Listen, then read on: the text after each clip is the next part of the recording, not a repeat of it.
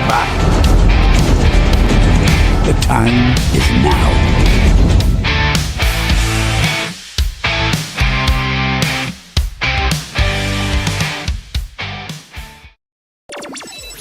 NUFC Talk Drive Time with Tim and Peter, the Toon Twins, weekly live on NUFC Talk Radio, the voice of the Toon Army. Welcome everyone to NUFC Talk Match Day Build Up Live with Tim and Peter. You alright, Peter? How you doing? You alright? Yeah, all good. Welcome everyone in the chat, and hope it's a good one. You doing alright? Aye, can I? Nice one. Nice one. Yeah, we do have another guest in the way as well, so he should be here soon.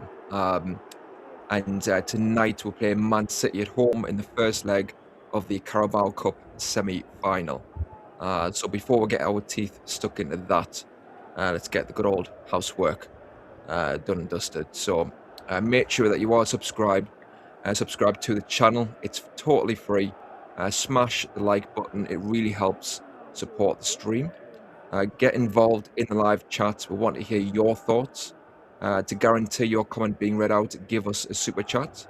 Don't forget to become a member. You can join by paying $4.99. NTTV Plus now includes all member perks and exclusive content in one place. Supporting the channel does help us to continue to deliver daily Newcastle United content, and we do really appreciate all of your support and engagement out there.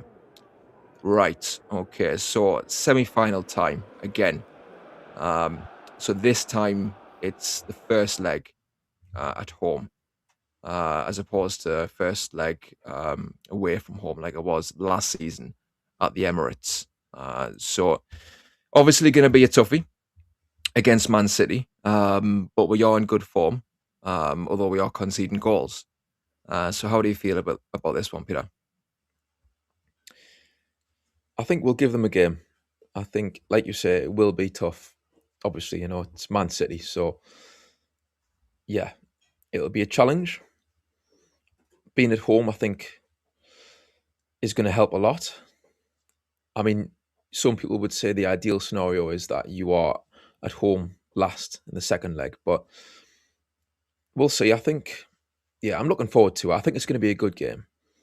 And we've got some, I've been doing some digging on Man City, and we've got a few stills to show about Man City. And I think, you know, there's goals in there. There's goals for Newcastle tonight. I think they are quite open at times, Man City. So, yeah, I think it will be probably quite end-to-end tonight. So we'll see. I mean, obviously they've got Haaland, and for me, Haaland is probably the best striker in the league, if not Europe. He's got everything. So yeah, and just to answer in the chat there, one of the comments there about are we twins? Yes, the answer to that is yes, we are. That was from slapping a bird's arse. So yeah. I think it's in the title, isn't it? Clues in the title, Toon Twins. But yeah, I've got some comments here as well. So Lynn Simpson, good to have you on board again. So big news just dropped on a 200 million training ground, according to Craig Hope. So hopefully that's all coming up soon. I hadn't heard about that, so that's good stuff. Colton Connor there, how you mates? Good to have you on board. Yeah, and many other comments here, but yeah, keep them coming, and I will try my best to get at them. Like I say, I guarantee you, by all means, give a super chat if you can, but I will try and get to as many as I can. Yeah, like, so tonight, like you're saying, it's going to be a toughie. I mean, the good thing is that we're going into this game with momentum. That's the big thing, I think, for us at home. And I've heard various different kind of opinions on it, in that, you know, some people are saying we need to win tonight to give us any sort of chance. But I was listening to the Geordie journos, and one of them was saying that, in his opinion, you know, even if we get a draw tonight, it's actually okay, as long as we don't lose a tie, the game itself tonight, and we've got something to take back to the Eddie Howe. We can make a good fist of it over their place. And I suppose I kind of agree in one way. Like, I mean, because I know we've got a terrible record at the Etihad, but we've got to win there at some point. You know, all records there to be broken. And you look at the record against Liverpool. I know Anfield is maybe hasn't been broken yet, but at Wembley, you know, we'll beat them then. So it's not the be all end all if we don't win tonight. I would say that because when you know what's at stake and you know what you need to do in the second leg, that can help focus things. As opposed to a league game where you're kind of in a bit of a rock and a hard place between wanting to get 3 points but happy with a point. Whereas, you know, we'll go to this game in the second leg, we can just go full pelt. So I think it's a case of, you know, you want to win tonight, but maybe don't be completely reckless. I'd probably say that. It depends how we'll go about it, really. So what do you think of that, Peter? I've got DX here. I'll get him on. Nice one. I think the question is, is there another way of playing that we know of? Can we play another way? Can we be a bit more cautious? The way it's been lately is just Keegan style, all out attack. So I'd be surprised if it's any different tonight. Yeah. So DXK, how you doing, Matt? You all right? Yeah, not too bad. How are you guys doing? You've had a good day? Yeah, been good. Good. Welcome to the show. We were just talking there about City tonight. I was saying there that we seem to only be able to play one way at the minute in terms of just all-out attack. And Timmy was saying, you know, ideally with it being 2 legs, you want to keep it tight a little bit. You don't want to obviously lose with the second leg to come. A draw, you don't want to play for a draw, but you know, if that was to happen, it's not the worst scenario in the world. But yeah, what do you reckon? How do you think we'll set up tonight? Well, first of all, are the away goals, do they count? They don't count anymore, do they? Don't think so. All right. So I was going to say, like, maybe like a 0-0 would be okay, but obviously now doesn't really matter. Yeah, I think I've got this feeling that we're going to have to win tonight. I just think a draw, and then we go in there, our backs will be against the wall, kind of thing. So, and they're going to have a lot of players back for the second leg from AFCON and that kind of thing. So, yeah, I think this is our chance tonight, really. I think we tried the 4-4-2 thing. It didn't quite work. I just don't think Visser's sharp enough really to play up front on like that. Well, not for 90 minutes anyway. Fades out a little bit in the second half. And he's getting in good positions. Voltemada, he did play a great ball through to Harvey Barnes, but he was kind of quiet. So I think today we'll set up, we'll have... I think Visser will start on his own up front because Voltemada played the whole 120 minutes. And I think we'll probably have to go with Miley at right back, Hall at left back. The foot and the big boys in the midfield, I would have thought. And Gordon, do you think, I'm not sure if Barnes will start, but I would probably be tempted to push him just to get one more game out of him because the guy's on fire at the moment. So, and he scored 2 against these guys last time. So, yeah, I think that's probably... I'd go with Gordon he won't do it, but Gordon on the right and Barnes on the left and Visser up top. So that's how I would kind of go out there today because I think we have to win this leg. Yeah. That's my opinion. And you never know. Like last year, we played Arsenal. Everyone was, including myself, thought, oh, this is going to be a disaster and beat them 4-0 on aggregate. So it can be done. Yeah, exactly. And like I was saying to Peter before that some people are saying exactly what you're saying, that we need to win tonight to stand any chance.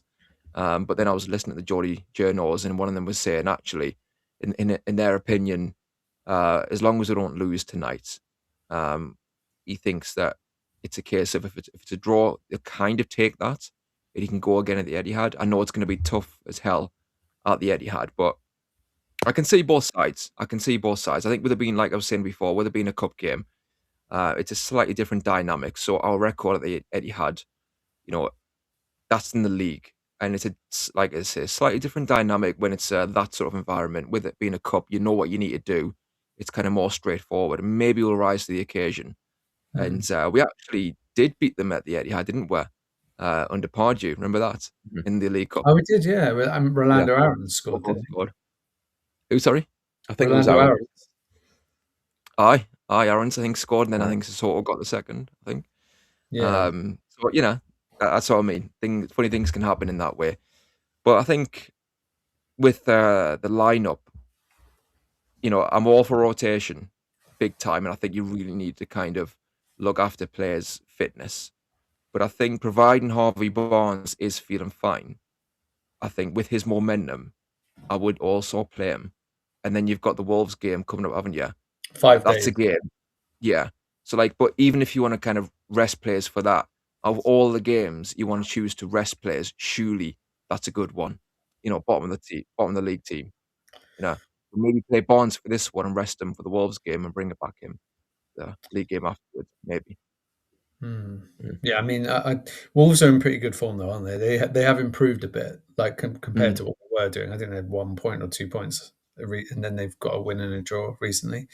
So yeah, I don't know. I think if you get 70, it sounds mad, but if you get 70 minutes out of Barnes tonight, you probably could start him against Wolves because it's 5 days between the games. So it's the one after that, I think. Who do we play PSV after that? I think that's the one that will be tricky because then it's 3 days, I think, back to 3 days, and then you're shuffling the pack. And the pack's not very big at the moment. So I think we're going to have to sign a defender and maybe even try and get Target back just to have some numbers, really. Well, just in the comments there, I can see, first of all, Colton Connor said that the supporters, they need to turn up and make some noise, no matter what, and I totally agree. Make it a bear pit if you're going tonight, lads and lasses, because I think that will just add an extra dimension to the whole thing, and that'll, I think, make a big difference. Like it did, I think, when Arsenal. I mean, obviously, I know we had the 2-0 lead, but last season Arsenal came to town, and I thought, it was a wall of noise from the stands in that game, and I feel like we just took control quite early on in that match, and I think that the fans helped big time. So we know what it can be like seeing James's, and I think tonight, I think it'll be a good one with the atmosphere. And also, there was a comment just before that about the difference between Arsenal and Man City, is that this lot know how to get it over the line. Gavin Fuller says. Yeah. I would also say, though, that another difference is that Arsenal have got a better defence than City. Now, these days, I would say, I think they are more kind of compact, if you like. They're harder to score against than City. City rely more on the expansive football, and a bit like we are at the minute. We'll score more than you, kind of thing. So that hopefully will work in our favour. Yeah. Well, do you want to go through what you've prepared here to talk about Man City and how we can potentially hurt them? Yeah. Okay. Yeah, we'll do that now. All right. So. And by the way, the Semenyo thing is a bit of a hard one to take, isn't it? But I guess I know. whoever they have, they're going to have a good team. So, but it's a shame that he's playing today because he is absolutely having the season. Do you think will he take Doku's place? Oh, he might do. It's kind of like for like, isn't it? They're both quality. They're both very similar. Yeah, maybe. Well, can he play on either side, Semenyo? I think he might be able to play both sides. So as I said earlier, I've just been doing a little bit of digging on Man City, and this is the previous league game that they played against Brighton, because I think the FA Cup match was a bit uneven. Let's say a little bit. Let's say, yeah. So this one, I think, obviously Premier League, Brighton, decent team. Maybe it's a better reflection as to what we're going to get tonight from them, from City. So in this first frame here, I've circled the 3 centre mids that City play. I mean, basically, you've got Gonzalez and Reinders in the middle, and then I think, from what I could gather, I think Foden tends to play ahead of them, kind of just behind Haaland. But nonetheless, you've got the midfield area, the central midfield area there, kind of exposed, I would say, because they've pushed right up, and I've circled Brighton's attacker in the middle, and he's asking for it there. You can see he's saying, you know, there's the space, give us it, and he's behind their midfield essentially. So if we move it on to the next frame here, he gets the ball. I've just got the triangle there again for the centre mids for Man City there. They're out the game now. So now, I mean, don't get me wrong, you still got to be quick. If you're Brighton there, you get the ball, you know, you're still quite away from goal. They're going to try and catch up, so you have to be quick. But at the same time, you can see there is space to expose. So he plays it out wide to Matona, and if we just move it on, basically what happens is Matona comes inside, he gives the ball back, so it's kind of like a 1-2.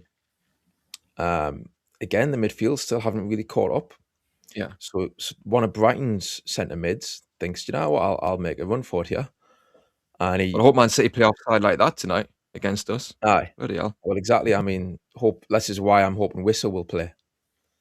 But I'm saying that, then again, I mean, the Brighton player making the run there that I've circled, he's not the striker, he's one of the centre mids. So, you know, that could be Ramsey, it could be Bruno.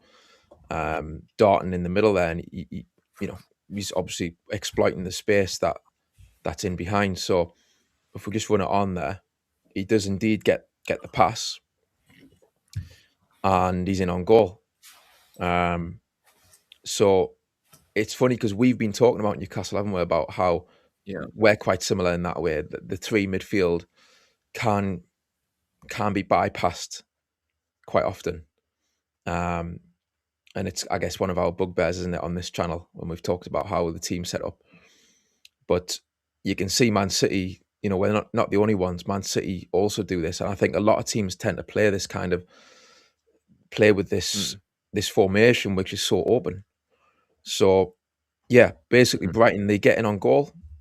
And in the end, they don't score because it's an amazing tackle from, I think it's is it Hausenov? Yeah. He actually does amazing to get back and blocks the shot. But obviously, if you'd been just that little bit sharper, then, you know, you'd probably score from that chance. Again, in the next phase here, this is the second half in the next segment.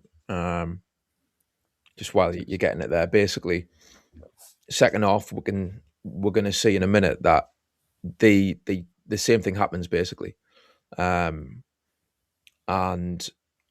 it's essentially the three in midfield again being taken out of the game, and this time it actually does lead to the goal that Brighton score. And I just thought it was funny, as I say, when I was watching it, and I was kind of thinking, yeah, like you really do see some kind of kamikaze football these days, because players just want to attack. Midfield players, they all just want to bomb on. I think from most teams in the Premier League now. So yeah, as I say, like you've got again the three in midfield there. I've put a triangle over the three centre mids for City, and the ball manages to find its way through to the Brighton player there in the middle. So again, he's bypassed the whole of the midfield. It's a bit lucky because it does go through. I think it might be at this stage. I think Rodri might be on. I think that's Rodri there, but it just kind of bumbles its way through his legs. So if we just move it on there on the next clip, he drives forward, and we can see there number 14 for City's trying to catch up, but Brighton make use of Matoma rather. I mean, if you're that player there on the ball, you've got a lot to do. If you're going to try and score yourself, you've still got the defence in front of you. But they're clever because they know that, you know, Matona now has got the space, and he gets the ball. Obviously, we can't show the goal, but when he does get the ball, he drives forward for a couple of yards and just bends it in the corner. So again, that all came from exposing Man City's midfield basically, and just being kind of cute enough to work your way around those three midfielders in the middle. Again, very similar to what we've seen against us with our three, with Tonali, Bruno, and whether it's J7 or whoever.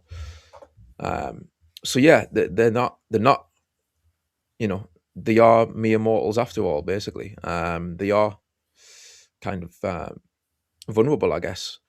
They're not invincible, so you can breach their lines basically.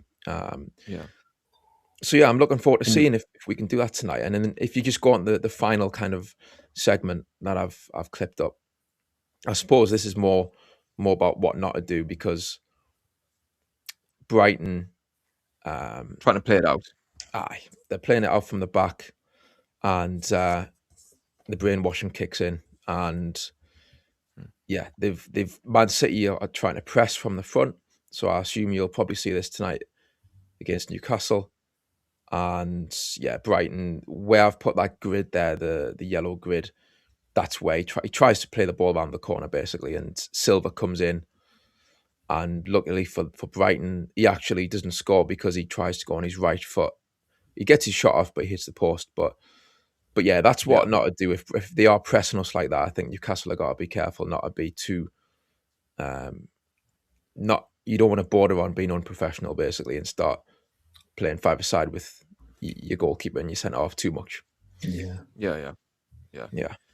How do you feel about that, DX? Like, with do you think we can get behind Man City's midfield that way? And so. How do you feel about the tiki-taka stuff? Well, I think it'll have to be very accurate, won't it? That's been we are capable of that. We've seen some football like that, but we seem to break down in the final third quite a lot when we try and play like that. So, but yeah, I mean, they're not the great Man City team of a couple of years ago or a few years ago where they were getting 100 and 100 points, 102 points or something in the league, in the Premier League, which is 102, wasn't it? Ridiculous. And I mean, I think Liverpool came second with 98 points or something. But yeah, they're not on that level. But of course there are things you can exploit, but we'll have to be so spot on as well with our play, because I mean, Haaland against us earlier this season really had a pretty poor game. He didn't do anything. Still nearly scored. He should have scored. He got into a position and hit it straight at Pope. So they've just got so many threats around the pitch that I guess we've got to find that balance between defense and attack, where we, like you say, if we play out from the back, I think that's going to be. Maybe I'd trust Lewis Hall to do it and Lewis Miley to an extent, but the centre halves, I don't want to see them overplaying too much tonight. Chow, really good on the ball, but just sometimes does have those lapses. And Botman, same sort of thing where you can just play a loose pass. I'd rather see them kind of just get it quickly get it out to the fullbacks, or just occasionally we can try and go direct, see if that works. Just mix it up a bit. So yeah, I don't want to see too much of the old trying to be Brazil 1970 stuff. Yeah. Well, I think with that, it will help that Ramsdale's in goal to try and do that. And I would say with Wissa as well, if it's not working, you can hit the ball over the top, because Wissa's got better pace anyway than Volamada to running behind on those balls. So you've got to get out ball there, haven't you? So I agree. Like, you've got to be sensible. Don't shoot yourself in the foot. Try and play your own game. But if the pass isn't on, or if it's like on a knife edge, we can't afford to be losing this game 2-3-0, and because the tie's over. So yeah, you've got to be cautious as well, and hurt them in other ways.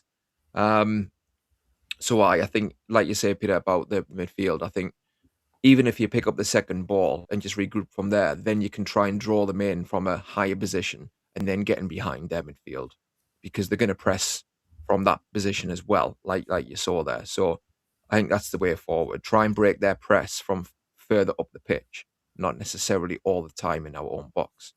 What do you think about Botman marking Haaland tonight? Obviously, new contract for Botman. Are you happy with that? And what do you think about him tonight against Man City's number 9?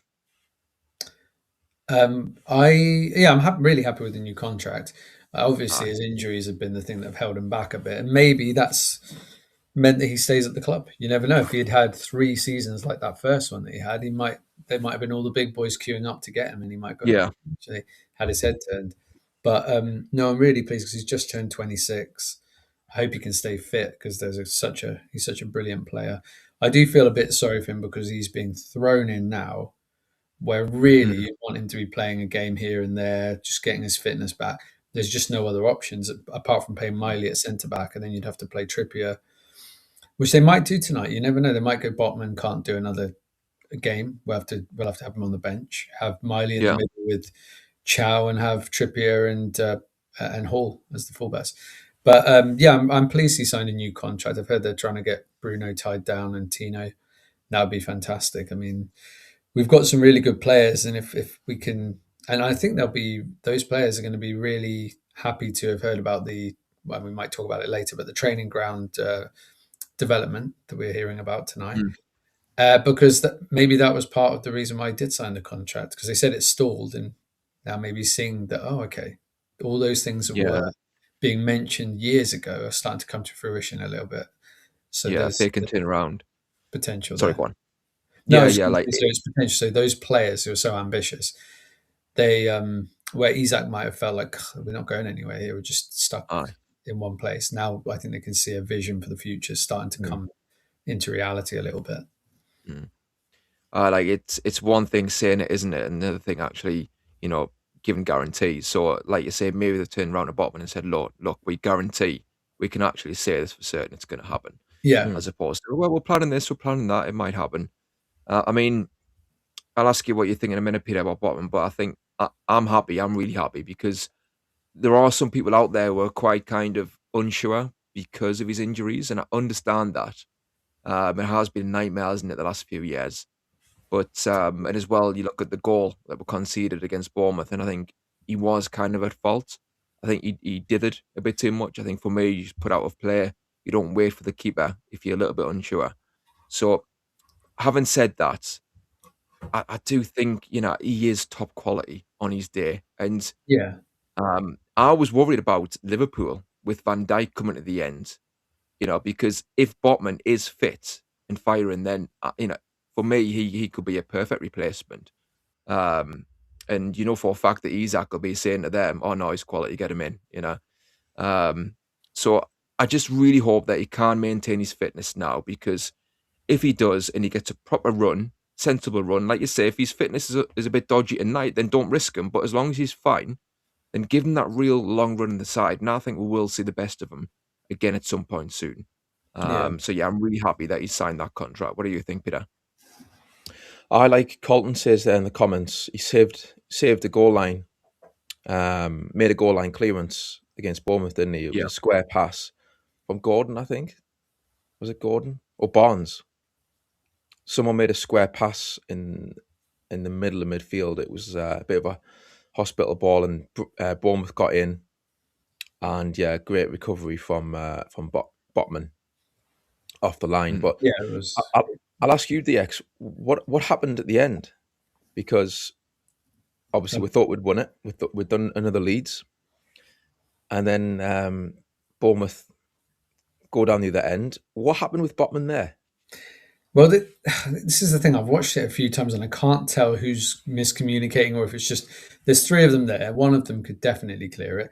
They all seem to stop and wait for someone else to do it. It was strange, and I guess maybe it's tired minds at the end of a long game and a long week, and they're like, oh my god. So I can understand it to an extent, but it's just, I mean, all you want to do is you just want someone to just launch it into the stands, because there's not going to be time for anything else after that.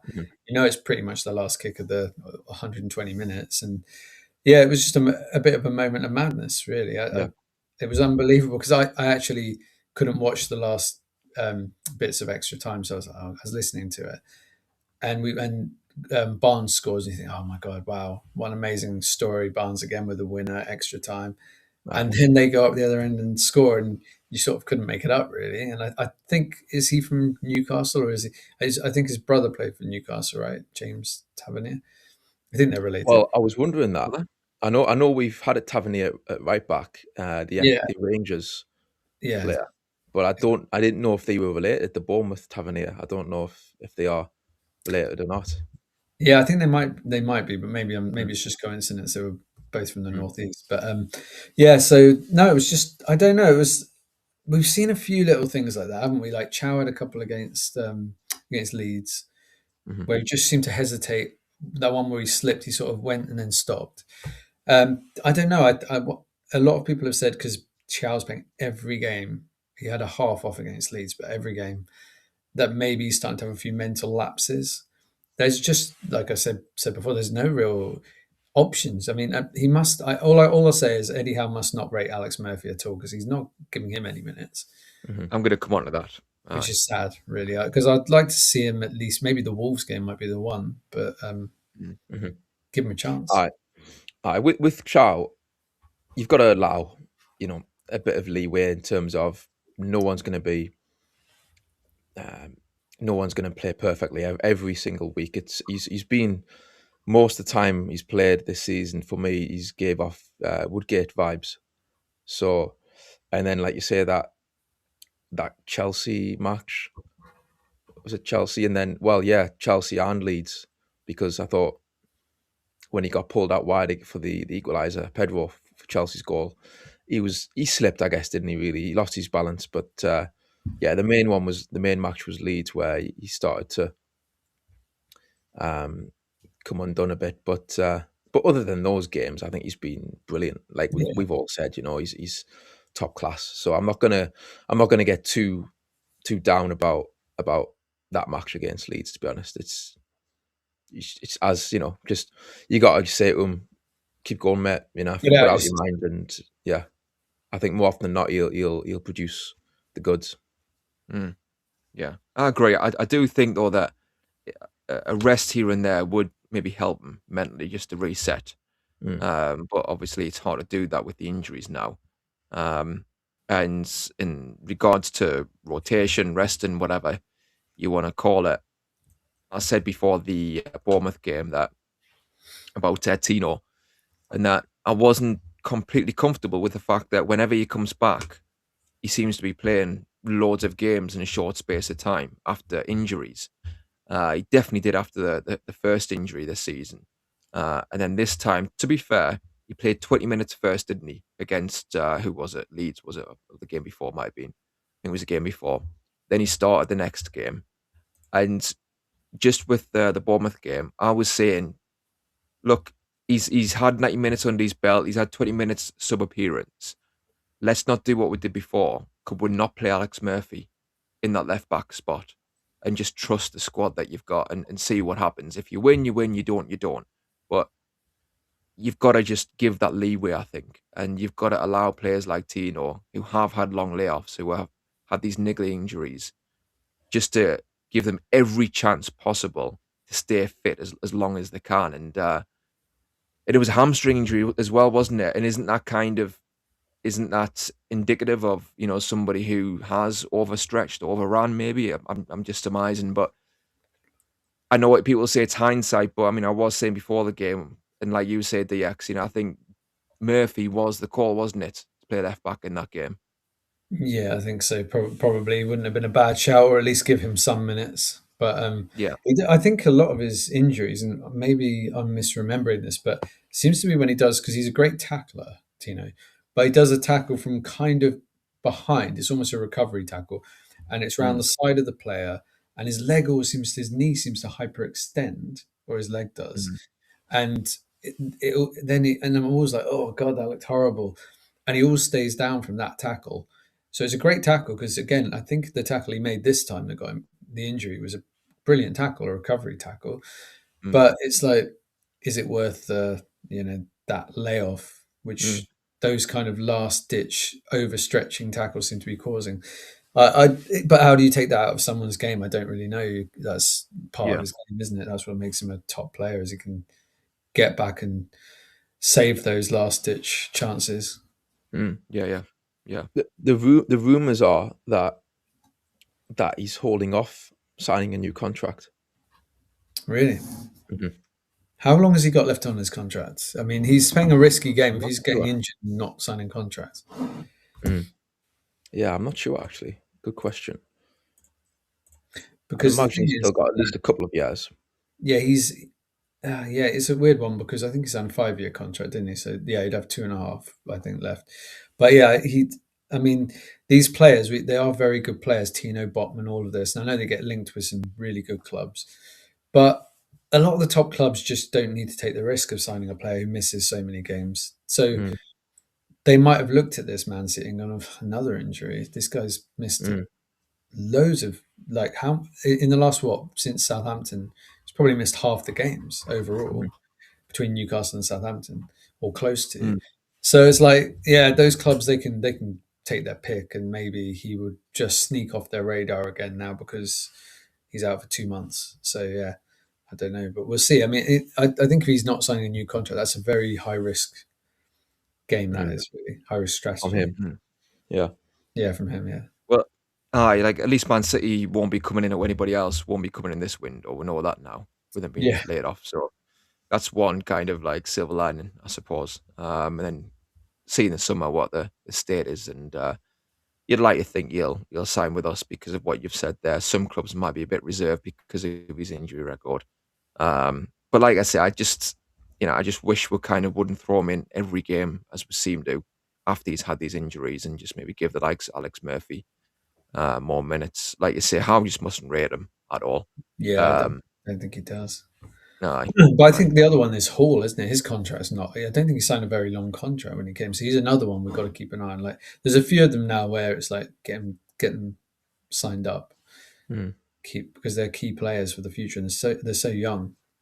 mm, Hall, Tino, well, especially Hall, and Miley. I want to see Miley get a better contract. Like, he's really, really earned it, I think. So totally. yeah, build the yeah, team around, build the squad around these players.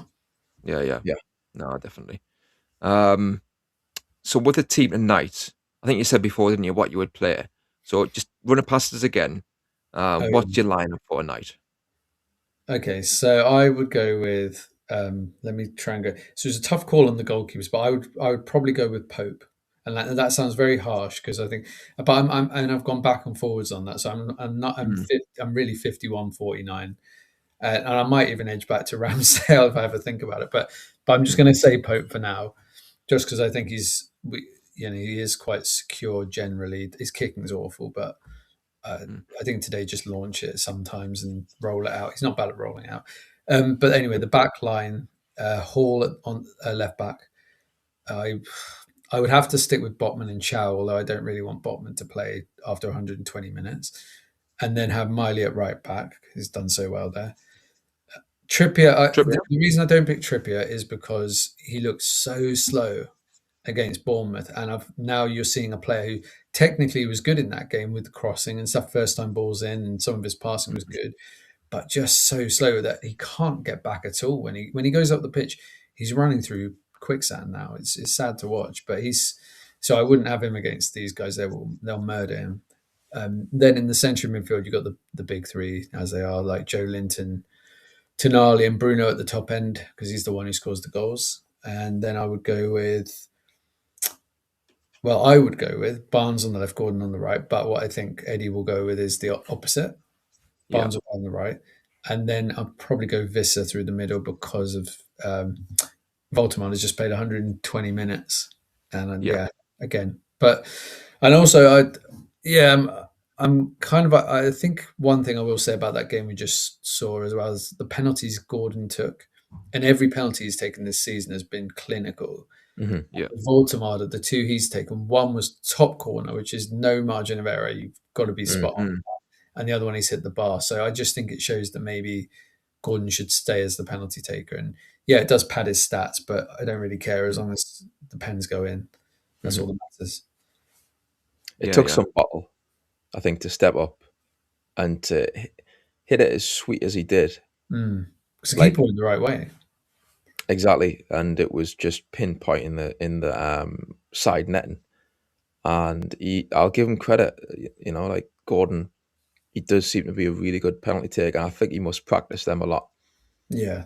Mm, Can't be just by accident. I think And he he's runs up and takes them properly, doesn't he? All the other one, not all of them, but like Voltemada and Bruno, they do those stuttery things, and yeah, it's like, oh, I never feel confident when I see that. I'm nah, like, yeah. Remember Same Bruno here. Fernandes does it, doesn't he? And I've seen him miss a couple. Aye. I know it's the thing to do, isn't it, these days? But like, I'm watching those penalties, and I just want to see a player, like you said, to be fair to Gordon, like that, just run up and hit it. You know, But pick your spot. Ivan Toney just runs up and he scores them all, doesn't he? So, Ivan Toney, well, he used to do the slow run, didn't he? Ivan but Toney. didn't he used to do turn his back and then he'd go and just turn around and hit it? Am I The no thinking of the look wrong thing, player? wasn't it? Maybe I'm thinking of He the did wrong. the no look thing, Ivan Toney, Yeah, didn't the he? no look thing. Yeah. But I mean, just more like Alan Shearer. You know, you just take your run up. There's no slow run up. You just literally just you know what you're going to be doing, and you've got a regular run up if you like. Because I just think you're in trouble if the keeper sticks to his spot. I mean, I'm saying that most penalties are scored, obviously, so it's hard to be too critical.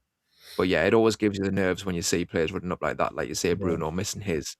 But yeah, I mean, I've given Gordon a lot of stick this season. I think rightfully so, at times. But he came on against Bournemouth, and yeah, he wasn't unbelievable, but he gave the assist for Barnes' header, which was a good cross from the left, and like you say, brilliant penalty, both penalties as well. Yeah. So I mean, he fair did miss play to him. another sitter, but anyway, he's not But very that's the good at flip those side, ones. isn't it? Honestly, and and I was at the game actually, and it was amazing being in the ground because it's been a few years, and yeah, it was special seeing it in front of us. Um, and yeah, that cross was right in front of where I was sitting. So what a ball from Barnes, whips it in right foot, first time I think it was, right in that corridor where you want it. And it's like again, Gordon, like just make the connection. I think that's the fourth time he's done that. He did it against Liverpool. Um, Leverkusen, was it? Barcelona. Yeah, it was Marseille in the Champions League. I'll say, Yeah. yeah. We would have Yeah, been 2-0 yeah. up if he'd scored that. Yeah. And then that one. So 4 times he's at it. I'm not gonna say laid in a plate because it's not that easy when it's being fired at you. I get it, but at least to make a connection has been Yeah, you're a given to you. professional footballer. You should be able to Yeah. find a way to get something on Aye. that. So it really just highlights, I think, where he is lacking on a technical level. It's not to say he's a terrible player because he can't help us, no doubt about it, and he did against Bournemouth. But he's got those glaring weaknesses, I think, unfortunately. Whereas Harvey Barnes, I think, is more of an all-rounder. Yeah, he's And clinical, certainly, isn't obviously, I mean, the header he scored as well. I never thought of him as being good yeah, in the air, but that was a really good header. It was a good ball in from Gordon as well. But that's the way round you want it, isn't it? Gordon crossing it and Barnes finishing it, not the other way yeah. round. Doesn't Yeah. work. Yeah. Barnes in the Oh, box is just deadly. totally. So is he our Um, best finisher, do you think? Say again. I think so. He's Best probably our finisher. most Best clinical finisher. player, isn't he? Yeah. Can't think of anyone Up more. there. We'll see what Wissa We'll see can what do in the Wissa next can do. few weeks Yeah. and months. Yeah. He was a bit off the boil, I thought, Wissa, Yeah. against Doesn't Bournemouth. look fit. Match fit. Mm. Not sharp anyway. He doesn't, does There's he? more to come. You know, He was quality for Brentford. I'll say that. I think there's Yeah. definitely more to come. Do you know what he reminded me of a little bit? And this is a stretch really, but when Andy Cole first went to Man United, he got 5 against a terrible Ipswich team. But in all the other games that season, including the one that they lost the title in, which was West Ham, they drew 1-1 with West Ham, and Andy Cole missed 3 1-on-1s. But he was getting in great positions, but he just was couldn't finish.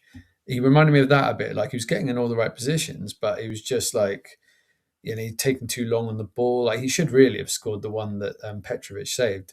That was the touch was too slow and it was too obvious what he was going to do. It was a great save, but if he was on top of his game, you just go bang, goal. And the other one was offside, but still, I mean, he's got to do better, really. But that's the thing, though, is that go on, Go on, Tamir. mate. Go on. But just I think what if he's not finishing his chances? Okay, fine. But what he can give you is that movement in behind. That is so important, especially in this game where Man City push up. So I think that's why he's got to be playing tonight. So he can clip those balls over the top if we're under pressure in our own half, and he can be that out ball. So even if he's not, taking all his chances of being clinical, just that structure to give us that movement is going to be so helpful tonight.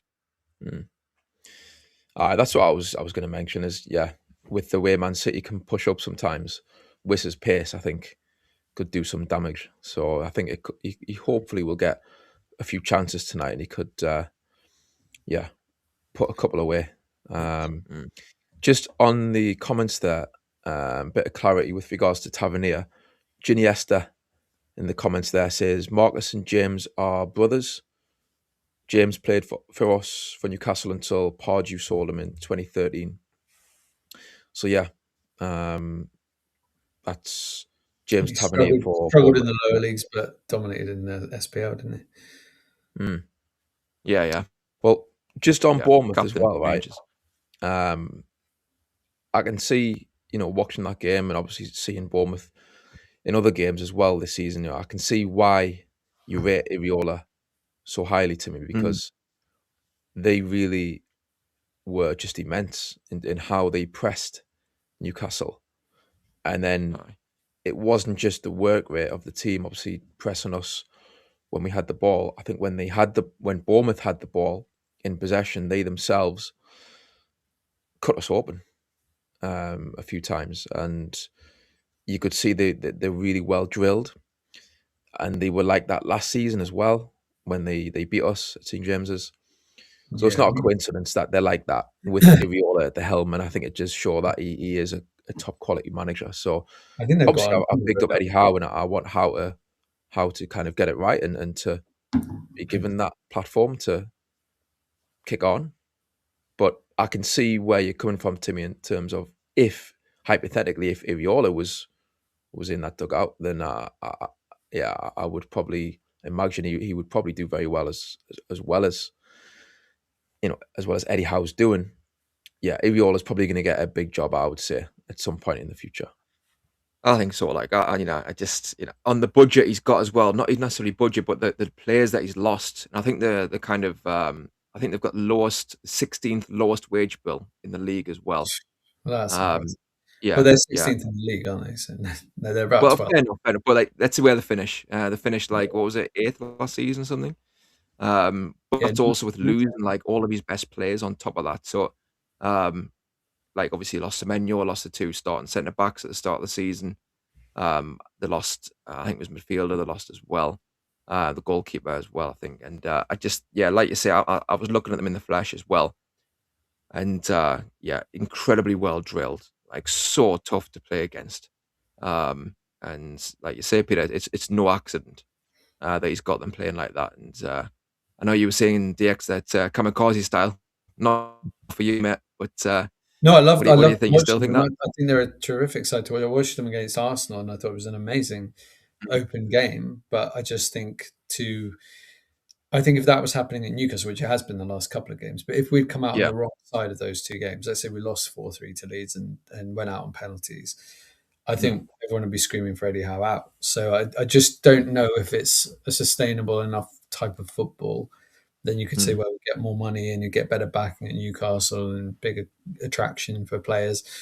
But yeah, I think he's a good manager. I think some of the play seems a little bit like it maybe lacks a plan B for me, which we've said about Eddie as well. Yeah. But yeah, I think he's doing a decent job at Bournemouth. Done a very good job. Aye. I'm just wary of like, I know this is all hypothetical and hopefully things work out with Howe, obviously. But I'm just thinking hypothetically about, when you change manager, sometimes when it's a 180 change, it can be too much, like Robson to Souness or even Yeah. Keegan to Dalglish.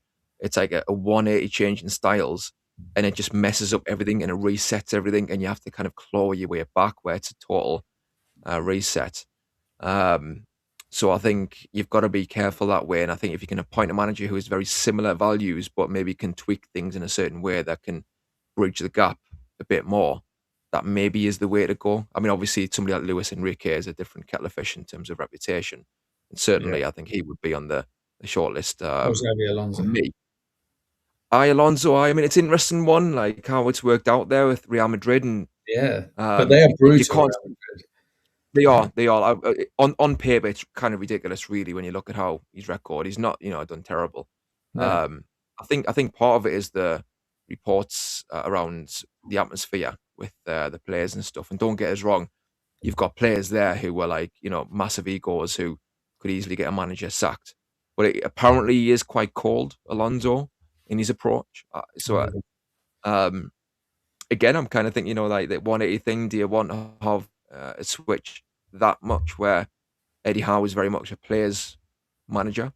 Don't get us wrong, Alonso, his achievements at Leverkusen were just unbelievable. So he's clearly a quality manager. So you'd have to consider him, no doubt about it. But hopefully we don't have to consider anyone, because we want to carry on doing well this season. And I've got a comment start here about Harvey Barnes and about his fitness and minutes that he's played, because it is a tough one as to whether you rest him at night, or whether you say to him, look, just go again and give us what you've got, because you don't want to burn him out and you don't want to injure him. But at the same time, he didn't look exhausted at the end of the game. He was still creating chances, and he just scored. So that's positive. But again, if he gets injured now, it's funny, isn't it? Because you would have said him and Miley were nowhere. They were sort of perennial substitutes, and now it's like, oh god, we can't lose those two. They're two of the first, along with Bruno, probably the first three names on the sheet. And Chow, maybe you throw Chow in as well. And what were you saying in the past, You said that in the past people were saying about Barnes. You were saying you can't lose, and now people are saying no.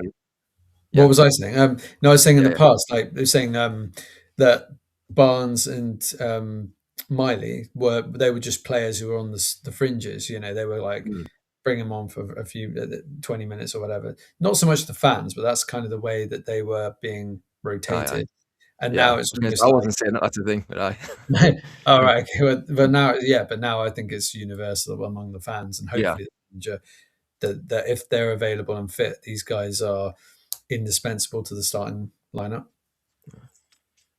It's crazy how it works out in that way, isn't it? I totally agree. And the momentum with Barnes has got now, it's you can't drop him. You rest him, yes, but you can't actually drop him. And so it's going to be fascinating to see how Eddie Howe deals with that, bearing in mind the whole Gordon situation with the right wing. Like you said, DX, the solution's obvious in that you can just put Gordon right. But if he doesn't want to do it, then you've got a problem. What about wing backs tonight? What if you had just thinking off the top of my head, Trippier as one of the. Okay. Yeah. Do we have enough centre backs to do? I know this is the thing. I'm just thinking, what if you had Trippier, as a third centre back, and then Murphy maybe as wing back? It's too makeshift, isn't it? Really, I suppose. It reminds me of when we had Danny Rose, when Steve Bruce put Danny Rose at centre back, because we were out in his 5-2 or whatever. I don't think we'll play that, but we might. I think the one that might happen actually is Alanga might start, because I've seen that Alanga's fit. So is he? Yeah, apparently he's there. He's got his boots. But he might. What about throwing Alanga up front? Very useful. Well, at some point, what do you think? We're going to have to get something from him. That's the thing. You pay 50 odd million for a player. You've got to get something back from that. So I'm not going to be kicking off too much if he's starting tonight. I think, it's a shame with the Bournemouth match that we couldn't get the win without Bruno, because we've got this record where Bruno, I don't think we've won a match without him. Is that right? Or it's been a long time. He's missed 7 games in his whole time at the club. Yeah, he's rarely missed a match, but it's unbelievable. Still, it's the stamina he's got is just immense. He's a bit of a one-off, isn't he? He's a one-off in terms of all the others break down. Maybe Toon Army a little bit is a great athlete, but Bruno just doesn't seem to. Well, I don't even want to say it, but he's always available. So in an ideal world, we would have got the win. He stays on the bench, and he's fresh for tonight. But like you say, he does seem to be one of these players who's just unaffected by it. Fingers crossed. I mean, what did he play? He played about 55 minutes, didn't he? Something like that. So he didn't have a full. He came on with 20 to go plus extra time. Yeah, so about 50 minutes plus penalties. I mean, hopefully that will just keep him sharp. It won't take too much out of him. Yeah, true. Gordon came on late as well, so he should be fairly fresh. So you'd hope there's a couple of them who've kind of been balanced out a little bit. Well, if Alanga does start, it will be interesting to see who then, because he'll start right, won't he? It's a fair bet to say. Right. So then who would be on the left? Is he going to stick with Barnes on the left? Or is he going to think, you know what, Barnes started I think I'm right in saying Barnes started left, didn't he, against Bournemouth Yeah, initially, just to begin with, and then Gordon Yeah, he came did. on.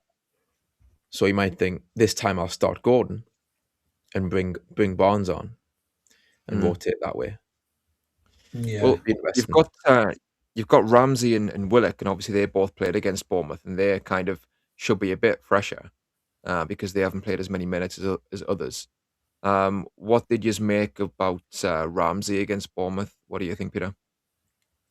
Really good, I thought. Like I think Uh, he's got this energy about him where he's nippy, he's deliberate in what he wants to do, and he progresses the play. I was going to say, in terms of how he drives forward, kind of like Willock in a way, the way that Willock can sometimes do that. But I think Ramsey is more assured on the ball. His vision is better. I think he's got more of a pass in his locker. So I liked what I saw. And again, with that centre mid area, it'll be interesting there as well to see, will he keep his place, or will it be, J7 who comes in for Ramsey? But either way, I think he's shown to me that he could be a really good squad player for Newcastle for this sort of next 3-4 months. To end the season, he could be an important player. mm. What do you think, DX? Like, would you play him tonight? I mean, you said you wouldn't actually. You would play J7. What do you think of the kind of battle for that position on the left hand inside left midfield between J7 and Ramsey? no, I thought the same thing. I thought Ramsey played pretty well, actually, not bad. Like there was some good stuff. I quite like him on the ball. He's quite dynamic the way that he kind of progresses it. Willock, on the other hand, very different for me. I just think he's not hopeless, but he is just not playing well. And Square feet, innit? yeah, I'd rather see him kind of like not involved too much. Like, but we're gonna have to rotate a bit. But yeah, tonight I would start Joe Linton tonight, but I would the one maybe with a question mark on him is Tonali because he played again the whole game, didn't he? And it's whether again Eddie goes, oh, let's get the fresh legs. That's more valuable than anything else. And then could we play Joe Linton and Ramsey and Bruno as a three? Would that work? I mean, the two of them like to go off to the left, so I don't know if that's going to work, but it might be something to consider. And obviously, Miley's out of the equation because he'll probably play right back. But yeah, so no, but I think I've seen enough from Ramsey to think there's a player in there. I would really like him to get a goal, like to get his first goal, because I think that will settle him down. And remember, like 2 years ago, he was being talked about the same, well, not quite, but very close to the same way that Morgan Rogers is being talked about Yeah. now. He was their wonder kid. This He guy's was a golden boy, wasn't he? Yeah. 21, whatever he was. So yeah, it's just that the injuries, like with so many players, the injuries kind of curtailed that a little bit. But if you can get anywhere near that level again, then he's going to be an amazing signing for us. Yeah. Just need to see him Yeah. stay fit and keep putting in performances now. Aye. I think I wish he would shoot a bit more. When he gets in those positions, we've got done really well to get there. Just have a crack. And like you say, I think his confidence would be boosted massively. Obviously, if you got a goal, because his general play, I think, is really good. You just want that end product a bit more to kind of see him make that difference in the final third. But no, I think he's doing well considering as well he hadn't really played much. Well, At the I'll start of the tell you what season. else stood out though as well is, for me, he gets stuck in. Yeah. He doesn't shirk a tackle. You notice he really committed to quite a few crunching tackles against Bournemouth.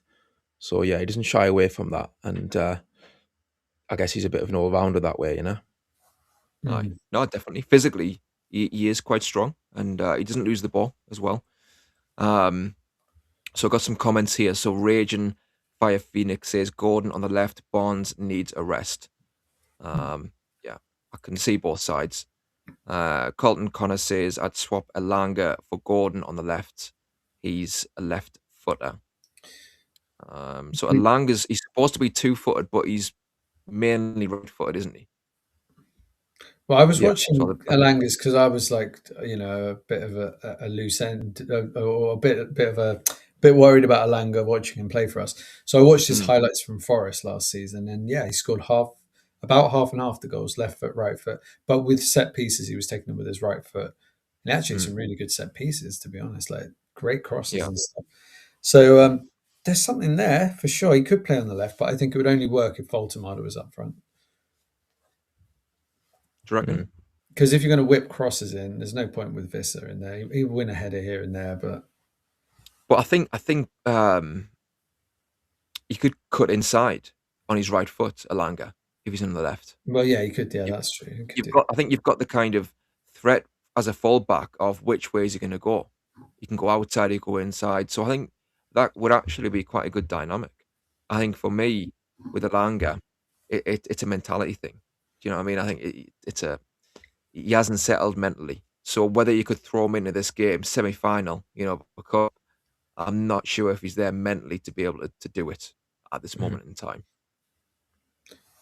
That's one of the curses of having four, well, unless you count Alanga as two-footed, but having basically four right-footed wingers. It'd be nice to have one who was a natural left-footer, wouldn't it? Just to mix it up a little bit. Yeah. Yeah. Like, I think Kudus was the man, like, maybe in the summer, I think we're just unlucky with, well, maybe it's our own fault, but with Minte was the one they had already made, wasn't it? Left-footed. Not sure how well he's doing for Brighton this season, but he would have brought a point of difference to the attacks, I think. Yeah. He was kind of like Miggy's upgrade. Yeah. Wasn't he? Like for like with Miggy. It's funny because in hindsight, we've talked about this before, how you kind of might have sold Gordon instead and kept Minty. Yeah. Looking back. Yeah. You would have got so much more for Gordon. Yeah, most would do that now, wouldn't they? Like you say, in hindsight, it's crazy how it works out. Yeah.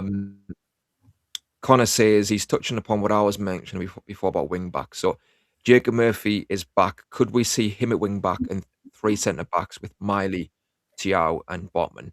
So I said about Trippier, didn't I, as a centre back? But what about Miley? And to be fair to Miley, he played as a centre back against Leeds for the last 20 minutes in a 2, and he did do it. I know it's only 20 minutes, but if he can do it in a 2, he could definitely do it in a 3. So that's not a bad shout, in my opinion. Well, he's really good in the air, isn't he, Miley? And he's tall. So, I mean, it's asking a lot of him, isn't it? I think we're throwing a lot at this guy. But true, right? Can you do that? Now do this.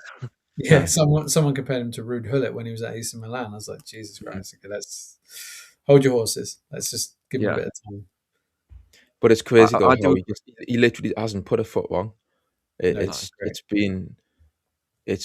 unusual how well he's adapted at such a young age. You don't see it often. I know you get a lot of good young players coming up kind of academies these days from different clubs, but yeah, to kind of ask him to play in these positions and have him look so comfortable and on the ball as well. That's the thing. He's getting the ball in deep areas of the pitch where he's under pressure from the other team, pushing him back towards his own goal.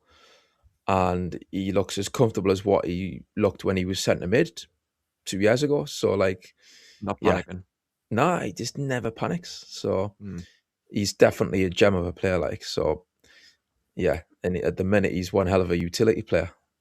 So and you obviously don't want him to be centre half long term. I'll say that.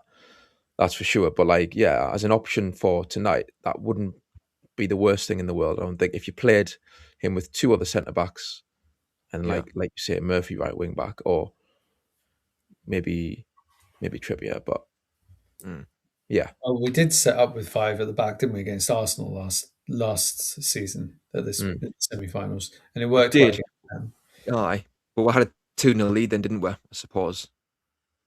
Did we do it in the first leg as well? At the Emirates. Oh, right, maybe we did actually. Aye. I can't remember. Did you know? I think we did. I think we did. Yeah, I think we did. I mean, that's the thing, right? Is I don't see it as, well, I wouldn't want to be defensive tonight and do something as a defensive move. It's just about kind of setting up in a way that you can balance things well enough where we can hurt them, but we can also be solid enough at the back and also kind of get the best out of the players available.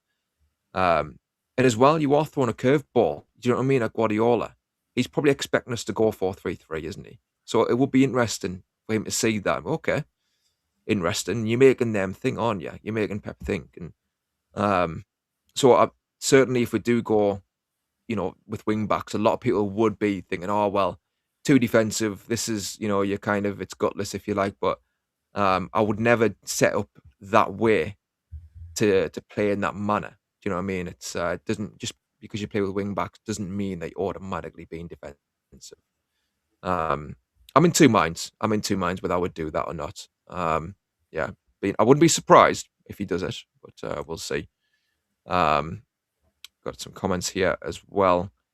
So still bad dads. Right, it's on the way off to the match. Enjoy the game, people. Yeah, have a good one, mate. Enjoy it.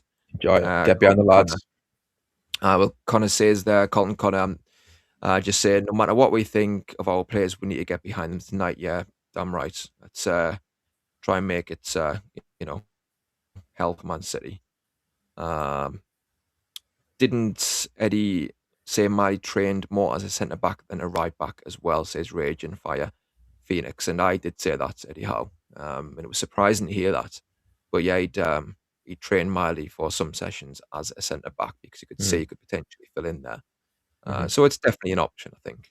But long term, I want to see Miley definitely in centre mid. Long term, back in there, no doubt about it. Yeah, he's a goal scoring threat as well, isn't he? Aye.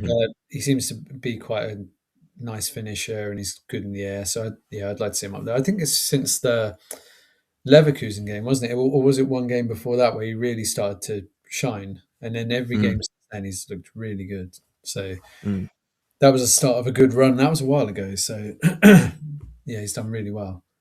Yeah. Aye. What do you think of Voldemort? The ex, like, how do you think he played in that number 10 role? Because it was interesting, wasn't it, when they lined up against Bournemouth and like finally we see what everyone's been crying out for. You got sit up front and you got Voldemort behind him. How do you think that worked?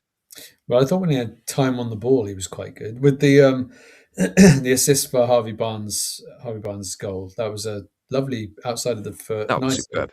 ball. But again, maybe it's the way we play rather than something totally on him. But there are times where I don't see enough of him. I would like to see him on the ball a bit more. I just don't. I'm not sure we're getting the best out of him yet. He has scored some good goals, but when you actually break it down a bit, I think he's got 9 goals, eight or 9 goals, but he had 6 after 10 games, and I think he's got maybe 3 or 2 or 3 after in the next 15 games or something like that. It's been a bit of a run of. He hasn't started all those games, but he hasn't quite been as dynamic as he was at the start.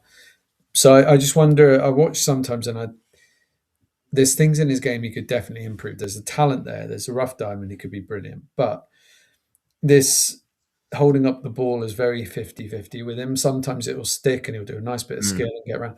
Other times it just looks like a simple ball, but he'll kind of just lose it or it bounces off him or he tries to do a bit too much. Aye.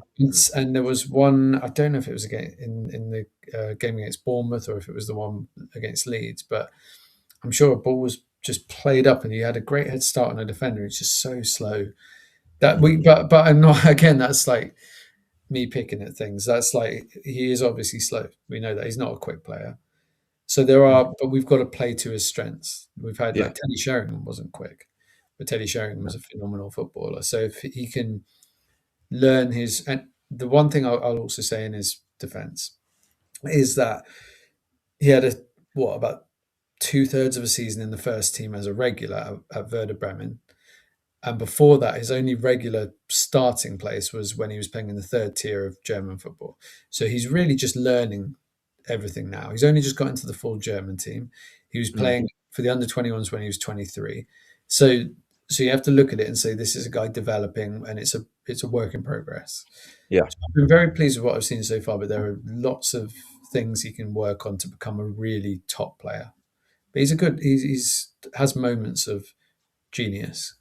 Just want to see a bit more consistency come into this game. Yeah, I agree. Yeah, What do you think? I think his height as well sometimes ironically, it can make things awkward for him because, first of all, I don't think he's very. I'm saying this. He scored against Wolves, didn't he? His debut goal great header. He can do it. He can head. He can use his height in the box to score goals. But in terms of link-up player, he doesn't. It's not his strength to flick the ball on. No, he doesn't win any flick No, he doesn't. And I think as well, he can go off balance quite easily. And again, I mentioned his height. I think he's looking down at the ball, and he's kind of a bit awkward sometimes that way, because again, in Premier League, English Premier League, he's getting hounded straight away. He's got one or two defenders straight on him, getting really tight. So it may be the case that he's obviously he's not going to be used to that, is he, straight away? So he's still finding his feet, I think, in that way when it comes to the physicality of the league. Maybe he could do with bulking up a bit, maybe getting in the gym and just get a bit stronger that way, so he can hold off and fend off defenders a bit more. But like you say, his strengths are those moments of genius where he can do what Bergkamp did, do what Sheringham did so well. That lovely pass that he done for Barnes, that link-up play, he's got that in his locker. And also for the penalty that Toon Army won, lovely dummy by Botman. I mean, he's having one of those games where you think like, he's getting marked out of the game, he's finding things difficult, but then he just steps over the ball like that. He doesn't even have to do anything in one way. He doesn't have to touch the ball to have an influence that way. Lovely dummy. And then we get the penalty. So there's no doubt he's got quality. Like you say, DX, it's just fitting him into the team and fitting the players around him to get the best out of him when he is playing. Yeah. So looking at it, it looks like he's got 3 goals in his last 15 games in all competitions. So for Newcastle anyway. So he has gone off the boil a bit. Like, he did have a fantastic start. I think, like I say, 6 in 9 or 10 or something. Yeah. So yeah, has gone off a bit. He had the Chelsea game where he played ever so well, but yeah. I'll tell you what, right?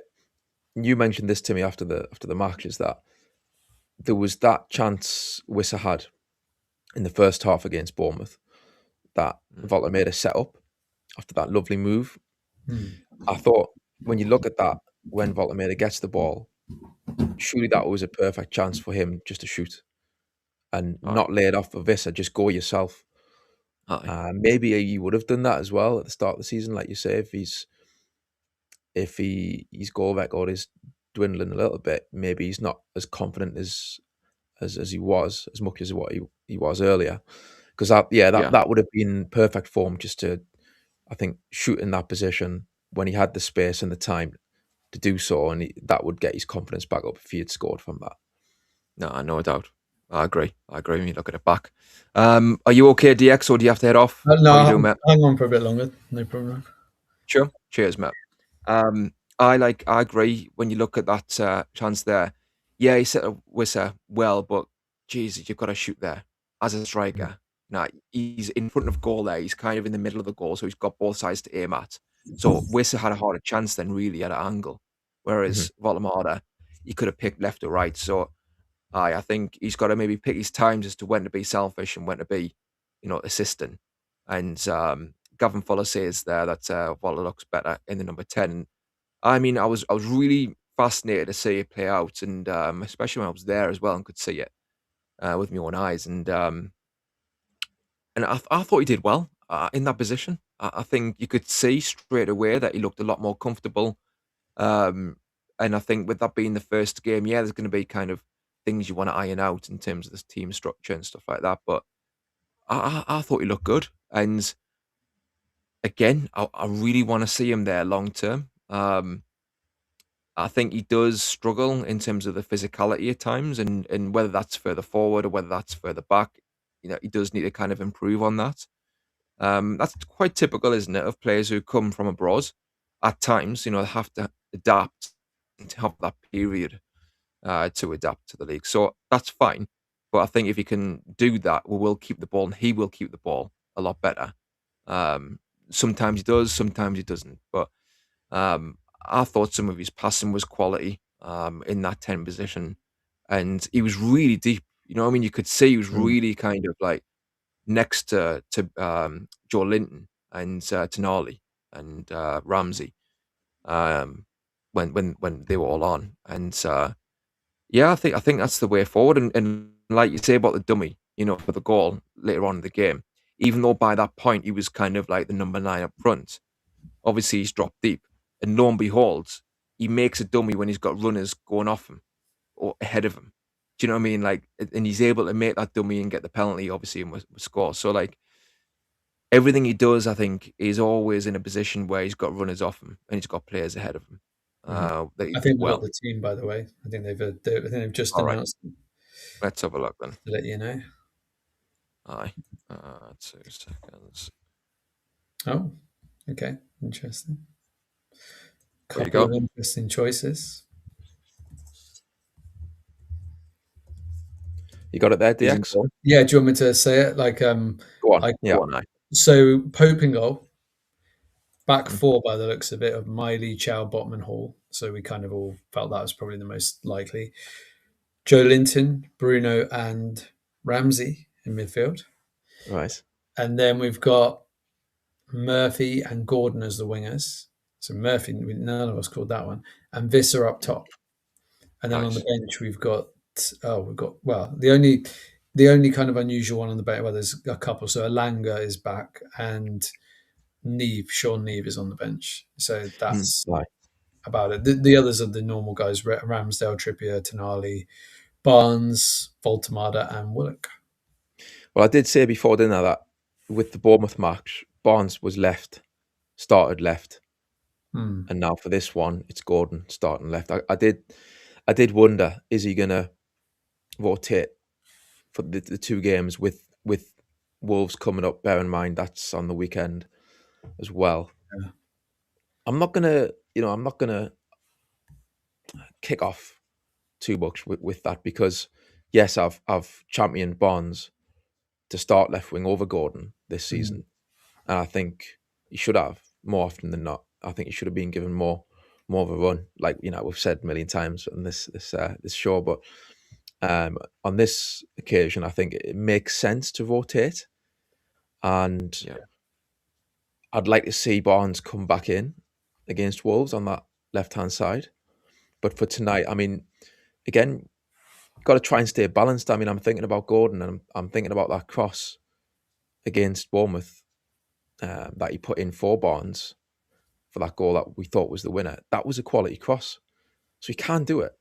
That was from the left side as well. So just got to hope that tonight, and with City pushing up as well, if they do push up like they have done in the past, Gordon's pace you would think would be pretty effective. Yeah. Getting in behind that back line. So we'll see. We'll see how it And plays that's out.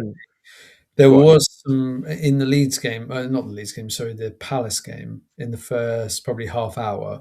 The link up between Gordon and Visser was quite good, and if you think like Visser set up a disallowed goal for Gordon where it was so marginal, it was shoulder, wasn't it, half a shoulder. So they actually look like they might have a little understanding, those 2 guys. So yeah, it's not the worst lineup, and the bench gives us options. Of course, we'd love Barnes to start, but 120 plus minutes and 103 minutes the game before, I think is probably the smartest thing to do. Just to not to throw him in again. We can't afford him to go down with an injury at the moment, so No. try and keep him fit, and Yeah. hopefully Gordon will step up. That's it. Like, I think, Annie Malak Tar says Barnes not playing. And Raging Fire Phoenix says I'm happy with that lineup. And to be fair, like, I think I am in that. Like you say, as much as we want Barnes to play, obviously with the form that he's in, I want Eddie Howe to look at fitness as well. Now, some would say, well, this isn't a fitness thing with the whole Gordon Barnes thing, and maybe we'll see. The Wolves game will tell you the answer to that. But I'd rather us kind of take the fitness seriously. And look, Barnes, like you say, has played all those minutes. You've got to be sensible, and players will get injured, players will get burnt out if you continuously play them like that. So I think that's kind of sensible. And the thing is, as well as like you touched upon there, Barnes can come off the bench. what a weapon to have, off the bench, full of confidence, as well. So no, I think I can't really argue. It's down to Gordon to do his stuff. Um, I will argue if Barnes isn't back in against Wolves, regardless what Gordon does, really, unless he becomes Messi all of a sudden, like give him the game of nights, but then Barnes for me has to be in the left against Wolves. Oh yeah, And 100%. aye, and the thing is, the same applies with Tonali in the fact that I'm okay with him being rested because again he played all those minutes against Leeds and against Bournemouth, and plus Ramsey played well. So you've got to kind of consider both those things and also reward good performances. Um, so yeah, I'm happy with Ramsey being in the side, and again Tonali's a good sub to bring off the bench if needed. So it is about using the squad. So I'm fine with that. What he's done tonight. It's interesting. City have got Semenyo and Doku in the team today, so they'll be the Wow. wide players, won't they? Trafford as well is in goal for them. I That's can say interesting. that kind of. You see, Well, they should- whenever I've seen Trafford play, he's always dropped a clanger. Now, obviously, I haven't scouted him like the club have. They obviously see something in him. But what I would say is, if I'm Newcastle tonight, I'm pressing. I'm pressing like mad when City get the ball at the back. They like to play it out. So, I mean, sometimes they'll go long, but like when Trafford's trying to play this tick-a-tacker with the centre halves, get Yeah, at them because I think he could panic, he could struggle with that. Definitely, he's definitely very good because with the ball at his feet, but he does, like you say, he does have a habit of just. I think most goalkeepers who do that, unless you're Edison or a real world-class goalkeeper, you are going to make errors. And Donnarumma's obviously the better goalkeeper of the two, so that does help us. They've got some fantastic players on the bench, as you'd expect, Cherky and Rodri and people like that. So they've left a few on the bench, which kind of gives us a little something to work with. Mm. yeah, I think with Trafford, like there's one thing doing it for Burnley, and there's another thing doing it for Man City under Pep, in terms of the tick-a-tacker. And like you say, he made some clangers at the start of the season, hence why they got Donnarumma in. It was, wasn't it? Yeah. So like, really, we've got to target him tonight, Trafford, big Yeah. time when he gets the ball and tries these passes out the back in this tick-a-tacker. I can see us actually getting a goal potentially, from that From that, tonight. Yeah, Aye. I mean, Visser and Gordon are two players who will press, won't they? Yeah. And Murphy probably will too, actually. Aye. Where do you stand, DX, on like priorities? Like, what do you think we'll kind of do this season in terms of we've got the semi-final, we've got the FA Cup now to look forward to still, or Villa away, like it's a toughie, Yeah. and we've got the league obviously sixth, and obviously Champions League. What do you think we will achieve in these competitions? Well, I would, and of those competitions that we're in, the FA Cup is right at this moment because of the draw, the most dispensable one of the four for me. Because I think Villa away, like if we put all our eggs in, if we keep pounding our team out, if we get to that Villa game and we've got some tired players, I'll probably rotate and just take a punt because it's a horrible game. It's going to be so difficult to win the FA Cup anyway. We've got so many more rounds to go that I think it would be my bottom priority. The league, the league's crucial, vital, and the League Cup for me because I know Champions League we just want to get as far as we can. If we beat PSV, I put so much into that game. We beat PSV, but then if we do, then PSG, we can kind of rotate a bit. I think because again, we probably need to win to have just an outside chance for getting into the top eight. So, but if we beat PSV, then we're definitely in the playoffs.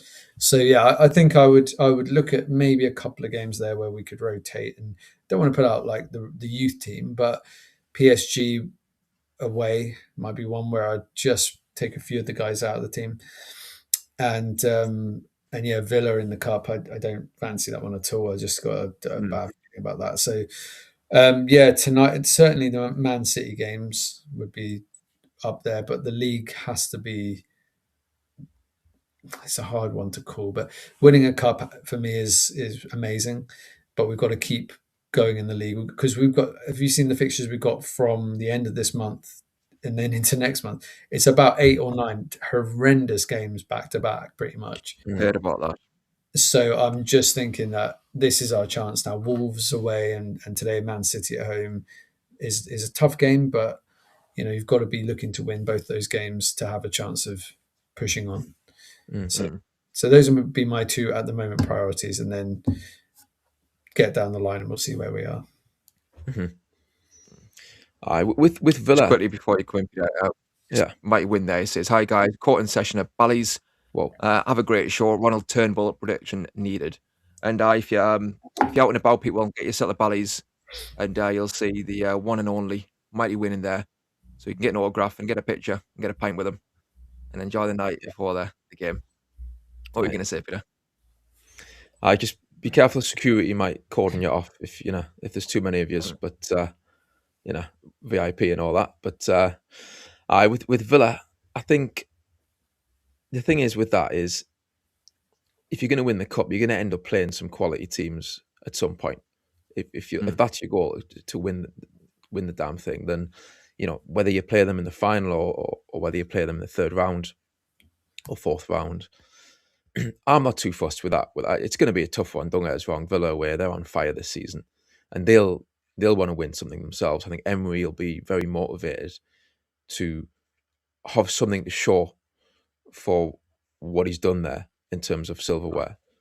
It's all well and good getting them playing like he's got them playing and getting them up to the kind of top four, but like we've seen with Newcastle, when you get that silverware, you get your hands on that trophy, I think it just creates a winning mentality that you can't replicate just by finishing top four, whatever. So yeah, he'll want to do that for Villa, but like I say, you're gonna play some big teams at some point along the way if you're gonna win any trophy. So pressure's more on them in a way, in that sense. So I think it'll be a tough one, but it'll probably be, I would imagine, a pretty lively game.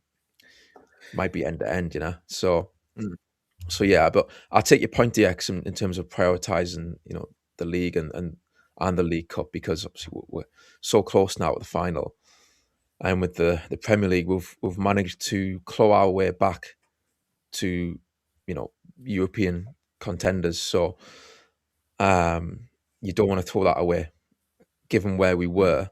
I know there was never really much in it in terms of points. We were never really out of touch. But it was getting to the point where every game was getting bigger and bigger. And it would have been the case that we would have maybe had too much of a mountain to climb, given, as well, like you say, with the fixtures to come. If we've got a nightmare set of fixtures, then you want to be in a decent enough position to attack those games when they come along, and not have to be not going into all those games having it be a must win every week. So yeah, I'm just chuffed we are in contention for that, at least top 6, and then top 5 might be enough for this year again for Champions League. So yeah, we'll see. A lot depends if the wheels come off at Chelsea with Rosignol coming in. It could go either way. Tottenham, do they keep losing and having terrible results? Yeah, and Man United, I mean, that could go any number of ways with all these. Is it Carrick? Carrick's in. Yeah. I mean, it's really a strange setup they got going on there. So yeah, I don't know. All these teams are going through some weird times, and I think if we capitalize on that, then we should have a good chance of sneaking into the top 5. And I have to think Brentford, although they've done brilliantly, incredibly well, I do think at some point they tail off a little bit. I agree. Yeah. Just one comment here. So you got Turpy Marciano says, I know Harvey's played a lot of football, but I'm sure Gordon had more minutes. Surely Harvey was fit enough to start over Murphy. Don't mind Ramsey playing at all. Worrying about just get that on again about SB for fitness too. I think honestly, I'm not going to complain in terms of maybe Barnes could have played. I don't know, but at the end of the day, I bang the drum a lot on here about rotation and about fitness, and I can understand Harvey Barnes. He's played those 2 games where they're over 100 minutes each. So, as much as I love the player, I think if we can save him as a sub for this game and to start against Wolves, I can't really argue against that. It's down to Gordon to do his stuff and actually step up, against Man City tonight. So That's the yeah, I thing. mean, it is a As long blow as in a he's way, back in, because he's in such form. But yeah, yeah. As long as he's put back in against Wolves, because if he's not, that's the thing. then you're kind of taking away the momentum that he's got. And he's been, like we've said, he's been a match winner for Newcastle. He's been immense. So, yeah, okay, rest him tonight. Bring him on. We'll need him, I think, at some point. And then when Wolves comes along, he's too good to not start that game. I think it's sensible. I can see the logic in rotating tonight, like you say to me. But let's not suddenly go back to what we were doing before and just dropping him out of nowhere. After when he's been playing so well and been scoring so many goals. So, but yeah, bring him on tonight, and he could be that secret weapon or bio weapon that we need. No, like Connor says there, super sub tonight. Back to that hopefully.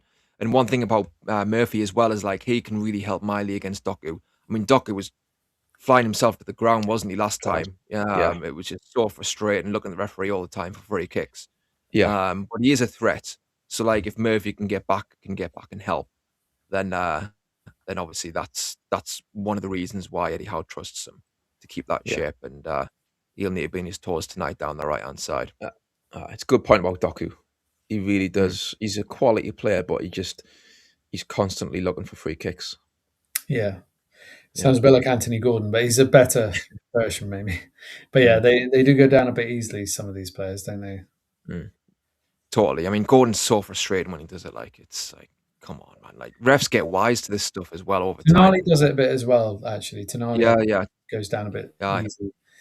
There's a few of them, and he's looking at the referee oh, come on. But it's the one I think you mentioned it on a previous show where he was on the ground and he was watching the play and they nearly scored. He's like, oh, okay. Yeah. I hope he doesn't pull that kind of nonsense tonight, unless he gets us a penalty. But VAR is in action tonight, isn't it? I'm not sure. I think it is. Yeah. Okay. Is it? You're right, lads. Gary. Michael, good evening, gentlemen. Guys, all good, lads. Thank you very much. How about you? I'm good, mate. I'm good. Good eagerly looking forward to tonight. It's certainly an interesting lineup, isn't it? I mean, you look at Man City. You lads have just been talking there. I mean, systems they can play with this team is ridiculous. They can go 3 at the back as Ake's come in. They can go 4-1-4-1 if they so wish to go and press. As you've got Silva and Foden to go and play high with Semenyo and Doku on the wings. It's going to be a really interesting one. I mean, I can potentially see this being 5 at the back with trigger points to support Silva. I mean, we all know what Silva gives you going forward. I'm not sure whether he's going to be an outstanding defensive midfielder. So, like I said, it's a strange one. But if they go 3 at the back with Ake, O'Reilly as a left wing back, we know how dangerous he could be. Foden and Silva literally just being the free boys at the minute. So you can get a 3-4-2-1 system going. Like I say, the one thing that I must say, and I have to give credit to, this young lad, Elaine, who's playing centre-back for Man City. 11 days ago now, he was on loan at Watford. He gets recalled and he's played centre-back ever since. Now, the difference between the two clubs, just from that, getting a player who's played at championship level, coming straight into the team. And to be fair, he doesn't look as though he's been out of place at all. So Pep Guardiola is in a similar situation to Eddie Howe when it comes to defence, injuries and everything else. So it is going to be an interesting setup from Man City, and it's one that I look forward to seeing because, like I say, there's so many permutations to the type of tactical setup that Pep could do with his team. I can't wait to see it actually on the field of play. Gary, do you think that they'll push up in the way that they have done before in the past with their back line, Man City? Do you think that'll offer kind of a route for Newcastle to expose with Gordon's pace as well? I think you've got to take it into everything into the equation, if you like. As Pep said, it doesn't matter who you play at this time in the semi-final. Arsenal, Chelsea, Newcastle, they're all difficult games. I don't see Man City playing any other way apart from playing pretty football, because that's Pep's style of football. Like I said, the permutations because of injuries changes their ethos somewhat, but will it change that much the play? I'm not sure, mate. I think, like I say, there's, you look at young O'Reilly. I think he's been a breath of fresh air, if I'm honest with you, at City. I don't know how you lads feel, but when I watch him play, I mean, I say I don't watch many City games live, but when I see him play for England, yeah, like I say, Lewis Hall has got some competition now at that left side if he is to get into the World Cup squad, because he is some player and a good versatile player. That's what I said. These guys can go narrow. They can go Christmas tree if they like. You can play three off the front man if you like. Doku gives them something different, and now Semenyo. I mean, this is where it goes a little bit Pete Tong for me, because he can play left and right side, and he just doesn't look. We've got Harvey Barnes, and you guys have been praising him so well, and with all right, because for me, he's probably been Newcastle's star player this season up to yet. Because without him, I don't know where the hell we'd be, if I'm honest with you. So like I say, does it change them? I don't think so. I don't know if Michael has got a different view to me. It'd be nice to hear what you think, Michael. Yeah, I think it's one of those where you look at that formation, you look at the back six and think, we've got a chance here. And then you look at that front five and go, here we go again. But I think the interesting thing for me is Doku and Semenyo, two very pacey, very direct wingers there. And that tells me that I think Pep Guardiola knows that there will be options there on the counter-attack, because this is the game where Newcastle will look to, get at them. If we're going to score, it's very likely going to be in this leg.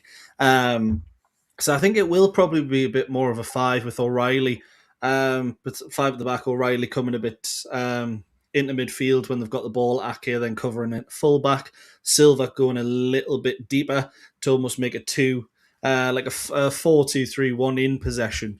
But it's one of those. Semenyo, we don't really know what he's going to give. Doku, I mean, the lads were just talking before, we kind of know what he's going to give. We'll probably give away 50 free kicks because of it. But I think the interesting thing is I think City are prepared for Newcastle to have more of the ball than maybe we'd expect. So I wouldn't be surprised if we see them drop off maybe a little bit for Man City standards. Which, to be fair, is still high for everyone else's. But it's going to be one of those very, very difficult. And I think we'll do the same, actually. I think the reason we've picked Jacob Murphy is because we're probably more likely to go that 5-3-2, particularly out of possession. I'd expect to see Miley a lot more central than what the lineups are currently saying. Yeah. I think O'Reilly as well for Man City, like he typifies their academy, doesn't he? With the way they've just got this conveyor belt, it seems, where they come into the first team and they just look right at home pretty much straight away. And that's one hell of a advantage, if you like, to have as a club, let alone the fact that they've got all the money as well to spend.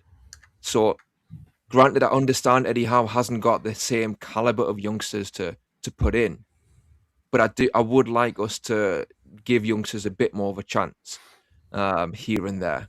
To try and maximise, the talent that we have and the options that we have going forward. So it's a bit of an example, I think, as to what we could potentially do better. I mean, one of the best academies in the world for selling players, haven't they? I think the academy has sold players for more profit than some Premier League clubs. I think we're not quite there. I think our best coming through, obviously, other than Miley's Alex Murphy. He looked really good at Bolton. For some reason, Howe just doesn't seem to trust him, which is a shame, really, because he's looked okay in cameos. But this run, let's be honest, these away games, he's got no chance, has he? No. Well, at some point, they're going to have to pick him because they're just going to run out of bodies at this rate. But I think he had mixed reviews. I heard at Bolton. Like, he started off very well, and then he seemed to tail off a bit in the middle. I don't know, but there's talent there. Every time I've seen little cameos, I've thought he has a nice balance. He's got a good left foot. It's just that little. Obviously, they see him in training every day, and Eddie must just not think he's quite on that level where he trusts him yet. And it does generally take him a long time to trust these players, doesn't he? He's done this with a few, like Lewis Hall, of course. Took a while to get anywhere near the team. Yeah. But I'd like to see him play some games just to see if there's a player there. Really, Murphy. He's got the same name as RoboCop, Alex Murphy. So you got to put him in for that reason. That's true. Yeah. Yeah, it's crazy. I've just fiddled about with this, and it looks. SofaScore have got it all over the shop, so I am going to tinker. We'll go through the sides while we're at it. We may as well. So Nick Pope in goal, as you guys have already said. Lewis Hall, Botman, Chow, Morley. Again, I don't think there's very little Eddie Howe can do apart from that. Still worried the amount of minutes that Botman had to play. Again, I put Voltemada in my squad because I think height will be an advantage for me against Man City. But again, you've got to have players that can deliver the ball into the box. So that's a big one for me.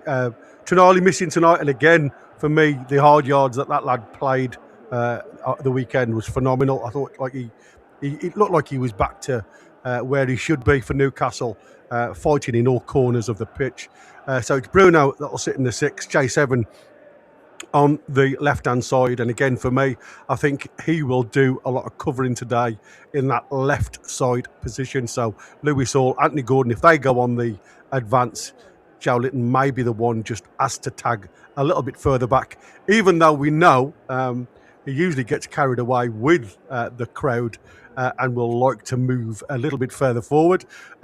And obviously we know what Ramsey will give us down that right-hand side. And again, I'd like to see him and Murphy channeling that right-hand side. So if Murphy decides to come inside, maybe Ramsey will look to go on the outside. How much Miley gets forward today will be an interesting one. Has he been tasked to sit in the 6 to allow Bruno further forward? So he does a Trippier role in the squad. So he'll just go on the angle and just sit on the halfway line alongside Chow and Botman. Like I said, there's so many different things. I'd like to see Anthony Gordon do a little bit more than we saw the weekend against Bournemouth. Like you lads have said, he did play a couple of really nice balls into the box. Be nice to see his goal scoring get a little bit higher than it is at the moment.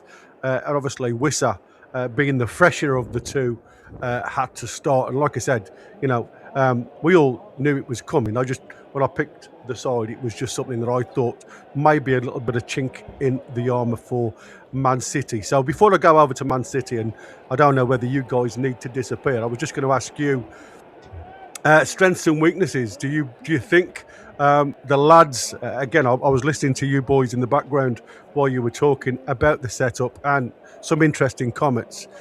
Do you think the obviously extended match against Bournemouth will be a detriment towards our play today, or do you just think it's going to be the longer the game goes on, the worse we get? Because I do think we'll start with the crowd behind us. I think it's going to be electric. I have a feeling it's going to be a typical Kevin Keegan type match where this could end up 4-4. If both teams come to the races. I've probably put the commentator's curse on this, and it's going to end up a bloody 0-0. So, strengths and weaknesses, boys. Do you think it's strong for us, or do you think we've got weak points? Yeah, there's weakness. Go on, sorry. Go on, Michael. Go, Peter. So basically, what I was going to say was, I think for Newcastle, I was watching a bit of the Brighton match where Man City played Brighton in the last league match, and something else I noticed was that their wide players weren't always getting back, and Brighton were taking advantage of that. There was more than one occasion when Matoma on the left was just totally unmarked. They should have really scored a few goals at the Etihad that game. They got the 1-1 draw, but yeah, I mean, if Newcastle can switch it quickly, then either whether it's to Gordon or to Murphy, I do think that they just, like I said earlier, the way Man City seem to play, it is Kevin Keegan style. It's we'll score more than you, and they leave gaps. So I think if Barnes was left, he would have been a major threat. But it's Gordon tonight. I think, just fingers crossed, he's in the mood, because I think with his pace, I do think he could do damage where Nunes is on their right hand side. Yeah, I like I said, I for me, I think Gordon and Nunes will be a really good battle, and what I want to see is a little bit more of a flowing Louis Hall, because we all know what he can give us in that attack mode. And there's been a lot of criticism towards Nunes. Obviously, he's a natural midfielder, if you like. So maybe that is an area that we can challenge and get by. And again, we haven't got much speed on the right-hand side if Ake is becoming their left-back. I just think there's so many different avenues that these can go down. It's going to be interesting to see.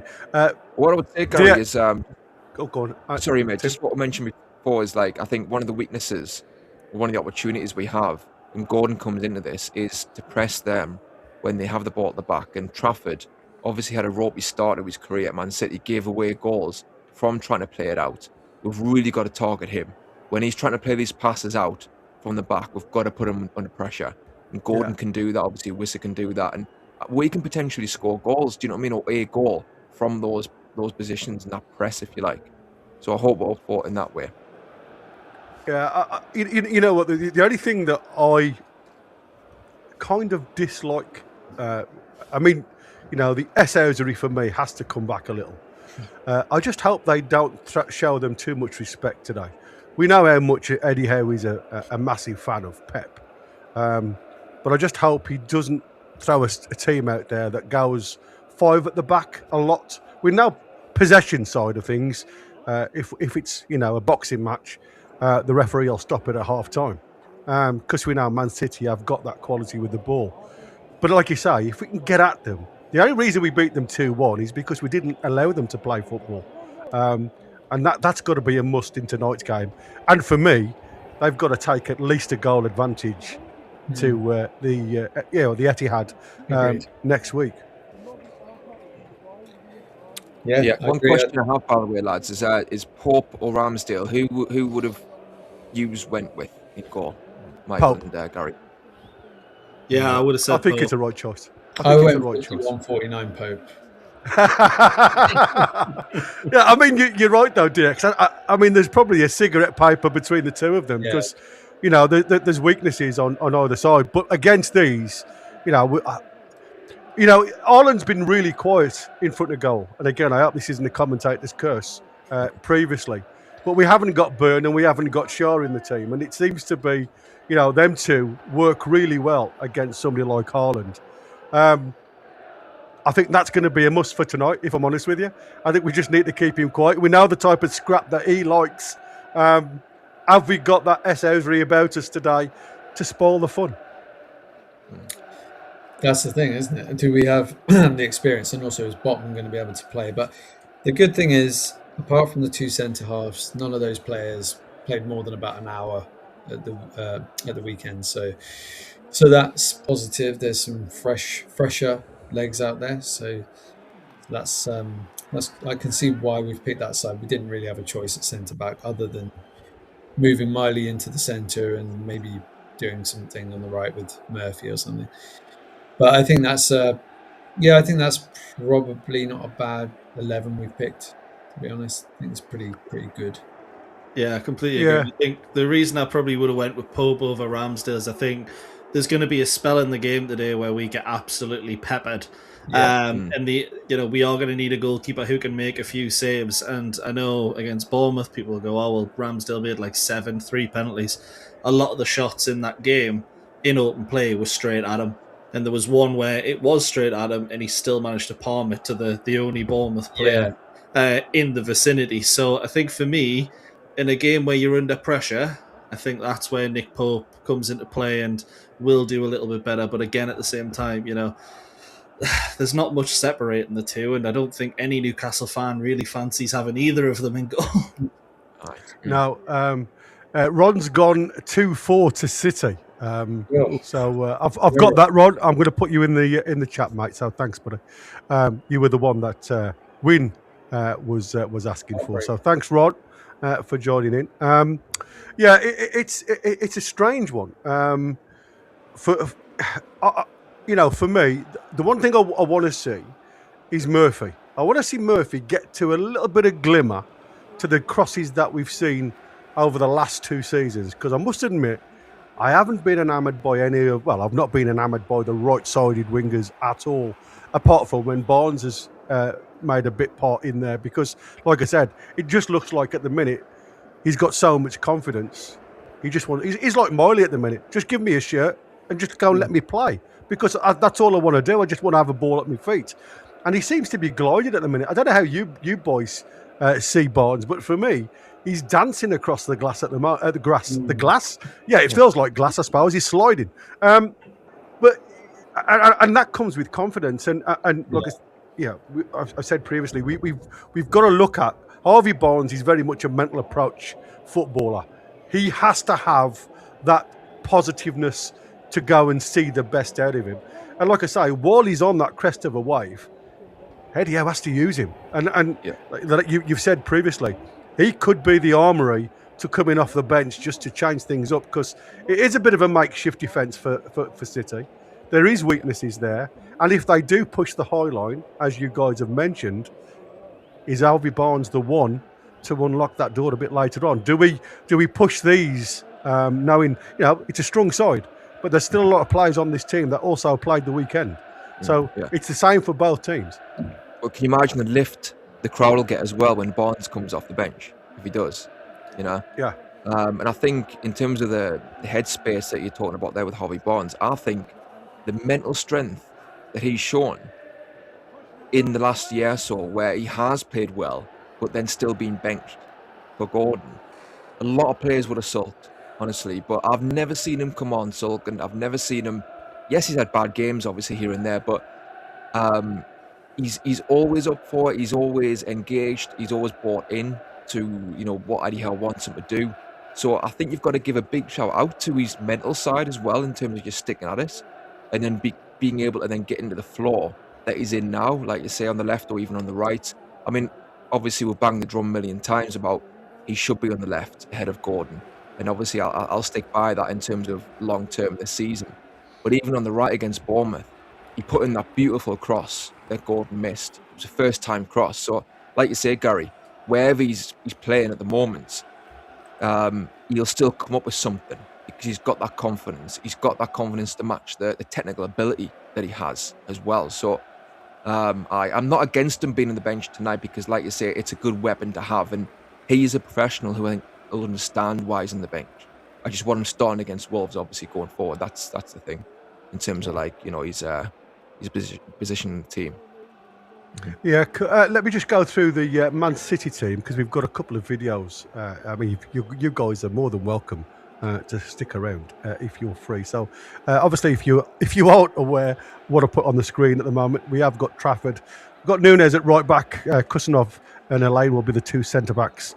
And I believe Ake will go to the left back situation. He could be left-sided centre back with O'Reilly going out on that left hand side.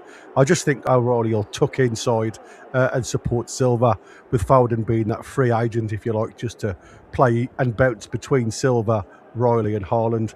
Semenyo on the right side, I believe. Doku on the left hand side. Like I say, Haaland up top. So, like I said, it's a weakened but still very strong Man City side. I'm just going to change screens now, so that's gone. I mean, you're absolutely right, though, boys. I mean, for me, I think there's enough on this bench, and somebody's in the chat there has just said that they would have wanted Gordon to come off the bench. Did enjoy Gordon coming off the bench and doing something against Bournemouth, if I'm honest with you, because we've looked at is there players previously that can come off the bench and make a change. And, history tells you that it's not really happened. The amount of games that we've chased and not recovered in a losing position, there's not much change. There's not much difference coming off the bench. Do you believe that he's made the right choice in starting Gordon and bringing Barnes on? The lad has changed a number of games in recent history where he's come on and scored goals. Because, like I say, the one thing that Barnes has over Gordon is that composure in front of goal. Mm. Do you know what? What I would say is that I think a lot of it comes down to fitness, and I guess kind of data that we're not privy to. So if they're looking at Barnes and saying, okay, he started the last match, he started against Leeds. I think he started before that as well, didn't he? In the previous game before that, he's played a lot of football. I mean, it may well be that he was fit enough to start again tonight and then go again against Wolves. I just feel like maybe they're looking ahead to Wolves and they're thinking, we need Harvey Barnes fully fit for that match to keep that run going in the Premier League. But it's hard to judge because, like I say, we're not privy to this kind of information, the fitness stats and all that stuff that they obviously go off. And I do believe that they are trying to manage his minutes rather than it being like him kind of being dropped. I think it's more like they're trying to juggle all these games that we've got. So that's why I'm kind of giving him the benefit of the doubt with this one. Whereas obviously, like Timmy said beforehand, we've kind of banged the drum and we've criticised when he hasn't been starting. Maybe tonight I'll give a bit of leeway because it may well just come down to managing the minutes fitness wise. But yeah, I mean, I take your point about Gordon. I mean, he was really good coming off the bench with his pace and his energy when the team has put in so much hard work and they're tiring. Gordon's pace obviously is going to be a massive threat as a sub. But you mentioned about Barnes. I mean, he's come off the bench many times and he's done the business before as well that way. And like what I love about him is that he's so incisive. Like he doesn't. You see, with Gordon, one of my criticisms, just in general this season with Gordon, is that he tends to slow the game down, maybe too often, more than what I would like him to in terms of when he gets the ball on that left wing. Whereas I think Barnes is always looking for that killer pass, killer cross. He's looking to get in the box for a shot. I just think he speeds the game up, ironically, a bit more than Gordon. Now, when Gordon is in full flow, you're not going to catch him because he is obviously the faster out of the two. So we'll see what he can do tonight. I think what I'm pleased with is that he showed against Bournemouth that he's obviously got something to offer, Gordon. As much as we've criticised him this season, he put in a quality cross for Barnes' goal. And then there was times when he was bombing down the outside as well with his pace. So it's just more about attitude, isn't it? If he gets his head right and he's in the mood, then he can be an effective player for Newcastle. No, you're right. I think. What's your thoughts, Michael? Are you more of a Barnes fan or a Gordon fan? I'm definitely more of a Barnes fan, but I think tonight it probably opens the game up a bit more for Anthony Gordon. I mean, he's got 2 goals in 2 games at St James's Park against Man City, as I mentioned earlier, and kind of see Jacob Murphy slotting into more of a right wing-back role, particularly out of possession, playing the triangles between Miley, Ramsey and Murphy. And we know Murphy loves that early cross in behind. You're aiming for Wissa, but if it misses Wissa in behind, there's Anthony Gordon. I don't think there's any surprise that more of our pace is on that left-hand side, and we'll probably have more of the play down the right, looking to just catch the likes of Mateus Nunes, Kurzanov out a little bit more. So I think it's one of those where I think I did think it was always going to be Gordon for that. The only thing for me was whether Murphy was going to be fit to play on off or whether it was Barnes. But I think it's going to be one of those where this will be a game that suits Jacob Murphy, suits Anthony Gordon. It's just whether we can play to our strengths and they can actually have those fitness levels to push City to the limit today. Mm-hmm. Yeah, I mean, it's crazy to think, isn't it? We're obviously talking Newcastle, where obviously we've still got a lot to look and like I say, this is only the first half of the 180 minutes that we're going to play. So, do you guys think this must be an advantage, home advantage, take to Etihad? We can't afford not to lose this, but we've got to go with that mentality, surely. I think We've got to go in with a win. Yeah, exactly. If we draw, for me, people, some people's opinions. We were saying on the show earlier, like that. I think Tim, you were saying that a draw wouldn't be too bad or whatever. But I just think we've got to win today, and we've got to I think we probably got to have a 2-goal lead. I know I'm being very pessimistic saying that we have to have that, but I just can't see us going there with a 1-goal advantage and sitting everyone behind the ball and hanging on grimly. I think our record at the Etihad is so terrible since the takeover. But I think the last time we beat Man City away, if I might be wrong, was 2000, was it, when Shearer scored? Shearer, yeah. I was going to say, that comes to mind anyway. I can't remember one before. I mean, we were very unlucky going 3-1 up and then... Yeah, that was the old one. Yeah, that was at St James's Park, the 3-1 though, wasn't it? The 3-1, yeah. You're thinking about Lualawa's cross, aren't you, at Main Road? Was it Lualawa? Nobby?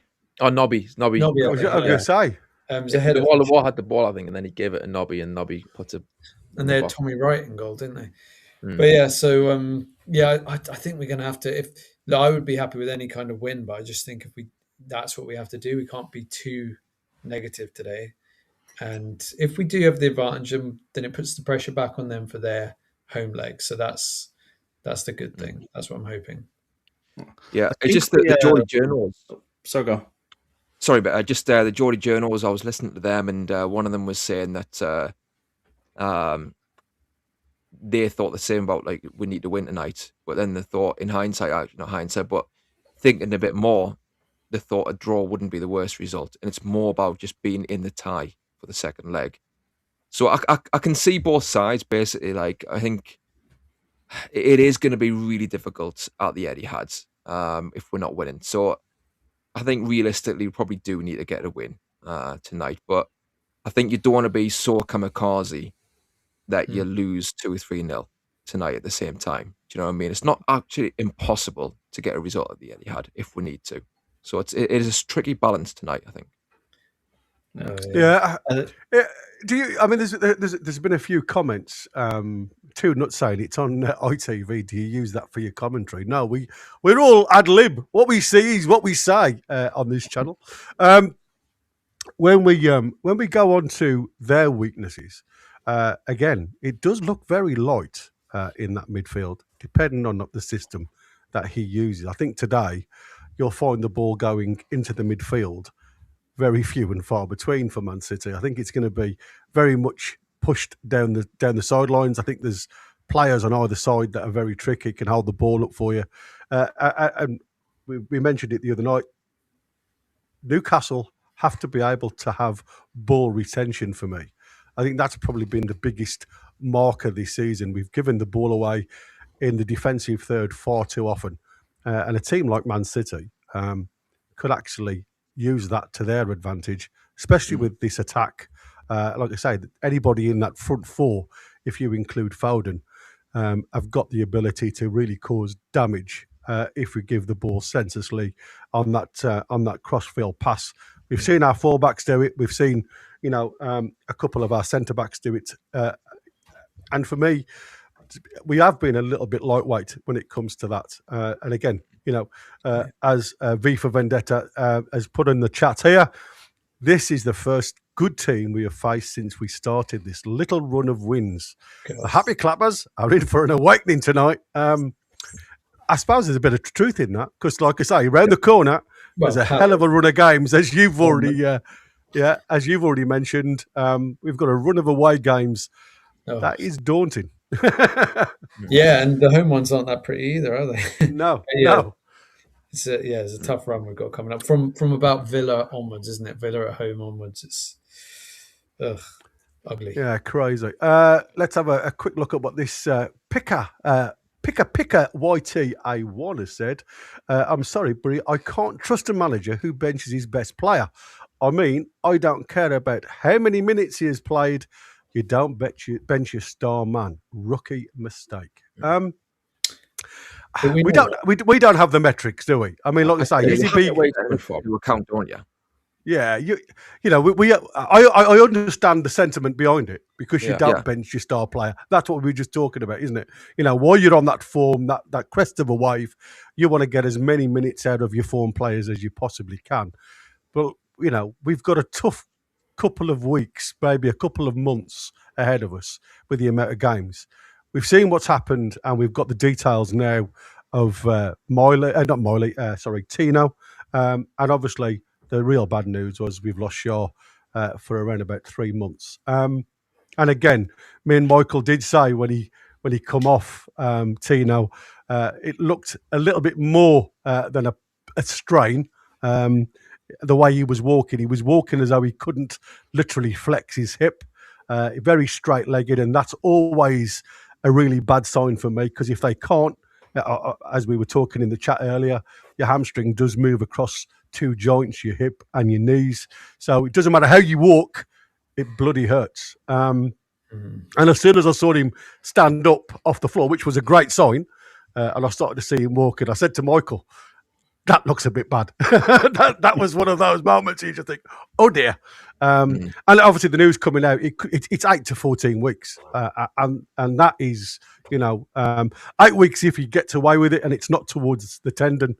If it's towards the tendon, it's going to be more towards the 14 weeks. So surely I would have had him out the squad. Didn't they?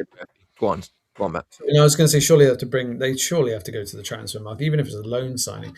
We can't just bring Matt Target back and expect that to fix all the issues. There's got to be someone out there that's available on loan, or just another body, a half decent player who can fit in and slot in and do a job, centre back, right back type positions.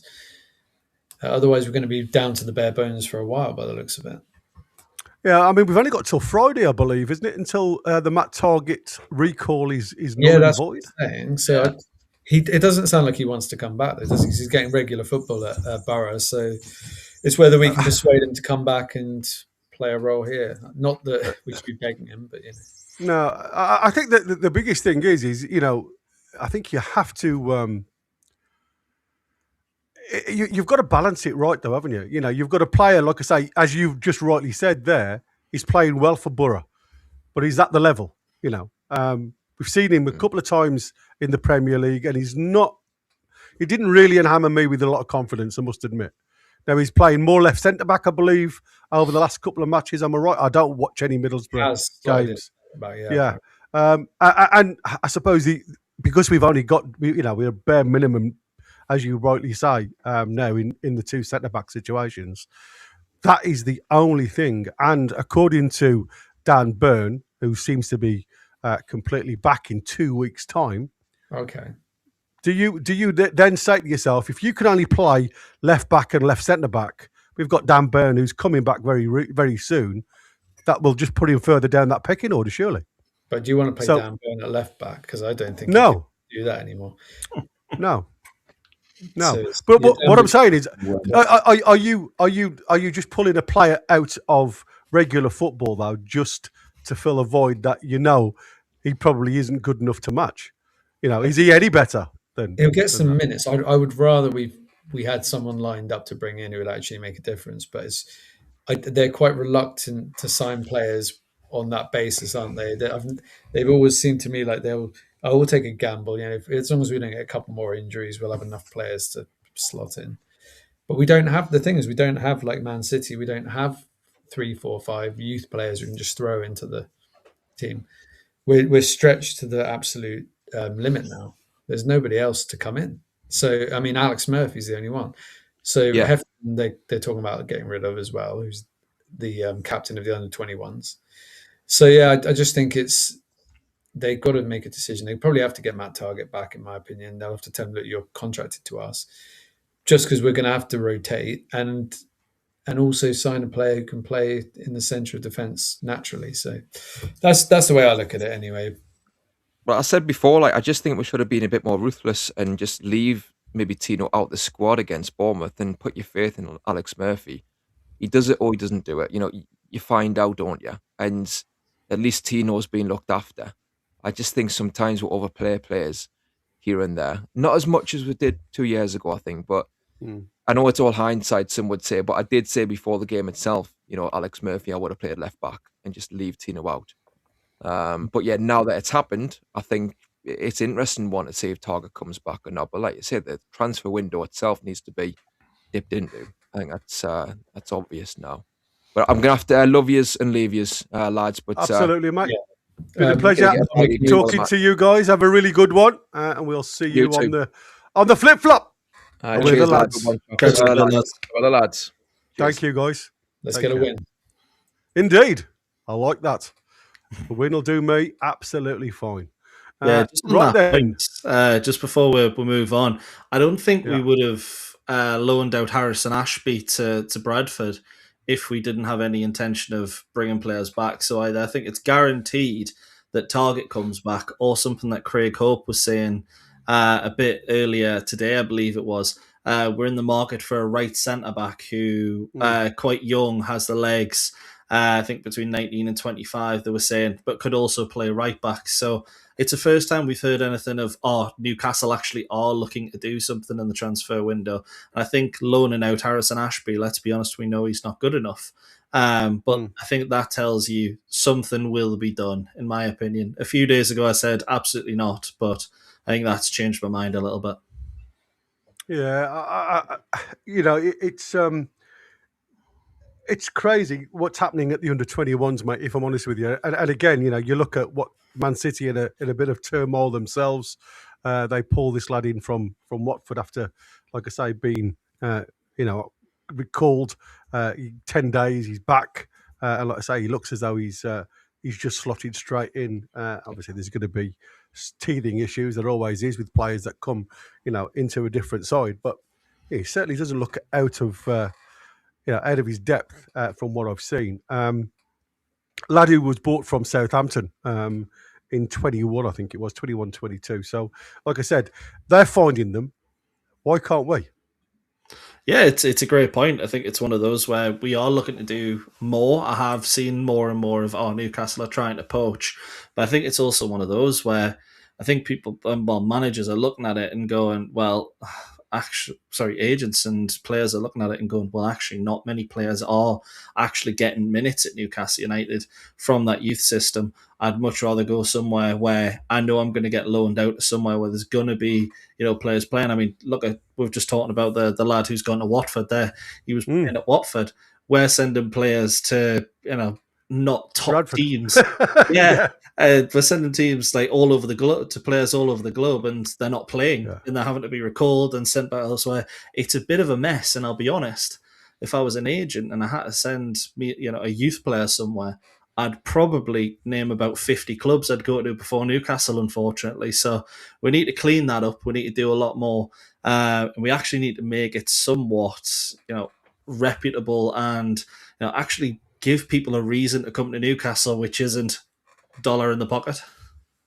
Yeah, you're right. I mean, obviously, great news today that came out about the 200 million future spend on the training facilities. I think that is what, that's a massive plus, isn't it? An arrow in your bow, if you like, because surely that is something that Newcastle are a little bit behind on. Not only academy, but also training facilities isn't up to scratch. And even though they've spent 10 million plus at Benton, it still doesn't really scratch the surface, does it?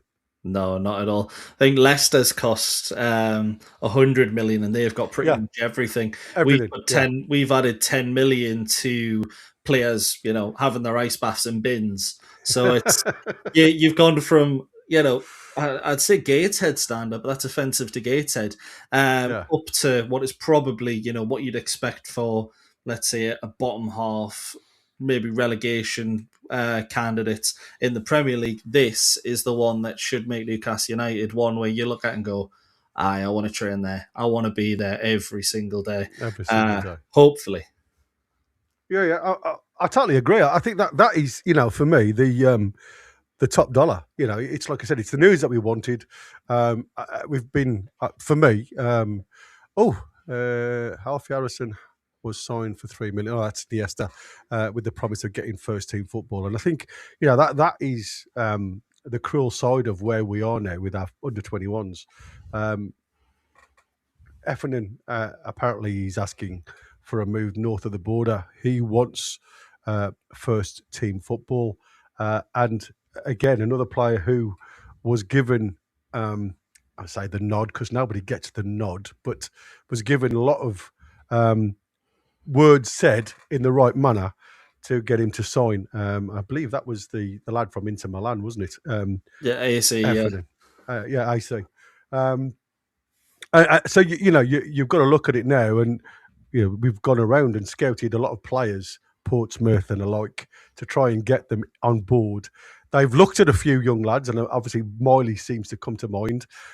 Shawnee Longstaff, if you like, and then you've got Dan Byrne, who's obviously the Geordie and everything else. Even though I know he didn't come through the academy, but what I'm saying is they've looked at all this, so they've heard local lads thinking, oh, that's a great club because they're just pulling these lads in from the academy straight into the first team. It's just not happened. Not seeing anybody. No, absolutely not. And I think the big thing for me is I was looking at the under-21s and the Ward Jackie Award just popping out. Completely forgot about it. And you look at some of the players that had won it before Longstaff came through. And it's like Elias Sorensen, who failed on loan at, I think it was Portsmouth. Dan Barlaser, who's finally made it in the Championship after a long spell with Rotherham. Now I think he's at Borough. Freddie Woodman's in there. Rolando Aarons. I mean, remember him? He was supposed to be the next big thing. Big thing, wasn't he? Yeah, exactly. Yeah. There's Mike Newbury in there as well, who I've quite frankly never heard of. So when you look at apparently our best young player of the year, until Sean Longstaff in 2020, and it's been Anderson, Miley, and then Aidan Harris and Sean Neve since. There's not really any players in there who you look at and go, yeah, they're the kind of players that you want to replicate at Newcastle United. Not since Andy Carroll in 2007. Yeah, I was going to say that's the thing, isn't it? You just haven't got, you just haven't really had anything come through, and I think that's been the big crunch for me. Why are we struggling to get anything happening? I think my computer's just gone bang. Oh, interesting. I'm still here, but I'll continue it off, sort of going through there. There's a comment there. We haven't scored at the Etihad since Rolando Aarons' goal in 2014. Well, he won the Ward Jackie Award in 2015, so Alex Murphy's going to come on, quite naturally get the winner and then win that in 2026, and we'll all be smiling and happy. I'll be honest, I don't see that happening at all. But I remember that game really well. Aarons got the first, Sissoko got the second. It was what I was going to butt in with when the lads were talking. But I think it's one of those tonight where, looking at it, I don't know what people are thinking in the chat, but I'd be very content just by staying in the tie at this point. Just simply because this Man City team has the firepower to completely blow you away. And I think we might be able to sneak, I don't want to say a pretty easy goal, but we can sneak them on the counter-attack at the Etihad and maybe create something there. But we've got a record of beating them in the League Cup. We've done it before. And that team in 2014 was probably one of the worst I've seen us put out. I remember before that game, we were sitting there thinking, this is absolutely dreadful. We haven't got a chance.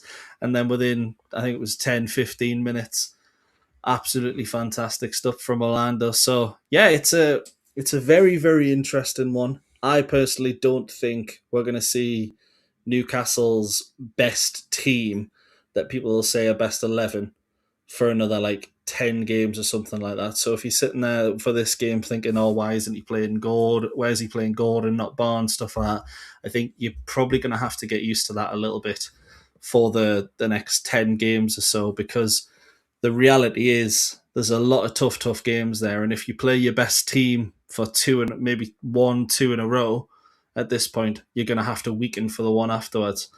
It's one of those where I think, just to answer there, why would I take a draw and have to win away? We don't have to win away. We have to draw away. No away goals. We don't necessarily have to score. We have to hold on, take it to penalties. It's one of those, I don't think over two legs you necessarily get the chance to beat Manchester City. We've got that Gary's throws. Thanks for mentioning in the chat. But it's going to be one of those where I think it's going to be a very, very difficult game here. Going to be exactly the same over there. And I think it's going to be one of those where hopefully we're just in a better stead this time next month, because while you can beat them up here, it is, let's be honest, it's fairly unlikely. And then I think when you look at the fixtures ahead, after, someone's mentioned there, Brentford, very scary game. We play them 7th of February. That's probably the game where you're looking at and going, that is our easiest game. And that is against the in-form side that's 5th in the Premier League at the minute, which massive shock. So it's going to be a scary one. Lock the door. It is a great spell for us. I look forward to these kind of run, because I think you see where Newcastle United are up against other teams. Obviously, you don't want these games all to come at the same time. But if there was ever, 10 games, 40 days to get you out of your seat and make you, realise this is what the season is all about, it's this one. Now, will I have that same mentality if we lose today? Probably not.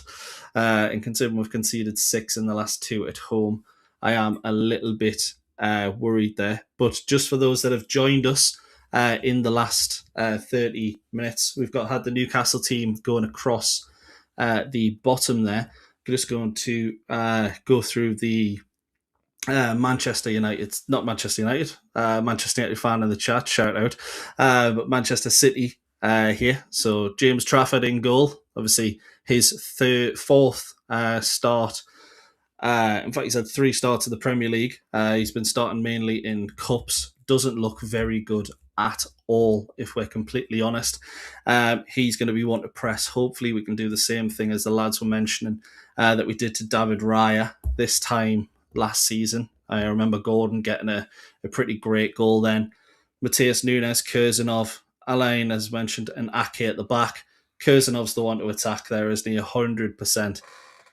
Gary, nice to have you back there. What do you think of Apologies, mate. I had a bit of a wobble there. I thought, what's going on? I lost my internet. And I'm like, oh no, I can't believe this. Not today. But it come back on. So thankfully, after the reset, it's all good. 100%. Sorry, mate. I missed what you were saying.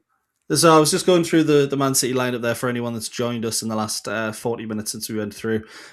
Cool. Saying Kurzanov there, I think he is probably the one to attack in that Manchester City back line, isn't it? Every time he's played, he's kind of looked a bit suspect. Well, again, I think that's probably why they've gone very top heavy, if I'm honest with you, because I think even Pep must look at this side and say, I have got probably a weaker defence than I've ever would have liked. So for me, you're absolutely right. I think both sides, if we turn up, it can, and that's why I said gloves off, because this could be one of those 4-4s, easy type of games where your both defences just on the boil. So for me, it's got that feeling of being one of those edge of the seats type of, I'd love to be at the stadium tonight. That's going to be some noise. But again, Newcastle need to utilise that to their own advantage, and you're right. If we get a draw out of this, I just can't see us doing anything at the Etihad.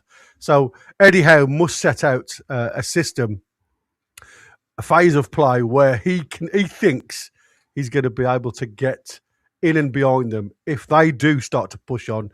I think you're absolutely right, cussing off. And that's why I went with Voltemada to start with, because I think in the air, Trafford could be a little bit susceptible. He has been a little bit dodgy, hence the signing of Donnarumma. So is he full of confidence?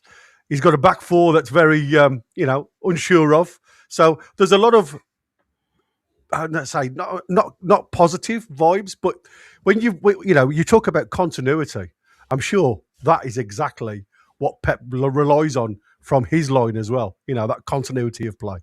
Yeah, 100%. I think it's one of those, you look at that back line and you think they can't have played together that much in training at all. Let's be honest, it's not going to be like what we saw with Crystal Palace, where literally that offside trap was absolutely perfect. I think you're going to see a lot of players sort of a bit more out of position here. I mean, Adeline's just come back. Kurzanov looks dodgy. Ake has just come back from an injury. The most solid player in that back line, let's take O'Reilly out, is Mateus Nunes, who has had a good season so far at right back, but last season was probably the weak link in that position. So I'm looking at that back line and I'm thinking, even if we go at the Etihad, we can probably force an error out of them and get a goal. But at the same time, and I completely get what people are saying, you want to leave St. James's with a win tonight, but I actually wouldn't be absolutely gutted if we came away with the draw, because I still think we'd have a chance, even with a terrible record at the Etihad. Yeah, you're right. I mean, Connor's just sent me a little quote here from what Pep apparently has said to the press. Pep said he's going on the attack from the off to quiet the crowd, because he says that gives Newcastle an advantage. So he's obviously got some type of system in thought. It's whether we can beat him to that, because like I said, you look at, there's only really Barcelona and Arsenal that I've seen this season that even on the half press for us have been able to manage us. I mean, Barca just played around us. I mean, it was fabulous football. Yeah, fabulous football. And it's true what they say, isn't it? You get knackered so quick when you haven't got the ball compared to when you have got the ball. Right there, boys and girls in the chat, we have about 3 minutes before the kickoff. Just to help everybody that may be, watching the match on the TV. I've got it in front of them. Don't spoil it, because obviously there's probably going to be people listening to the noise from us. And I hopefully will do you a good job, as we always strive to. Do you want to go through the team again? I mean, it's just coming up on the screens, so anybody watching, you can see that. Like I say, it's a pretty strong side for Newcastle. There is question marks over, obviously, two starters, both wingers, not really up to scratch, but let's see what happens. Yeah, I think it's going to be one of those. As I mentioned earlier, it does kind of suit both players. Miley, we don't want him one-on-one against Doku. Doku tends to do well, particularly against slower fullbacks. You can understand why with his electric pace. Miley's not slow, as we saw against Garnacho, but Doku is a different beast to Garnacho. So having Jacob Murphy there, a bit more defensively aware, should help us out quite a bit. And I think I'd be surprised if Gordon is asked to defend as much with Joe Linton on that side. Joe Linton's a bit of a beast as well. He'll be the one giving most of the help to Lewis Hall, I think. Gordon will get back, obviously. Wisser will be the main man, but I think Wisser and Gordon are going to be the two where you sit there and go, right, used to just hit them on the break wherever possible, because that back line we can cause serious damage to. You're absolutely right. I think you're spot on. As that it looks, if Miley continues his form, do you reckon Pep has a quick look at this lad going forward? Didn't give him any ideas, yeah. To be honest, he would fit the system really well, wouldn't he? He certainly would, I'm going to say. If there's any player wearing a black and white, I think he probably as close as any that fits the system. Yeah, 100%. They're sitting talking about Bruno. They're sitting talking about Tino Livramento. I think the last few games, Pep will have been looking at Lewis Miley and going, hang on, this kid can fit in anywhere. He's very, very tidy, and I could mould him into an absolutely brilliant Pep Guardiola player. Yeah, I mean, like you say, I'm not going to give any phone calls to Pep and say, have a look at our right back. I'm sure he's well aware, because there's been lots of chat around him. Anyway, we are literally on the cusp of starting. Again, Newcastle kicking right to left as we look. So we're looking at the East Stand from where we are. Man City left to right. And Foden gives it all the way back to Trafford. And again, Trafford doing the usual thing and just hoofing it out towards Haaland. but that's easy for Botman to head forward. And Ake does look like he's gone into left back. And again, it's a flat four where I can see Wissa now with Kusanov. And again, he's just managed to cushion that header back towards Trafford. But again, straight away, Murphy on the chase there. The ball over the top again, trying to get Haaland on. And a little movement from Botman to Chow.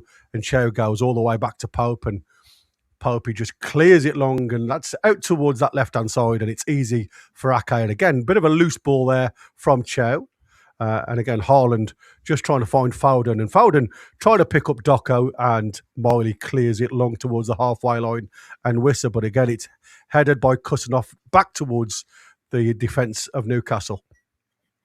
Ake trying to get the line with Doku. And again, Miley's just literally shepherding that ball out of play for a Newcastle throw-in, virtually in line with the 18-yard box. Fast start for Man City, as we've just mentioned. So Newcastle need to be aware of what's going on there. Again, bit of a poor ball down the line, and Bruno does catch the heel of Haaland, but the referee's allowed it to go on. And Newcastle now with J7 giving it to Gordon down this left-hand side on the halfway line. Gordon delays his run down the left-hand side, gives it back to J7, who goes to Botman. And again, you can see Man City on that press into Bruno. Now it's on to Hall, who's on this left-hand side, up just inside the Man City half. And it's Gordon back to Botman. Again, Newcastle just trying to get a hold of it. But like I say, Iroli pushing Bruno all the way back there. He has to give it to Malik Chow. And now we've got Miley into Ramsey and now to Botman on the edge of the Newcastle box. So again, the high press from Man City trying to get that ball off Newcastle as high as they can. And again, a nice little movement there under a bit of press from Silva. Did well, Ramsey, to be fair. Yeah, he does well. I think his best attribute is sort of building off the press and getting through that. There was a moment there, though, I thought that maybe he was a little bit weak in it, but he ended up being all right, didn't he? Yeah, he did. Okay, ball outdriven from Hall across field there to try and find Murphy. But again, pretty, percentage ball, as I always say, went straight to Ake, who gives it back to Trafford. And Kusanov now goes on the diagonal towards the halfway line up to Haaland. And again, it's headed clear. And again, Silva and O'Reilly, who we said could be in the midfield, it looks like they are played in that deep six position. And Silva, under a bit of press from Ramsey, gets the foul. So free kick to Man City, halfway in their own half. And Man City again, not taking any time with this. They are getting on with it. Doku now down that left-hand side. Again, faced up by Murphy and Miley. So the two M's starting to press on them. So gives it into Ake. And again, now Riley now. Got his 50th appearance today, so O'Reilly's doing very well. He's an excellent player, isn't he? One of those. Oh, he's superb. We mentioned Miley potentially fitting that system. He does it so well, doesn't he? Maybe. Yeah, but again, a great versatile player, isn't he? Yeah, 100%. You could play him anywhere down that left-hand side, inside left, anything like that. He just fits in. And again, a player that looks confident on the ball. He doesn't look as though he's under any pressure from the opposition. And like I say, he's certainly one to watch. 100%. They're pretty much a shoe-in for Tuchel's World Cup squad now, in my opinion. Yeah, I agree. Elaine now, this young laddie we were talking about, again, I want to keep an eye on him tonight and see what goes on with him. Long ball forward, though, from Kusanov to nobody in particular. That goes all the way through to Pope, who rolls it out to Botman. Take those all day. Yeah, absolutely. Bruno into Hall. Again, a lot of high press from City.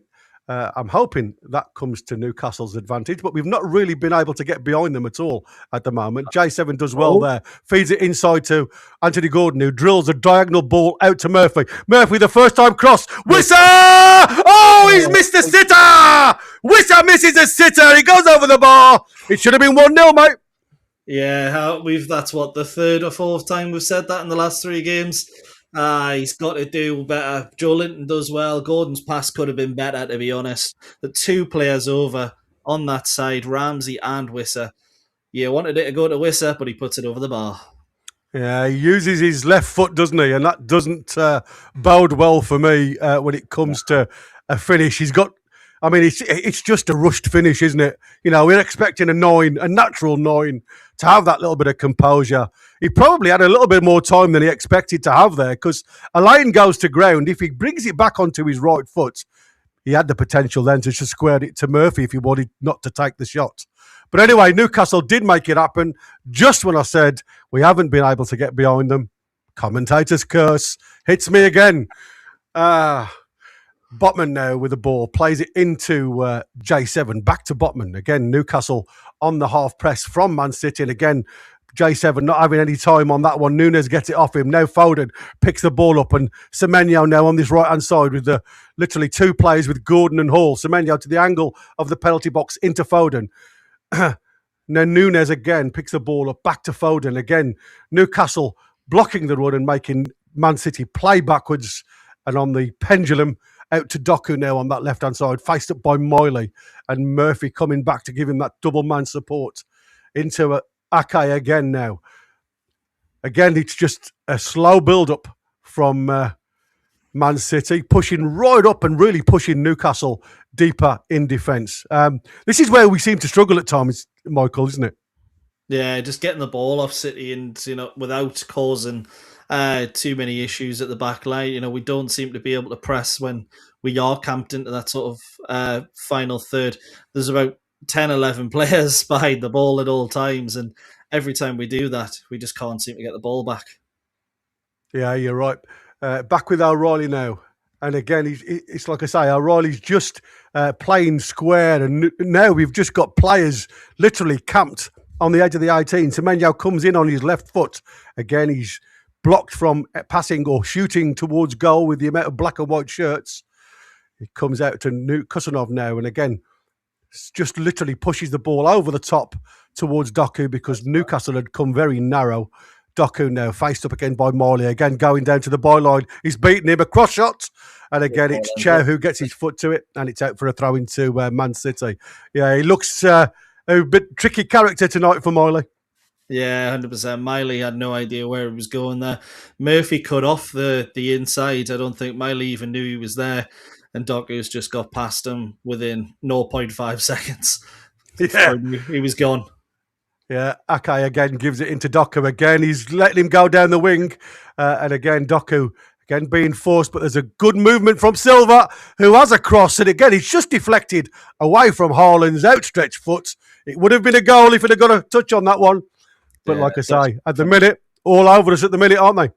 Yeah, it's desperate defending at the back, really. Pope does well to actually get a hand on it.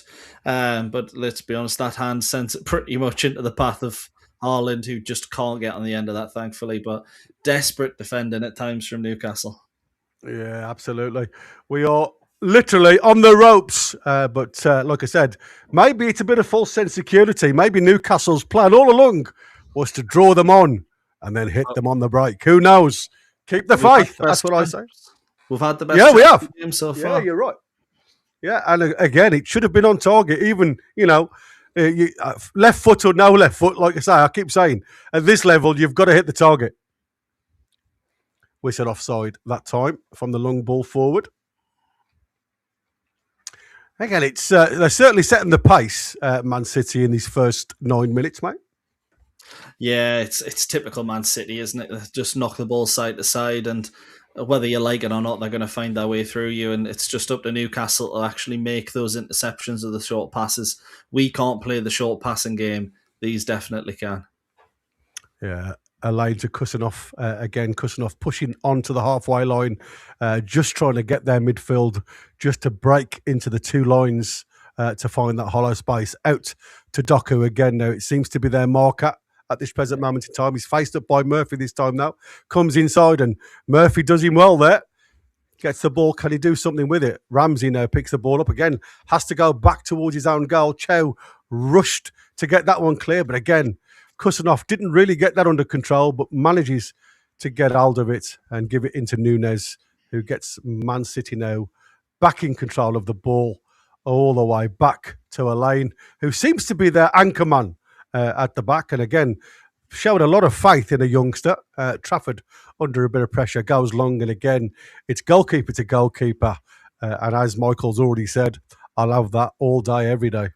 Exactly. I think you look at James Trafford, the 3 times he's got on the ball and been pressured, he hasn't made a very good pass at all. So I think it's going to be one of those where if you can keep him under pressure, you can get something out of City here. But again, every single time it looks like going forward, City just seem to be able to cut through us. Yeah. Is there anything in Trafford that you like? He's young. Fair play. I mean, isn't that something though? Isn't it? You know, you're looking at these players, and we talk about is he the all-round player? You know, and from what I've seen of his kicking so far, not really picked anybody out. He's just literally he's got a great kick on him. I'll give you that. But that's just having a quick look at the replay of the Wisser. The cross is fabulous, but I mean the finish is absolutely awful. Yeah, almost bounces up a little bit as he goes to strike. Yeah, didn't really get under control from the start, did he? No, it's a poor. It looks like a good first touch, but I think when it just bounces off the ground, unfortunately, it's just not stopped it as much as what he would have liked. But good chance, best chance of the game so far. Yeah. To be honest, I'm not happy, but I'll take this. Yeah. I mean, like I say, it could be a false sense of security. Elaine now picks the ball up, gives it to Kusanov again, who's literally the two centre-backs are literally on the 35-yard mark. Semenyo picks his ball up again. O'Reilly, and again, it's just far too easy for Man City. No black and white shirt on them or anywhere near them. They are literally creating this wall on the 18-yard, just inside the 18-yard box to say, have a shot from there if you want to, because we rely on Pope, Ake centre. And again, it's gone all the way through, and Anthony Gordon there just gets a little touch on it, and it's out for a corner for Man City. It's like I say, they are knocking the door, ringing the bell. Avon calling. Not today, thank you. To be honest, if the crosses end up closer to Matheus Nunes rather than Erling Haaland, I think that's probably a good omen. But he hasn't really got in the game yet, Haaland, has he? Which is scary stuff. But that is Haaland, though, isn't it? At St James's Park, he's really never really set the game alight. Foden's corner to the near post. It's headed clear by Miley, and again, it's come out back to Foden. But again, it's not a great touch. But he's managed to get that off Bruno. He's fired it in at Wisser. Now there's an opportunity. There was a bit of an overload for Man City with Doku on this left-hand side. Again, Botman has come out to block the channel. So centre halves are a little bit scoped in the minute. And again, Chow has only got half the ball clear, and Haaland fouls Gordon. And it is a free kick to Newcastle just inside the penalty area. Again, you know, players just out of position because of the press from Man City. They bring a centre half out of the middle to close Doku down, but the delivery, and again, their height without Haaland isn't massive, to be fair. They've only got one man to pick out if they're all marked. So Newcastle got away with that one. Yeah, 100%. And to be honest, I think that's how the game's going to go. Not Newcastle getting away with it, obviously, but I think it's going to be one of those we try and sort of make the most of the height advantage that we have. Obviously, Wissa's not exactly the best player for that kind of thing, but at set pieces, we've got a lot of players who should be winning their aerial battles. So get the ball down the wings, press them where we can, and try and get those set pieces, just like City are doing against us. Yeah, you're right. I mean, like I said, it just seems at this present moment in time, it's one-way traffic. We're just not able to get a few passes, settle down on the ball or anything. They're just all over us like a cheap suit, the Man City. And it's exactly what Pep said. You know, they are on the high press. They are here to quieten the crowd. It's a good ball up towards Wisser, but again, it's a poor ball. But again, Newcastle get the ball back because again, Manchester City weren't able to retain the ball. Joe Litton finds Gordon on this left-hand side now. Again, Nunes facing him. Again, he's just trying to come onto his right foot. He goes back onto his Joe Seven there with the ball delivered low and hard into the box. Tries to get those neck muscles onto the ball, but can't get it on target. Yeah, if it was anything like the one against Leeds, it probably would have still took a lot to beat Trafford from that distance. But we know he can do it. But it does feel like every time the ball's going towards Wisser, it is just kind of bouncing away from him at the minute, isn't it? Can't seem to get the ball under control. No, again, is that just, you know, I hate to keep saying it, but is that just performing at home? It's the pressure. It's that, I want to prove something to the home team. I don't know. Sometimes, I always say players look a little bit strange. Murphy with the ball into the box, but again, Ake gets the block, and it's a Newcastle corner this time. A little bit of success down that right-hand side for Newcastle, but again, it's blocked by Ake, and it's out for a corner. Yeah, Hall coming across the we table. can get them. Yeah. It'll be interesting to see how we set up for this one. Yeah, Because like I say, they've got a tall back line, haven't they? Yeah, everyone going towards that back post.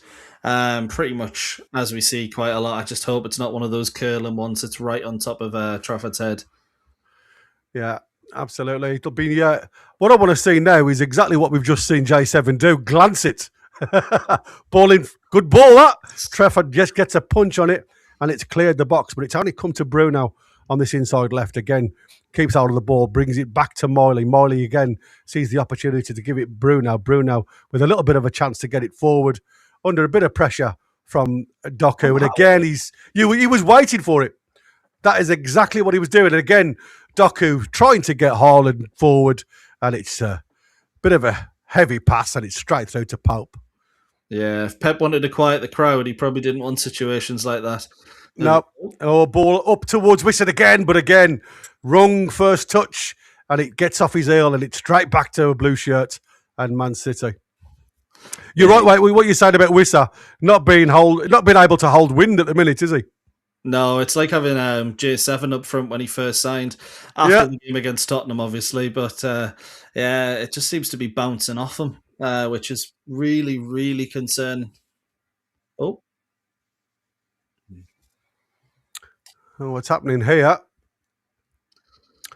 Foden just having a bit of a tap from Gordon, I think, there. At the back of the ankle.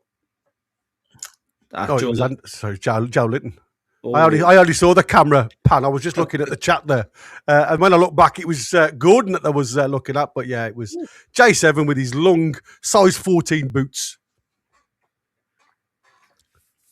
Yeah, a little bit of a nasty one, but let's be honest, it's not a yellow card. Yeah, Pep Guardiola having a quick word with the fourth, asking the question about, is that dangerous play or not? And there you go, a line under a bit of pressure from Murphy. Bit of a twist there on that deflection on that block. Murphy just hobbling a little bit there on the twist. Yeah, didn't look very happy there, did he? Still doesn't, actually. Limping a little bit. Yeah, he is. Not running freely there. Ake trying to get an extra 10 yards. Linesman just gives him a cuddle and says, come on, lad, come back with me. To be honest, if Murphy was to go off, I think this is actually the game where when we signed Elanga, I was thinking these are the kind of games that would actually suit him a little bit. So I would like to see him, obviously not at the expense of a Murphy injury. No, exactly. But it's like I said, for me, these type of players that give you that high press, that give you the space in and behind, it's set up for Elanga. The only thing with me is, like I say, Elanga just doesn't seem to be able to do anything with the ball yet. So that's going to be a free kick again from Bruno. Got to be careful, son. Yeah, fouls are accumulating now. I know it's only a couple of players getting one or twos here and there, but only 18 minutes in. Come 40 minutes, that's those one or two fouls ends up being 3 or 4s, and you got the whole midfield on yellow cards. Yeah. Just referees just having a quick word with players just to try and get them settled down a little bit. Nunes there just having a chat with the referee. Not sure what he's whinging about, to be honest. Now he's having a word with Bruno, so I wonder whether there was some conversation happening there. I don't know. Silva now just again getting the ball short to O'Reilly. It's Kusanov now who goes to this right-hand side to Nunes. Nunes again gets it off the chest and time to get it going. Well, J7 competing really well there. But again, just gets away from him slightly and Kusanov was able to get the ball back. O'Reilly now, it's congested in this few. And again, well done. Ramsey there just picking the pocket of Haaland, who was on a bit of a space in the run there, Haaland. Again, having this fast, nippy wingers, it's something that we have to be aware of. because they say they're staying really high up the field at the minute, both Semenyo and Doku, and Haaland's dropping in as the anchor man. Long ball from Alenia again, looking for Semenyo, but Hall gets underneath this one. J7 picks up the loose ball, and again, just looking to feed down the line. And Anthony Gordon again, just letting the ball run away from him. And O'Reilly just nips in, and it's out for a throw into Newcastle. And we're in the 21st minute, and it's Newcastle 0, Man City 0 in the first leg of the semi-final at St James's Park. It's not been a bad game at all, really, but I think it's one of those where if Newcastle can improve their first touch, the opportunities are there for them to get in behind Man City, but that first touch has just been lacking too many times right now. Yeah, I mean, you can see they've got the quality, and you're right, we've got to be a little bit patient, but it is two teams that are playing very similar, and it's they're literally blocking each other out, even though like Man City have had the ball. They've not really had the ball in a dangerous area yet. Miley now down the line looking for Murphy. Murphy on a run down this right-hand side. Murphy now looks up, gets the ball into the box, and Kusanoff just cushions the ball out to O'Reilly, who only brings it to Hall. Hall jinks past one, couldn't jink past the second one, and again, he's played the ball long now to Haaland. Doku now plays the ball just inside the Newcastle half. Again, Miley trying to take him on a bit of a run. He stops him now, and he has to play back inside, and now it's Silva. Foden. Again, O'Reilly just slowing the game down now. Man City and Newcastle back in shape. In a 4-5-1 as we speak at the moment, with Man City having the ball in their own half. O'Reilly brings it forward. Kusanoff gives it to Semenyo, gets it back. And again, it goes all the way back to a lane. All the way back to Trafford. Let's see if Trafford can do a little bit better. Again, decides to go on that diagonal. And that's going to be straight to Miley. Yeah. Into Ramsey. And again, Ramsey's got Silva for company. Not really having much space, Ramsey, to turn. Botman now picks the ball up. Again, Foden giving him company. Hall comes inside of Semenyo. Beats. That's some nice play. That is from Lewis Hall. And he gets a tap from Semenyo. And that's going to be a yellow. Oh, come on, ref. He'd beaten him all ends up there. Yeah. He's so good, isn't he, when he does that? I mean, Semenyo obviously gets frustrated and cuts across his knee, and that to me is a yellow card all day. 100%. I think the only thing that saves him a little bit is the fact that Hall is really running into no man's land. But let's be honest, if you base it off the foul alone, that should be a yellow card. Yeah, I mean, yeah, you're right. I mean, it's not a dangerous area, don't get me wrong, but that is a clinical one. You know, he's done that because he's frustrated. Lewis Hall beat him, and he had to pay to get back in, Semenyo. Lewis Hall sees Wissa on the run, but again, not the greatest ball in the world.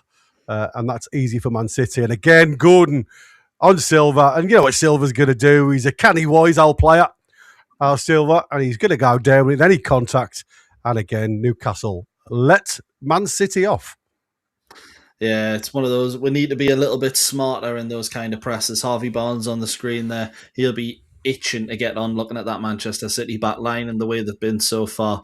But I don't think the front three have started particularly well. But I don't think there's anything except from Wissa's chance where you sit there and go, oh, there's a real problem here. Now, I wonder if we're going to have a little team talk here because Nick Pope's gone down. Is this more tactical for me? If you see Eddie Howe now, yeah, there you go.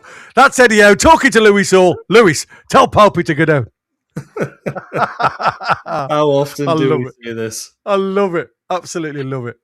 But this is the shithousery you were talking about, wasn't it? It's exactly that. Yeah, exactly that. I don't think there's anything at all here with Popey. Anthony Gordon's just getting his boots tied up on the side there, and Eddie Howe, like I say, he's giving his players a little bit of a G up. Harvey Barnes getting warmed up there, and is that a sign that twist of that ankle or knee that we've saw from Murphy? Is still a niggle? It's a good shout, to be honest. It's not one that crossed my mind, but you might be absolutely right. I haven't actually kept an eye on him, which I probably should have, seeing that he tweaked his knee. But it's one of those where if Barnes is warming up in the first 20 minutes, there's something that Eddie Howe isn't happy with. Yeah, I mean, we've seen him free running after the tackle down that right-hand side.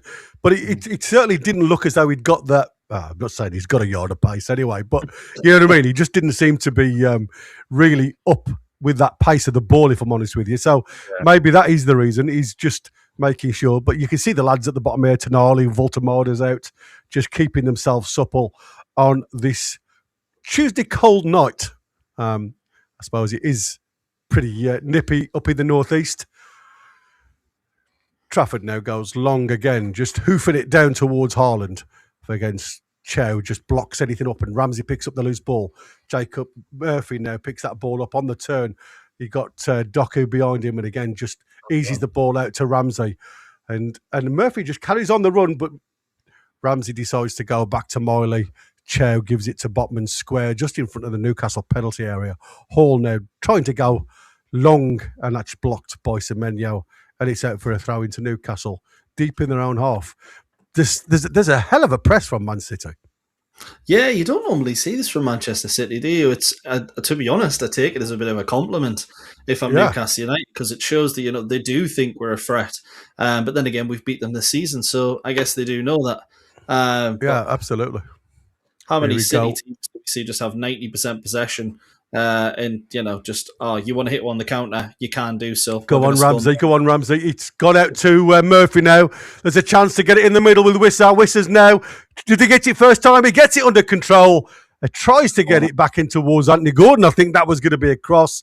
It certainly wasn't weak if it was a shot, but it has got a deflection, and now the linesman throws his flag up, and it's offside anyway. I think that might have been for Murphy. It's that one. Yeah, Wissa's in front. It's very tight, if I'm honest with you. Yeah, I think if it did end up in the back of the net, I think there is VAR today. I think they would have been looking at that for a very long time. So yeah, almost very tight, wasn't it? Elaine now goes back to Kusanov on the square now, and again Kusanov takes a touch inside, and again just trying to run Gordon, and Gordon's asking the question, why are we so deep? And again, we aren't really on the press. It's a half press from Newcastle, which is, like I said, it's what we've been seeing regular this season. Again, Silva picks the ball up in his own box and just runs forward. He goes now on this right-hand side to Nunes. Nunes looks down the line to try and get to Menyo, and he's got Botman for company, and it's a great tackle from Botman. And it comes back off Semenyo, and that's a good call from the linesman, and he gives Newcastle the throw. It was the right decision as well, mate. Great challenge. Great challenge, but I just want to call someone out there. Johan Wissa, Jacob Ramsey trying to press. Johan Wissa just standing there in his way. Ramsey literally has to go around him to get the press, and then City play out because of it. So really not good enough from the Congo striker. Yeah, it's a poor ball as well. Out from the back there, giving it straight back to Ake. Silva now picks the ball up. O'Reilly. Again, Newcastle just forcing Man City backwards, and Alanya goes all the way back towards Trafford, and again picks the ball up again. Again, a lad doesn't look out of place at all in this Manchester City lineup. Plays the ball out to the left-hand side, and Ake then trying to find Doku with a return pass, but Miley gets the block on. Bruno now got the option to try and play in Gordon, but he didn't see him. And again, the ball is just literally played into an area to nobody in particular, and now Murphy's been beaten by Silva. Oh. Murphy gets a bit of a block on the back there. Was that Ramsey? It could have been Ramsey, actually. Ramsey, yeah. And again, now Murphy's gone down. And again, there's lots of stop-starts here from Manchester City. And again, it's Bruno gets a whack in the face off the shoulder there, off O'Reilly. J7 turns, gives him the ball quick, and O'Reilly comes right through him. And again, he just sticks his hip into him. I don't know why he's holding his face there, Bruno, to be fair. No, I think it's one of those. He was betting the elbow to hit him in the face, and he's tried to play for it a little bit, but didn't touch him really, did it?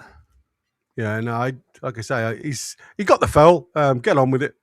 Ball across to Botman. And again, looks up, and he's trying that diagonal ball out to Murphy. And it's a 50-50, but again, Murphy didn't really put a challenge in for that. Ake fires it forward, but it's only to Miley, and Chow gives it back to Pope. But again, you want a little bit more from Murphy in them type of areas, because without a challenge, it's like just saying, you can have it. Yeah, he's not exactly the most physical of wingers, is he? I think you do lose a lot of that physicality when he plays, but the last few years he's been so good on the press that now, because we don't play that style, we've probably lost a lot of what made Jacob Murphy so good. But Whistle's gone here. Yeah, Riley and J7 having a right set to here.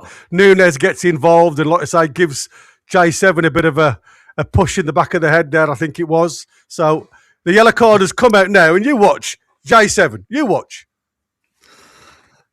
Just get him away from the bloody referee. Yeah. There you go. I knew it. Yeah, as soon as it happened. It wouldn't surprise me if that wasn't a tactic either, from Pep, saying to somebody, get a hold of him. Look at that. I mean, he's pushed him in the face. It's now 2 of 1, 4 of 1. Yeah. 2 times 2. And then Nunes gets involved, look, see? Yeah, that's... J7 ain't going to have any of that, is he? Nah, it's silly from him, but to be honest, he did get a push in the face, so I can see why he's reacted. Yeah, absolutely. But again, isn't this just J7? I do think referees mark him, and say, I'm gonna keep you under guard as soon as you do something. No warning, just a straight yellow card sometimes. Yeah, 100%. Long ball up to bottom. To be honest, I'm really surprised he hasn't had more red cards, because it seems like there's some tackles he makes where you're like, yeah, there's no way he's staying on the pitch, and then there's other ones where he barely does anything and gets a yellow card, and you're thinking, how the fuck has this happened? Yeah, exactly. It's criminal now. Listen, we know he looks awkward at times, and he does go in, and I don't think there's any malice in any of his challenges, if I'm honest with you. I just think sometimes he just, again, not being a natural midfielder, the timing isn't always there, is it, on the challenge? But like I say, there's no leniency on him at all. The ball's out to Semenyo now. He's faced up by Hall. He goes again back to Kusnov, who again just trying to get some movement in front of him, and it's a lane to O'Reilly now. Okay, again on the halfway line. Again, Newcastle bodies all backed off, and it's just trying to get Man City play. Foden does a nice little turn there. It goes out. Sorry, it was Nunes with a turn out to Semenyo. Semenyo again down with Hall. He comes on the inside. Anthony Gordon does a bit of a shoulder block, and this ball breaks, and Hall manages to get it back. And again, nice half turn from Hall. Again, through 2 bodies.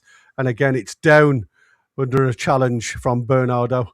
I think that was, again, O'Reilly now. He's had a few more challenges, if I'm honest with you, O'Reilly, in this deep position. I'm not sure whether... I don't think there's nothing on that. But I'm saying it was, again, continuity. Stop, start, stop, start. I mean, like I say, Silva goes down and traps his legs. And that was, again, it's not a great one. But it's certainly something that the referee should be having a word about. I wouldn't say a yellow card, but Marky's card type of saying, any more of that, and I will put you in the book. But but nothing. Is this something that Man City have against Newcastle type of thing, where referees find it more easier to say no to Newcastle rather than the top 6 elite teams? I think it's I think on a neutral ground or early at St James's Park, I think that is the case. But I think when the crowd gets up against you, I think that's the time where the referees do kind of, not, let it all go and go, right, Newcastle are in the right here. But I think when you're against the big teams, let's be honest, the backlash you're going to get if you give a penalty against one of them. And all referees will say, it doesn't play on your mind. It definitely will. 100%. Yeah, it's got to do. Yeah, Ramsey did well there to win the ball back for Newcastle. It's in the Botman now, who gives it to Hall. Again, high press from Man City with Semenyo blocking any movement of that ball going forward towards Gordon. And again, Pep doing a lot of tic-tac-toe there going on. I don't know what that message was, but there was certainly half a dozen fingers that came up to his side. I think is it 50-1 to the outsider? It was either that or it was these David Brent dance moves coming back into play. And I know which one I'd rather see. Put a monkey on it for me, I think he's saying in the crowd. Long ball from Trafford, now just on the halfway. Get up towards Haaland, but not really able to get any control of that. Haaland's been completely out of the game, to be fair. Hall does really well. Ball falls to Bruno. He gives it to Ramsey. Ramsey's got the option to give it to Murphy on the outside. Murphy now picks the ball up.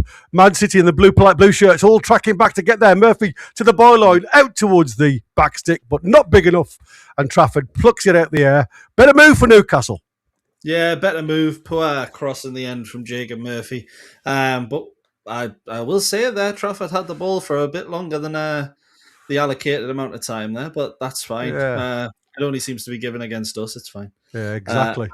Good win back again from Chow. Ramsey picks the ball up, but again, not a lot of options. He sees the run from Murphy on that right-hand side now and gives it to him. Murphy, again, not really any options. He tries to take it through a bit of traffic and unfortunately can't. But the ball is out for a throw into Newcastle, deep in the Man City half, and it's all the way back to Malik Chow now from the Miley throw-in.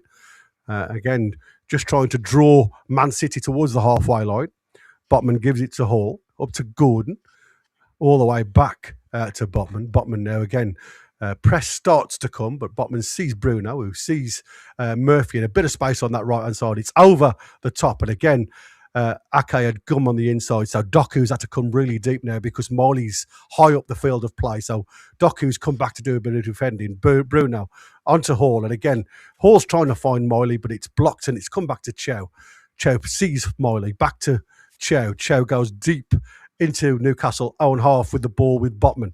Fires it through the middle to J7 now. J7 looks up, gives it outside to this left-hand side to Gordon. Again, Nunez allowing Gordon to go down the line. Has he got the pace? And that's going to be a yellow card. If that is clear and clinical. He hadn't got the beating on the pace, but he hadn't got the beating of his legs. Yeah, well done, Anthony Gordon there. How many times have we been screaming this season for Anthony Gordon to take his man on? We saw it a bit more against Bournemouth. Adam Smith couldn't get the handle on him. Matheus Nunes now on a yellow card. I'd be giving it to Gordon at every opportunity now. Yeah, you're right. I think we've got to start isolating these players who have got yellow cards. Get in the faces a little bit, get them rattled. I think we need to take an advantage of this. And I hate to sound as if I want to be dirty here. But I think sometimes you have to take the advantage where you can. 100%. You got to play the game. I know it's not going to be pretty, but let's be honest, we got Champions League the first time by not being pretty, but just by getting the job done. And I think that's what you got to do here. Yeah, you're right. And there's a chance here of Bruno to get a decent ball into the box.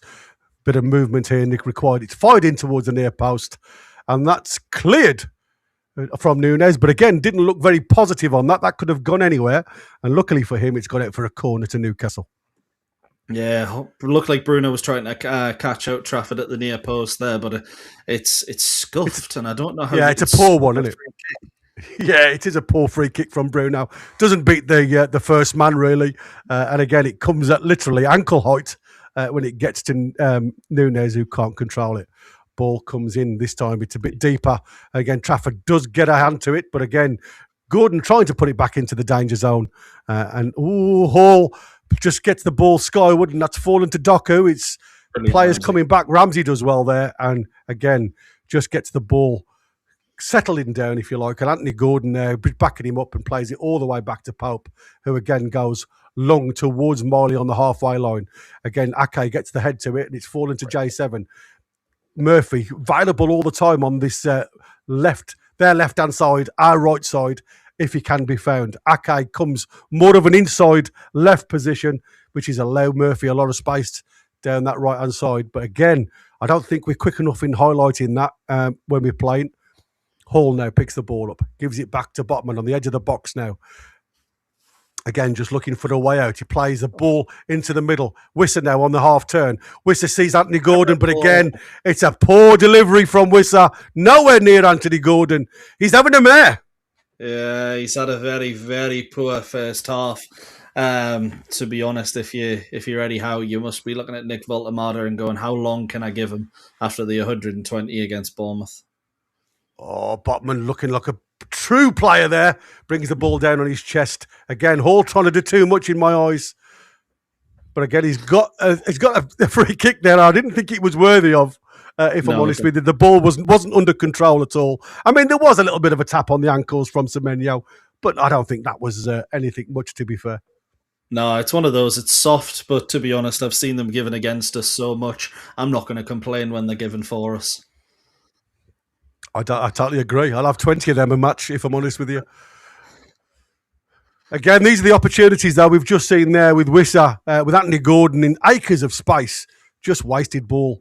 Again, that's a poor ball forward. It's straight into Trafford. Again, just trying to get Doku on the chase here. And there's Ramsey and Lewis Hall. Oh, well done, Lewis Hall. A bit of patience there required. And he does really well and gives it to Miley. Into Ramsey now. First touch was a little bit heavy, but he manages to get it to Chow. Now Miley. Got a bit of space to run into now, Miley. On the halfway line on that right-hand side. Stops. Gives it back to Ramsey. Again, Man City doesn't seem to be on the press as much this time. Just sitting back. Maybe they've had a little bit of a message from the gaffer to say, watch that cross shot type of situation from Newcastle because they're getting too easy behind us. And that's a poor ball from Miley given to Foden on the halfway line. Foden now running on the diagonal. Got Semenyo on the right side of him. He gives it back to O'Reilly now. O'Reilly looking up. Again, not many blue shirts in front of him and goes back to Ake. Foden now and Alanya gives it to Kusanov. And again, Newcastle get themselves into a decent shape. Silva now has come out onto this right-hand side to try and double up. He plays it inside to Foden. Foden on the half turn. Faced off by Bruno. Gives it back to Elaine. Again, it's just Newcastle waiting for Man City to try and do something and just sitting off, getting a breather in this 4-5-1 shape. Again, Silva with the outside of his foot. Gives it to Semenyo on the right-hand side. Back to Kusanov. Again, no press from Newcastle. They've got to be careful of this within the 42nd minute. We don't want to give them a glint of a shot at goal from around these type of yards. Back out to Semenyo. Again, faced up with Anthony Gordon, who I believe is, for me, he's done really well supporting Hall in these first 42 minutes.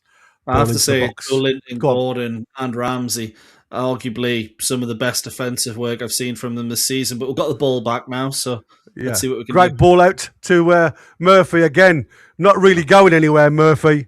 And Doku chases him back and gets that ball back. And again, he just delayed his pass there, didn't he? There was an option to throw it forward just to see if Wissa can get off the shoulder.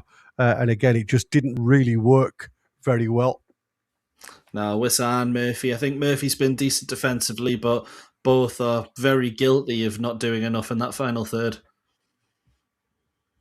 Ball all the way back by Man City to Trafford. Again, just starting out from the back again, just trying to give. Oh, don't be silly there, Wissa. You're going to give a blooming free kick by Elaine. And again, he looks ever so confident with that ball at his feet, doesn't he? Hall now, again, on a bit of a run, plays the ball up to Murphy. And I think he's stuttering, mate, from that. How can you be offside there, Murph? That's terrible. Yeah, he's holding his arm. Murph, look at him. Yeah, Murphy's struggling, mate.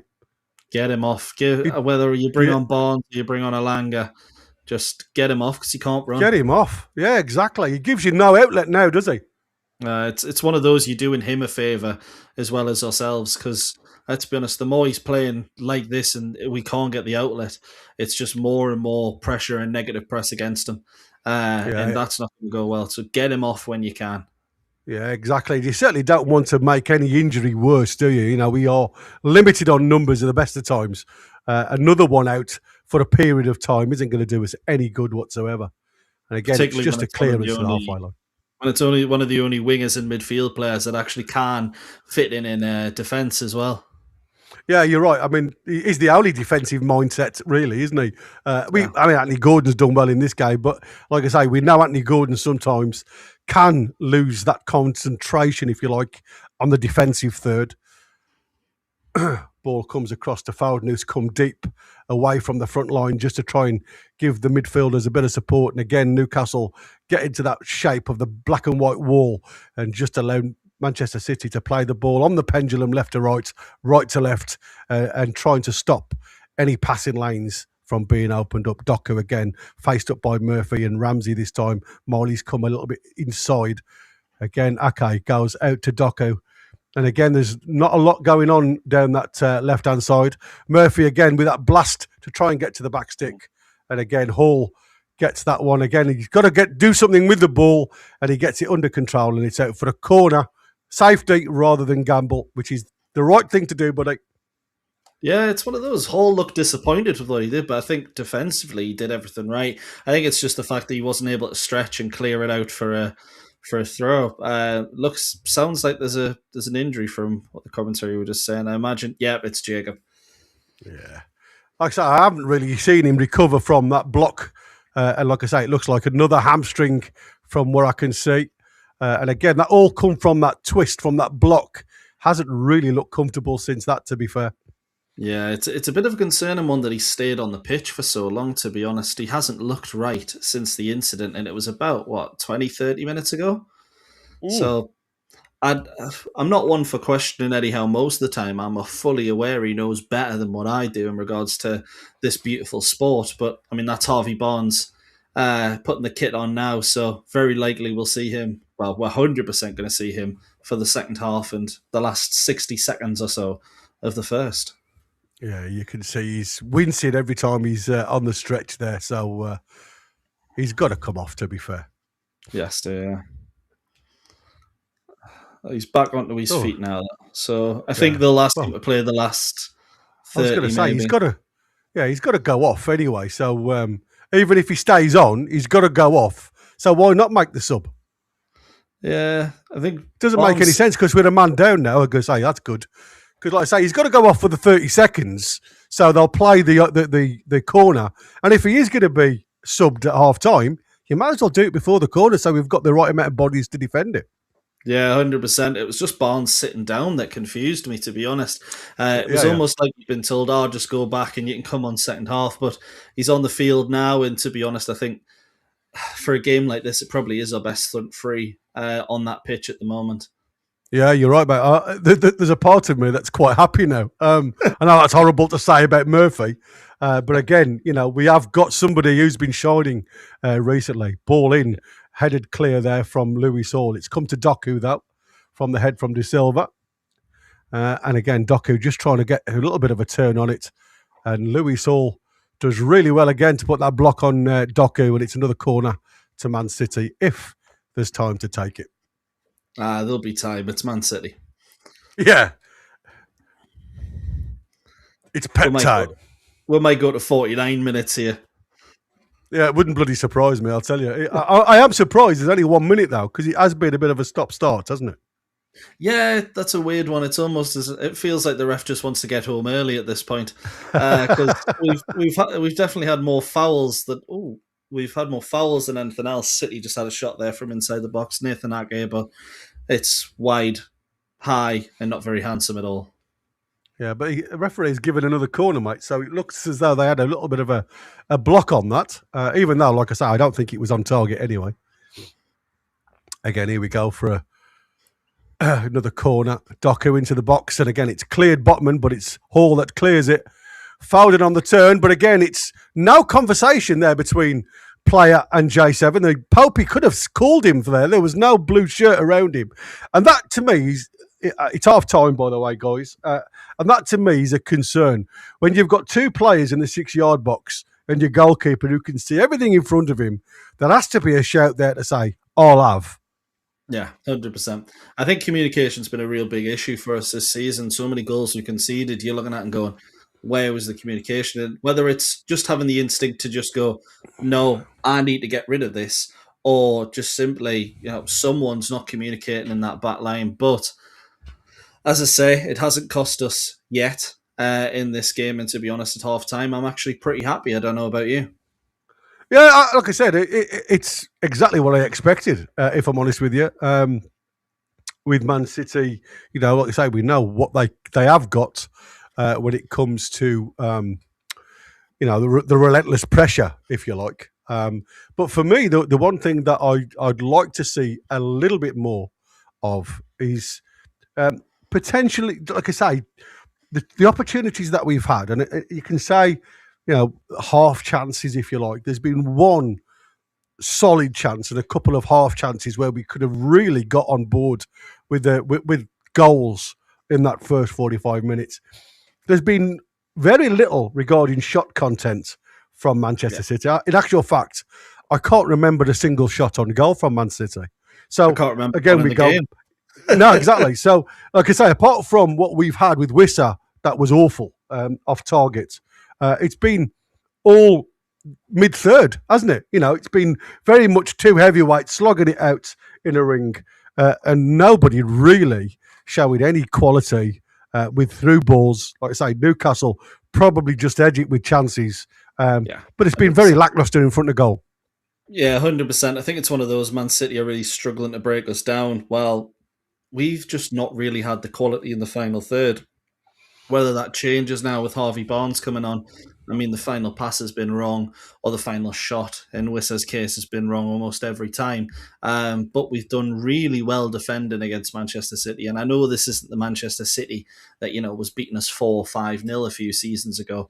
But you've got to look at this and go, this is actually maybe one of the most even games Newcastle have had against Manchester City in regards to actual being on the ball in a long time. And we've already beat them this season. So from the 135 minutes we've seen Newcastle versus Man City, there's a lot of reasons to be positive, even though we haven't broken the deadlock yet. No, you're right. Guys in the chat, this is your time to come on board with your thoughts from the first 45 minutes. Be very interested to hear your thoughts on what you've seen so far, if you're watching it. And if you're listening to us, well, that's fantastic.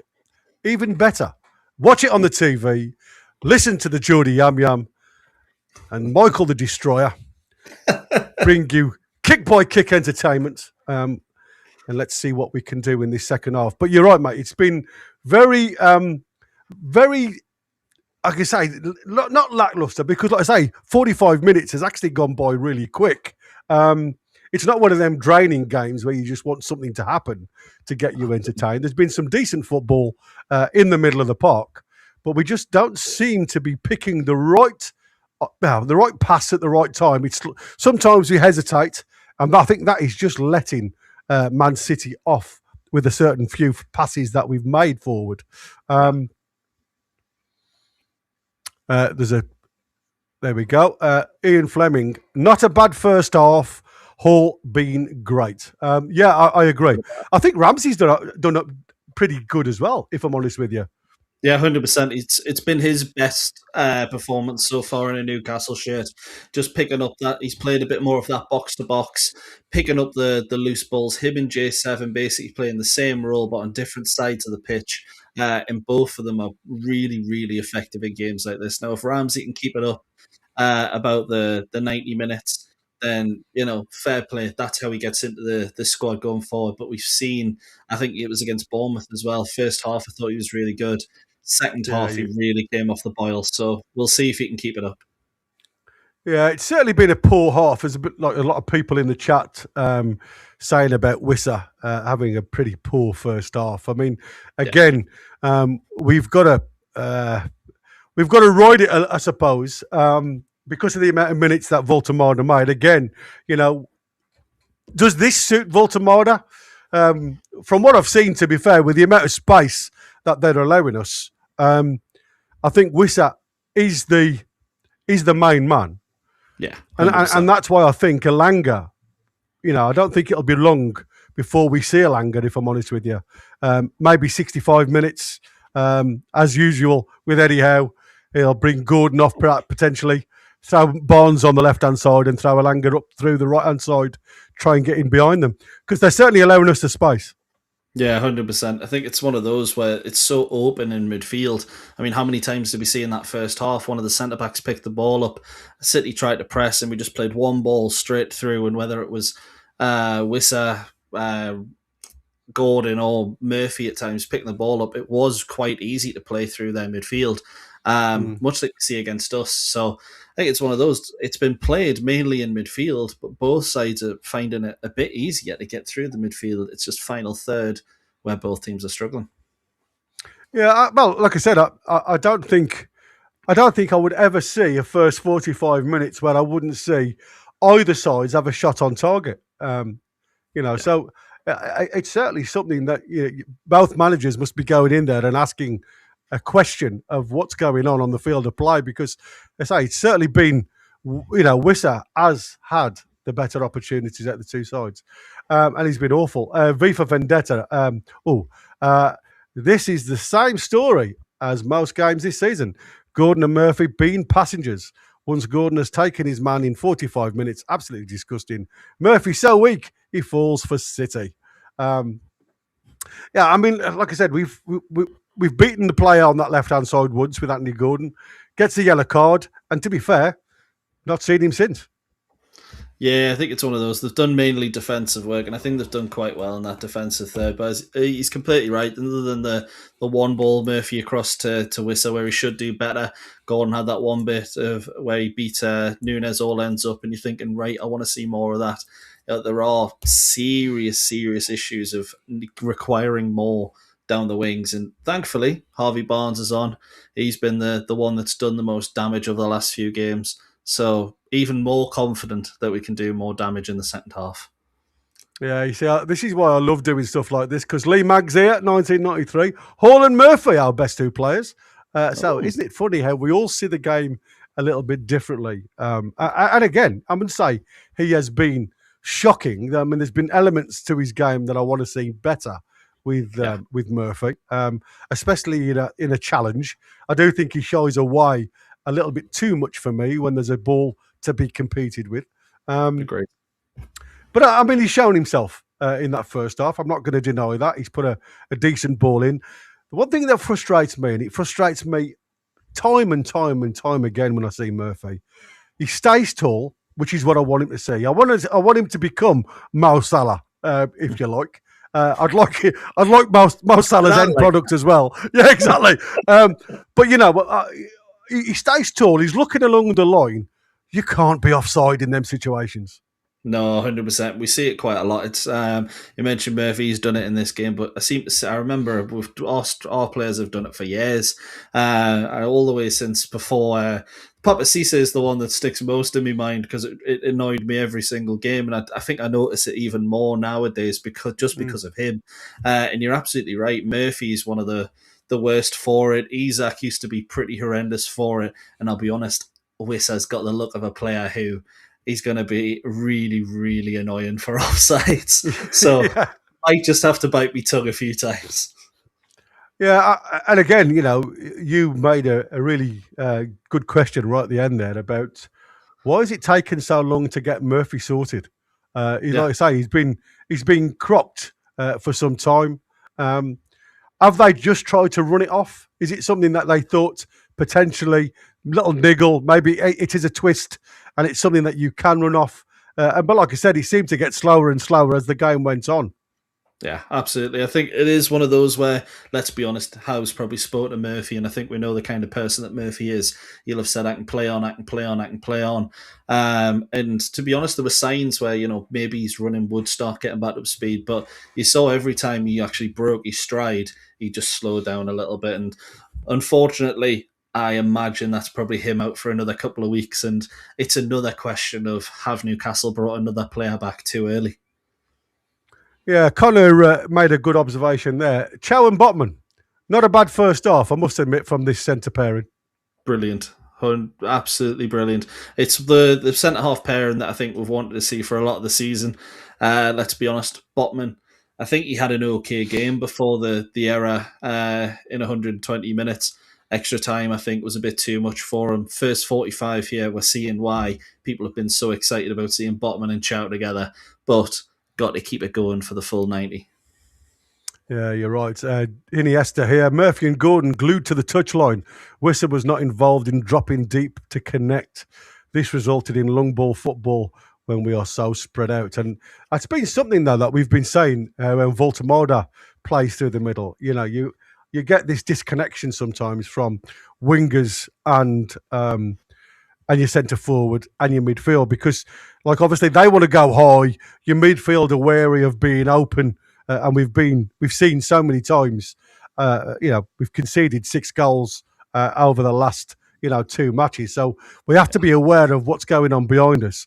And that's what makes me worry. Sometimes these guys scored 10 the weekend, and yet it doesn't look like they can hit a barn door today. Again. Commentators curse. I hope they carry on like that. But for me, Iniesta is quite right. when there's a disconnection from your wingers to your forward line, it does seem as though it's a long ball ethos to try and get in and behind them. And I think sometimes you can be found out really easy. And it's because as the game, or the first half, I should say, has gone on, that out ball has seemed to be a lot more difficult to get going. Yeah. Mainly probably due to the press as well, because Man City have done excellently well in getting on top of Newcastle and stopping that ball, being comfortable on the ball and having time to look up and compose yourself. So, like I say, the ball hasn't always been on due to the Man City press. But again, I think there has been a disconnection there. And maybe, like I said, at times, we could have done with two of them on the field of play, Voltemada and Wissa. One to take them longer, one to come and hold the ball up short. And again, I think that is what you get when you get Ramsey, J7 and Bruno in the middle, because not many times, I don't know whether you can correct me here, I haven't seen a lot of times where I expected J7 to go and sit in the hollow between, maybe sit on Silva or O'Reilly, sit in that half space. Same with Ramsey. He's a very forward-thinking ball player. So, been more defence-minded this first half. Is that just to keep it tight, do you think? Maybe open up a bit more towards the second half? Yeah, I think, first of all, just go to something we mentioned last time, the wingers being so deep. I think that's because we are trying to get Ramsey and J7 a bit closer to Wissa. You push the two wingers out wide, you force that City defence to create a bit of space. You got the two runners from midfield going in there. We've seen it a few times this season. I think it is part of the system now. The execution isn't great. But as you mentioned there, on the defensive side of things, when they're playing through Nunes and Semenyo, Joe Linton's playing, trying to press them. Ramsey is then covering through the back. So when they're trying to play that ball through midfield, Ramsey's been there to pick it up. In the same with the reverse, when Doku and Ake have done what they've tried to do, Ramsey's gone closer. J7's then been covering that midfield. And I think it's something that we don't get a lot with, I don't want to say not a lot because it makes Tonali sound quite poor, and he's not. Yeah, exactly. But with Bruno and Tonali, we don't get that. Joe Linton and Ramsey, very similar players in that regard with their energy levels. And I think that's really why both of them in midfield have worked for us today, so far. Yeah, at least. Yeah, exactly. I mean, like I say, it certainly stopped Man City. So we are just waiting for the second half to start, guys. So bear with us a little bit. But like I say, for me, it certainly has been poor in front of goal from both sides, and I expected a lot more from Man City, if I'm honest with you. But again, it just proves, doesn't it? Even with the elite managers, if you haven't got the players to pick from, it ain't always the bed of roses. No, absolutely not. Let's be honest. I think we'd love to see the array of talent that Manchester City have right now in front of us. But yeah, and I'm not saying our team's bad at all. It is not. But when you look at the likes of, I know he's aging, but Bernardo Silva coming out there, City coming out for the second half, Doku, Haaland, Semenyo, Phil Foden, you're looking at that and going, a single one of them in our team, you'd be looking at and going, give the ball to him every single time we get the ball.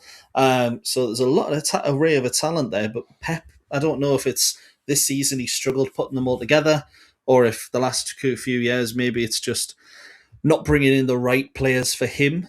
But they've struggled in that regard. And I think elite managers struggle just as much as good and great managers are. And I think that's something we've got to be wary of when people say how out and stuff, because even the elite managers are struggling in this league. Yeah. Just before we start again, don't forget, guys, out there in Viewerland, if you enjoy what you hear, you can become a member $4.99. You get all access with that $4.99. So lots to look at. And like I say, it'd be great if you can come and support myself, Michael, and the rest of the lads who do a great job in taking us forward. Like I say, we try to do a lot behind the scenes to bring content like this to you guys regularly through the week. Newcastle now, with Wissa, gives it back to Marley. It doesn't look like there is any substitutions. No. J7 does a little bit of a dummy there, and the ball goes through to Anthony Gordon, who's trying to get behind Nunes straight away. Nunes blocks him, and the ball's out for a throw-in deep into the Man City half. And again, it's good start from Newcastle. Back to Lewis Hall from J7. And again, the ball is deflected towards Wissa, but it's a long boot towards the halfway line with Semenyo, and Chow just feels it back to Pope, who again takes no chances gets the ball up towards the halfway line again. But again, it's O'Reilly who wins that ball and Foden picks up the second ball. There's a bit of a challenge from Bruno, as always, and Foden goes down.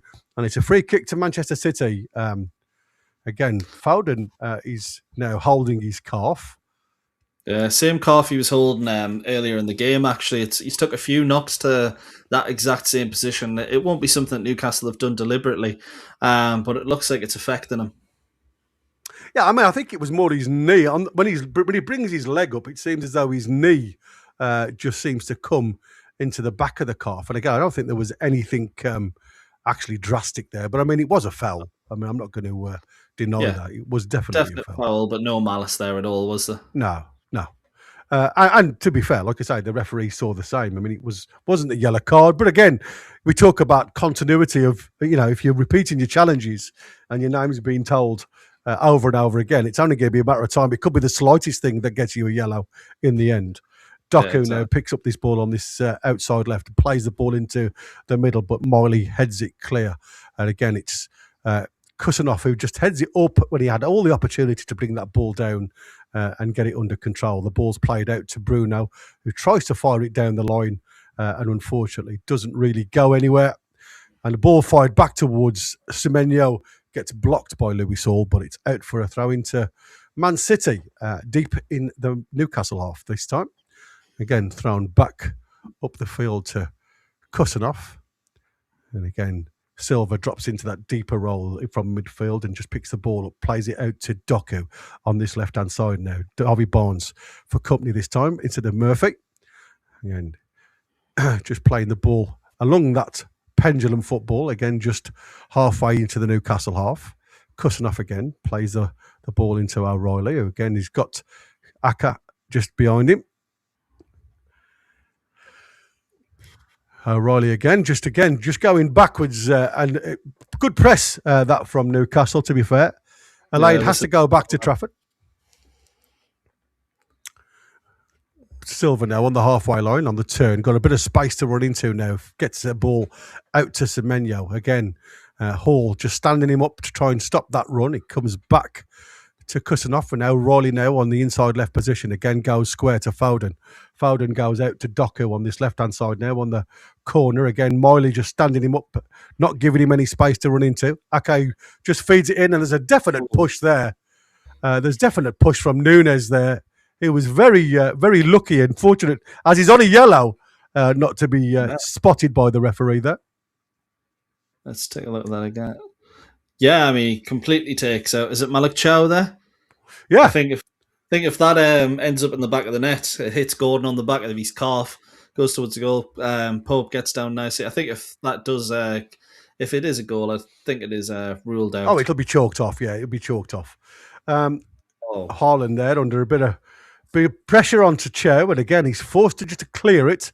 Not very far. It's literally on the edge of the 18-yard box for Doku to throw back into Ake. Second half started as the first. It's City putting us under a lot of pressure. Yeah, exactly. It's what I expect, but it's how we do and what we do when we've got the turnover. And at the minute, we've found it very difficult to get over the halfway line. Ball onto the edge of the box again. Ramsey deep, just picks that ball up. Harvey Barnes now gets a pass, gives it to Marley, and again, a ball out from Pope just up towards. Oh, there's another challenge there from Nunes, who again, he's got to be careful. The ball has come to Bruno, and again, he's giving it out to Anthony Gordon, who's got a bit of space now. Nunes is out of position. Anthony Gordon fires it into the box. Whistle! Oh, it's just clawed out from Trafford on that top bin. Again, there's a challenge from Luis Hall, who's done really well to win it back. He's given the ball back to Bruno. Bruno with a shot off the post from Bruno. The near post. Trafford was beaten. And Man City are all over the place for the first 5 minutes here. What do you think of that one? Brilliant work from Newcastle there. Great ball from Anthony Gordon. Wissers onside. Great little header. Floated towards the back post. I'm still not sure Trafford gets a save on it. Let's take a look. Because it looked to me like it bounced off the bar. He pushes it onto the bar. Brilliant save from the big lad. And then Bruno, when it's recycled, I mean, Trafford wasn't getting a touch on that. Hits the post. Hit the woodwork twice in 30 seconds. Newcastle have come out in the second half finally and showed we are dangerous. Yeah, there you go. Like I say, we have got a player down again now, just on the halfway line. It looks like Ramsey holding his the side of his head. So I don't know whether there was an off-the-ball incident coming together there of players. But there's certainly something happened here.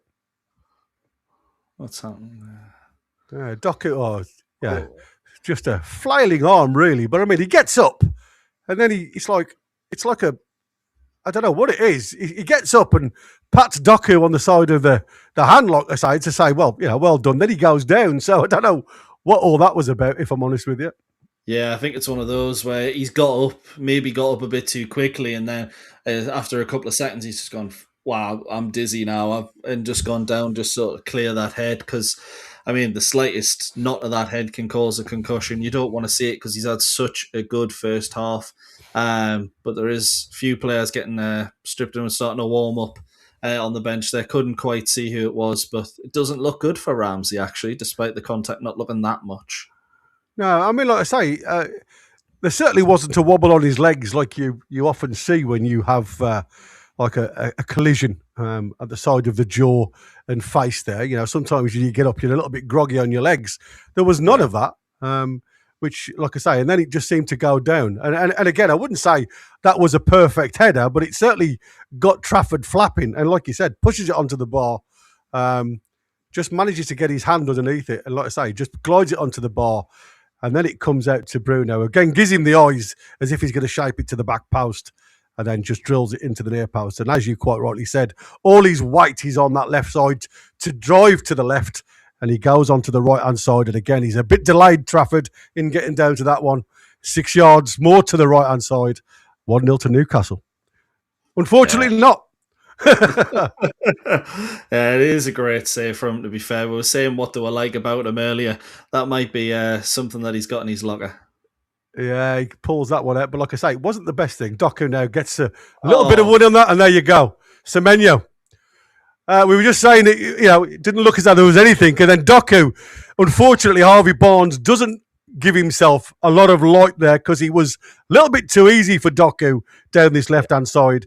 He fires a ball through the 6-yard box, and it's Semenyo who just gambles on that back stick, tapping.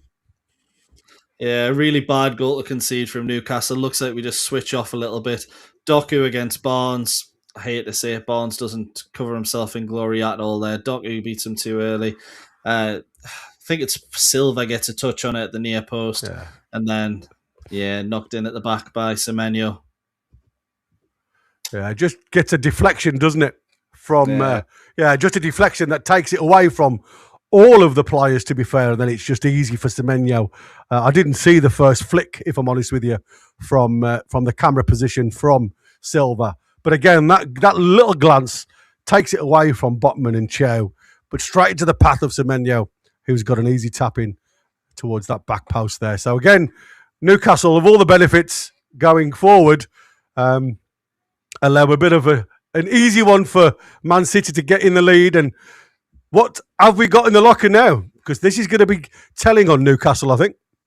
Yeah, it's one of those. Now, if you go 2-0 down, it's game over, even for the second leg, unfortunately. But you come back, you get this level, then you've got a real chance. We've seen that Man City backline is a bit shaky, but what we saw there is just how lethal they can be in attack. You switch off for 5 seconds, and the ball's in the back of the net. Yeah, it's a free throw into Man City just on the halfway line. It's thrown in, and Bruno is fighting for it. It's cleared forward, and again, it's just all the way through to Trafford from Hall, who goes long to the halfway line again towards Wissa. It doesn't get anywhere near that, and it's all the way back to Elaine, who gives it straight away to Trafford. And again, look a little bit ragged again for the first 5 minutes after conceding. And again, we just need to settle down because we've created the chance. The chance will come again. They are allowing Newcastle to get in behind them at times. But like I say, we've just got to steady the ship. And you're quite right in saying that, Michael. If we go 2 down, I think it's going to be a long way back. Ball now with Kusanov. And again, trying to find Semenyo. He gets it back inside to Silva, who, again, looking for that diagonal ball. And Doku, it's a great ball. Doku gets a ball literally under control. And again, it's well blocked by Miley against Doku. Manages to get the ball out. But again, it's Man City who pick up that second ball, and Doku again with the ball from Ake. Again, faced up by Miley and Barnes, gives it back to Ake. And again, it goes back to O'Reilly to the side.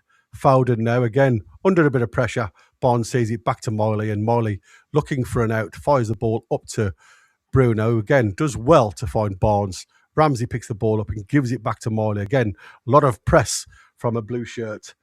But Pope has got it to feet now, and always worry me when Pope does that. He dawdles with the ball. Hall now picks the ball up. Lose it, aren't you?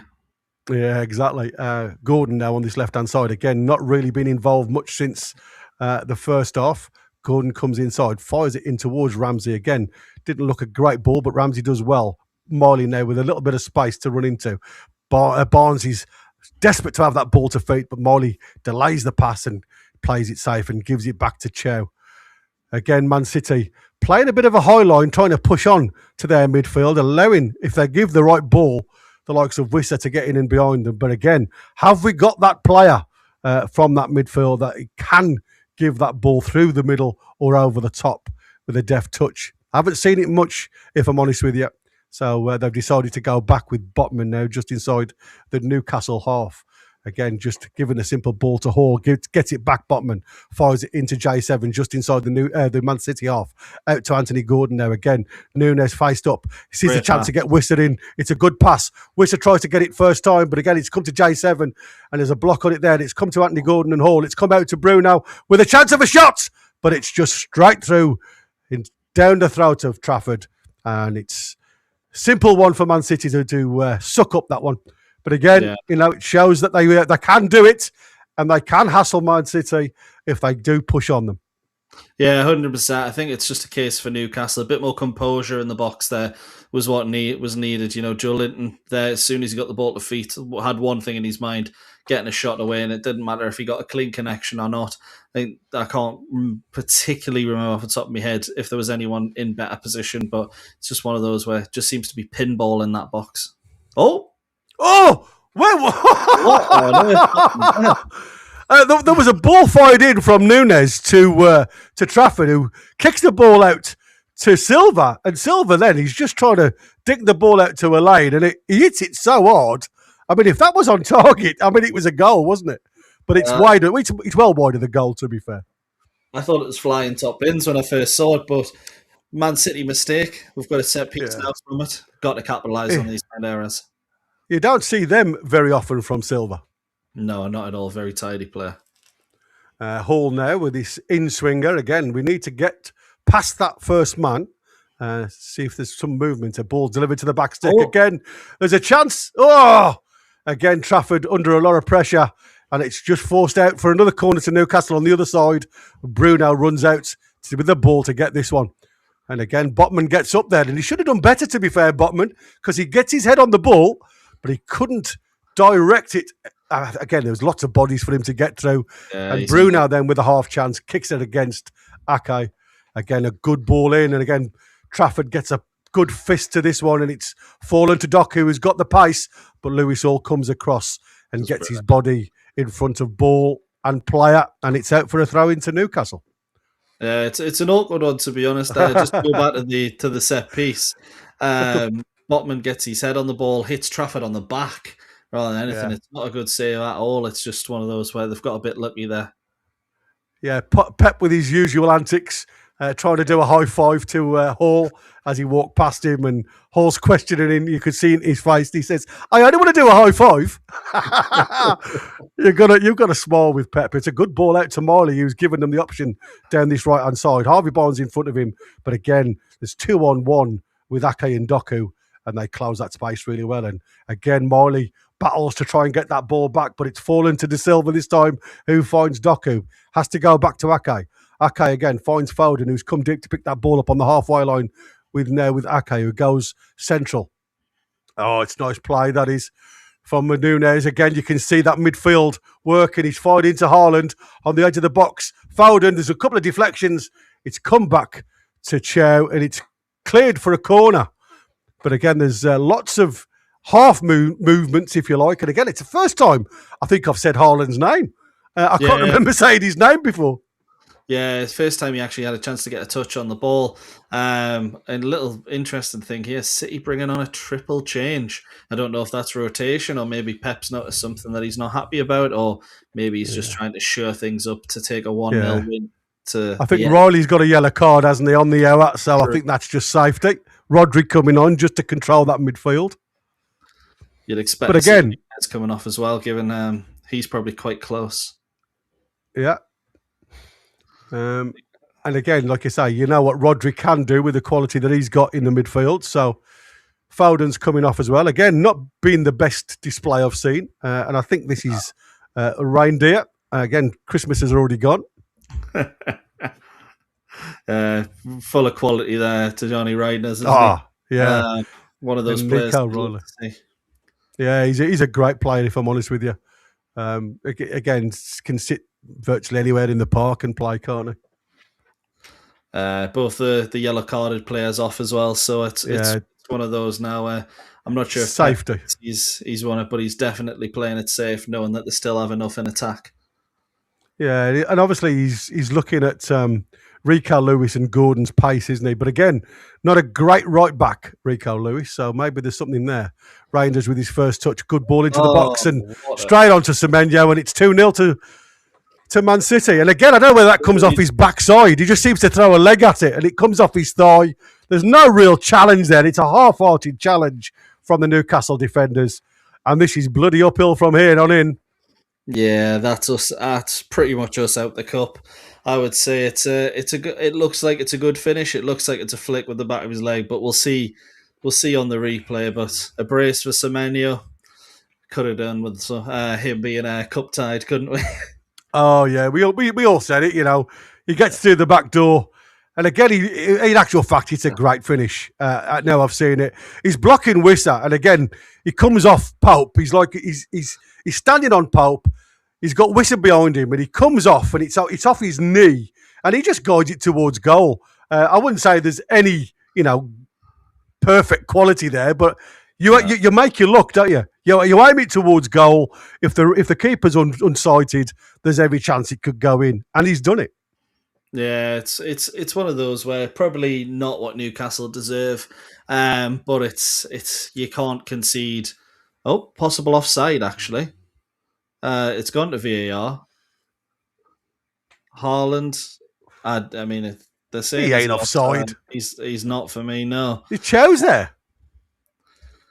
I don't even know how that. Oh, they're talking about his foot, which is like some. If they're disallowing that, I mean, I'll be happy because it's in our favour. But you can't be disallowing stuff for that if it's an offside. Surely not. Oh, is that his white boot? That you? Oh, yeah. As daft it looks, it could be. But I mean, this is everything wrong with football, though, isn't it? At the minute, yeah, absolutely.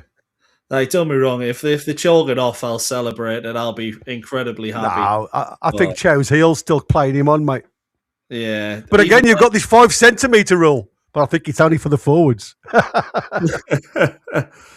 It looks like Malik Chow's ahead of him either way. But again, like if it's this tight where you need to look at it for this long, realistically, you should just give the goal. But yeah, if it does get ruled out, I won't complain.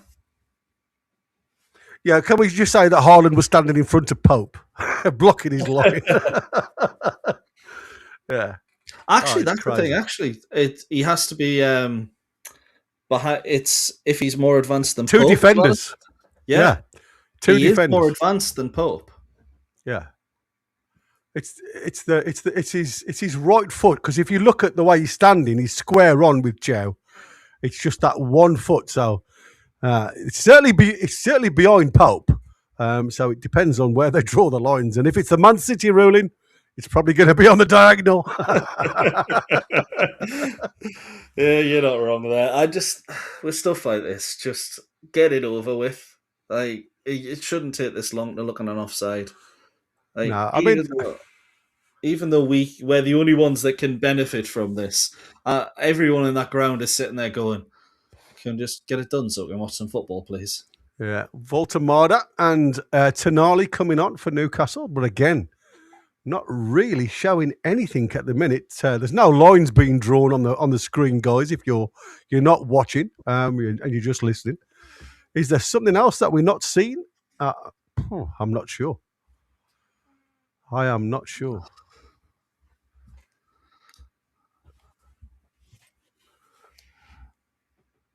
It's just annoying at this point, isn't it? Like no Well, one's wanting to watch this. No, exactly. I mean, they apparently all the clubs now in the Premier League have this automated offside system. Doesn't seem to be working very well at this present moment in time to speed these rulings up. I mean, it's a close one. It is a close, and it's an important goal because this could put Newcastle out of touch if it's allowed. So, and there you go. Oh, he's off. Offside. There you go. Just the thing those lines is ridiculous. Look at the gap between the two there. But this is the thing. I said Semenyo was ahead of Pope. Looking at it for 2 seconds, why is it took that long? And that's the annoying thing. Like he's having to go to the screen now. What? What is going on? Oh, is Botman now? Are they looking at Botman's challenge there? Potential penalty instead, maybe. Either way, this is ridiculous.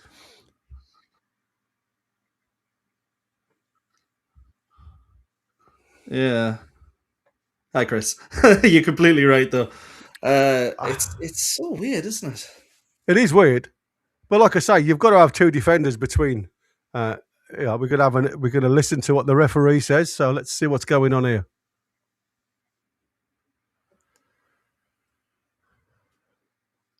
After review. I mean, yeah, he's offside apparently. I'm happy, but it's one of those. Has Wim gone? I can't believe the amount of space between them two lines that was drawn, mate. I'll tell you, that's what threw me. Yeah, it's one of those. If it's against us, we're furious, aren't we?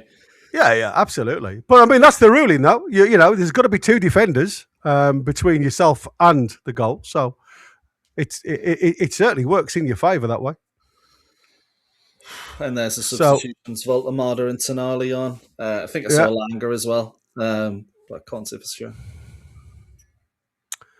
Yeah, certainly Tonali coming on. Is that that's a Langer. Ramsey? Well. Yeah, and a Langer coming on.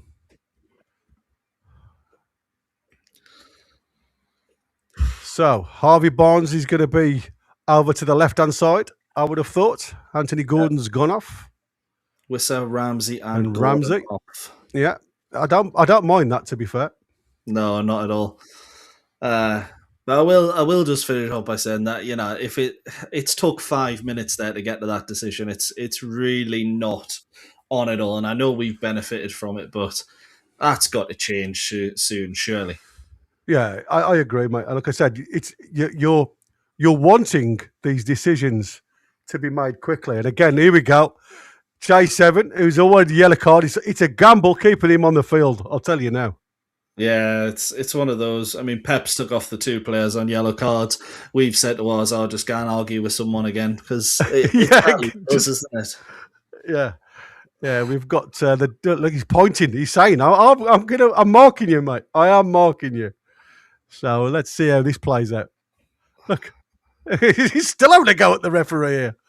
Anyway, we are. What's the odds for a red card? Because that's going. Oh, that's the banker at this point, isn't it? Absolutely. Rico Lewis there with a really poor pass to Trafford.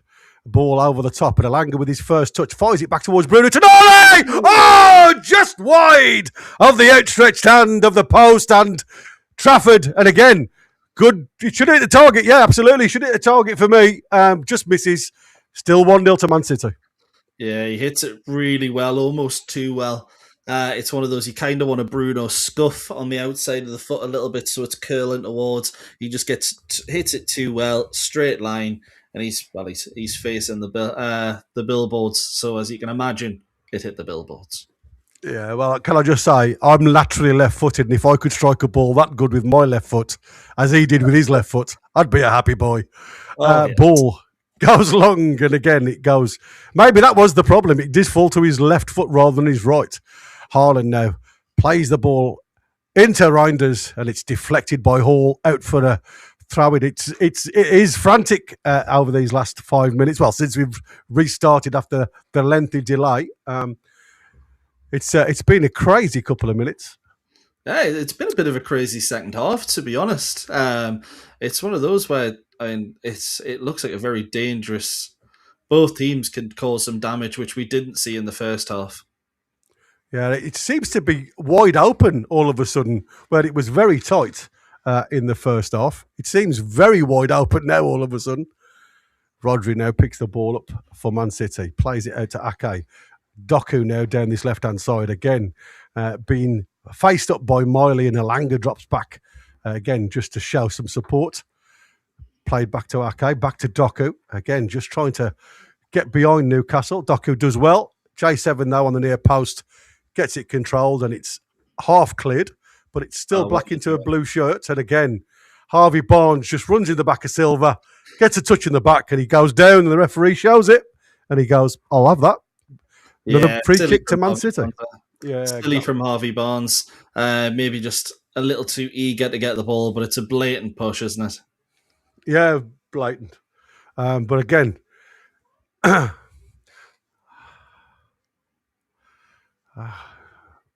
don't know what. I mean, I'm looking at these lines that they've drawn again, and I still can't work it out, if I'm honest with you. Have they drew a line from the back of Pope's leg rather than Chow? Yeah, because obviously that's your second defender. Yeah. So it's not whether or not he's behind Chow, it's whether or not he's behind Nick Pope, which, to be honest, we could tell in 30 seconds. So it's a little annoying that it's took that long. It's taken that long, yeah. At least they've got it right.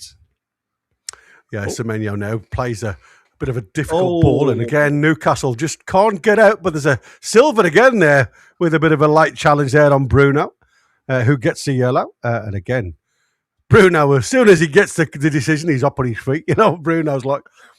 Yeah, as I said, it actually wasn't as bad as it looked. It looks like he swiped. First looked. Yeah, he tries to swipe. He doesn't actually get that much contact on Bruno, thankfully, because if he did, it'd be a very sore one. And it'd be a red, if I'm honest with you. It's a scissor kick, isn't it? Yeah. So deem that in control. I'd like to see that again.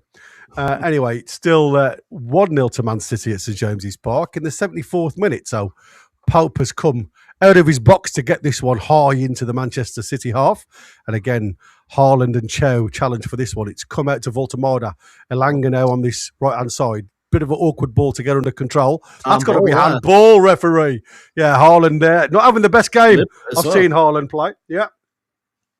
He's gave a throw in, hasn't he? No, free kick. Yeah, it's obvious as it comes. Well, like I say, if you don't see that one, you need to go Specsavers, as Wynn would say. That's all right. Thank you for that. Apparently, according to again, it's the movement of Haaland into Chow that impedes Pope is the reasoning behind the goal being disallowed. Even though they put the lines on there to say that he was offside, I don't know. Yeah, I think it's one of those because he is holding Botman. He's holding him quite tightly. It means Botman can't then get on the end of it. Do I think he's getting on the end of it anyways? No, but he doesn't get the chance. We've got lucky there. We've got away with one. But we've got to make the most of it because every chance we've been given so far, haven't took it. Yeah, I don't know where Connor got that information from, but Connor just sent me that one. So like I say, it's strange how they put the lines on the field of play, but maybe that's what they were looking at in that second phase when he went to the monitor. I don't know. Anyway, the ball is back in play and ball up towards Haaland, but J7 tracking back and again getting a bit of a face-off there with Reinders. Gets Lung trying to get Elanga behind Ake. Oh, it's a good touch from Elanga. Again, comes inside and he plays it out to the left-hand side with Harvey Barnes. Again, just plays it back. Oh, a little bit of a give and go with Elanga. Didn't quite get it out of his feet. And again, it's cleared by Man City. Tonali goes out there to take this quick, throws the ball to the halfway line to Botman. Again, wants the ball back to Tonali, plays the ball down the line. There's a jink over the top for Elanga, but again, first touch from Elanga wasn't great. Good ball, good vision from Barnes, but it's a poor touch from Elanga. Yeah, he's got to be doing better there, hasn't he? Hello, lads. Hello.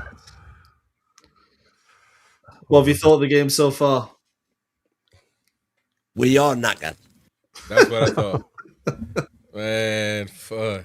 1-0 is a difficult task. Already to overcome, especially over there. It should have been 2-0, man. Whatever they did, I don't know.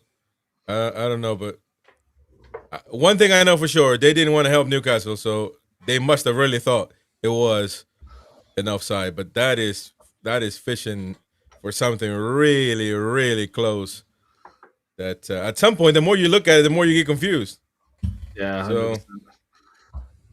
The fact it's took so long hasn't helped, like I will say, but it does mean extra time. Once that board goes up, say in 6-7 minutes, the crowd will probably be the loudest it's ever been. Probably going to be Newcastle's best time to get a goal, because haven't really looked like doing so since hitting the post, have we? Yeah, exactly. And to be fair, we've got all the advantage now because Doku's gone off and Cherky's come on. I mean, it's easy. It's easy from now on. Ball down the line and Cherky with his first touch gets hold of it, plays a lovely ball inside to Silva. Again, lots of black and white shirts in front of him, so has to go backwards. And again, the back line just simple. Rodri trying to play against Semenyo now on this left-hand side in place of Doku. And Cherky's gone on the right. But again, Silva's foot was a little bit high there. But Tonali goes back onto that byline to try and get the ball back. And again, Silva, and the pressure of Tonali just runs it out for a goal kick to Newcastle. Good pressing from Tonali. Yeah, I thought there was a foul in there, if I'm completely honest, but ref didn't seem to fancy it, so we'll take that all day. Ooh. Loose ball. And here we go. Silva with a chance of a shot. Great block from Hall. Cherky now with a little bit of a chance to dink it in, but again, it's come out to Silva, who again just dinks it into space where there's no blue shirts. And again, Elanga. Oh, good blimey. Get some studs in them boots, for God's sake. Lewis Hall just fires it against Reinders, and it's out for a goal kick. Again, we put ourselves under so much trouble at times just through slipping and sliding. Look all over the place. Amateurish at times. Yeah, not sure what it is, but it seems like every game we've got players sliding about the gaff, doesn't it? Yeah. No, that's true.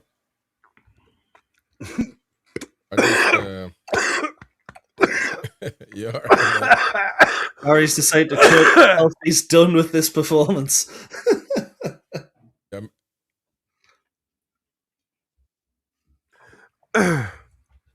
He wouldn't swallow. And now I'm crying. It looks like I'm crying over the performance. It could be. Anyway, we are Lewis Hall.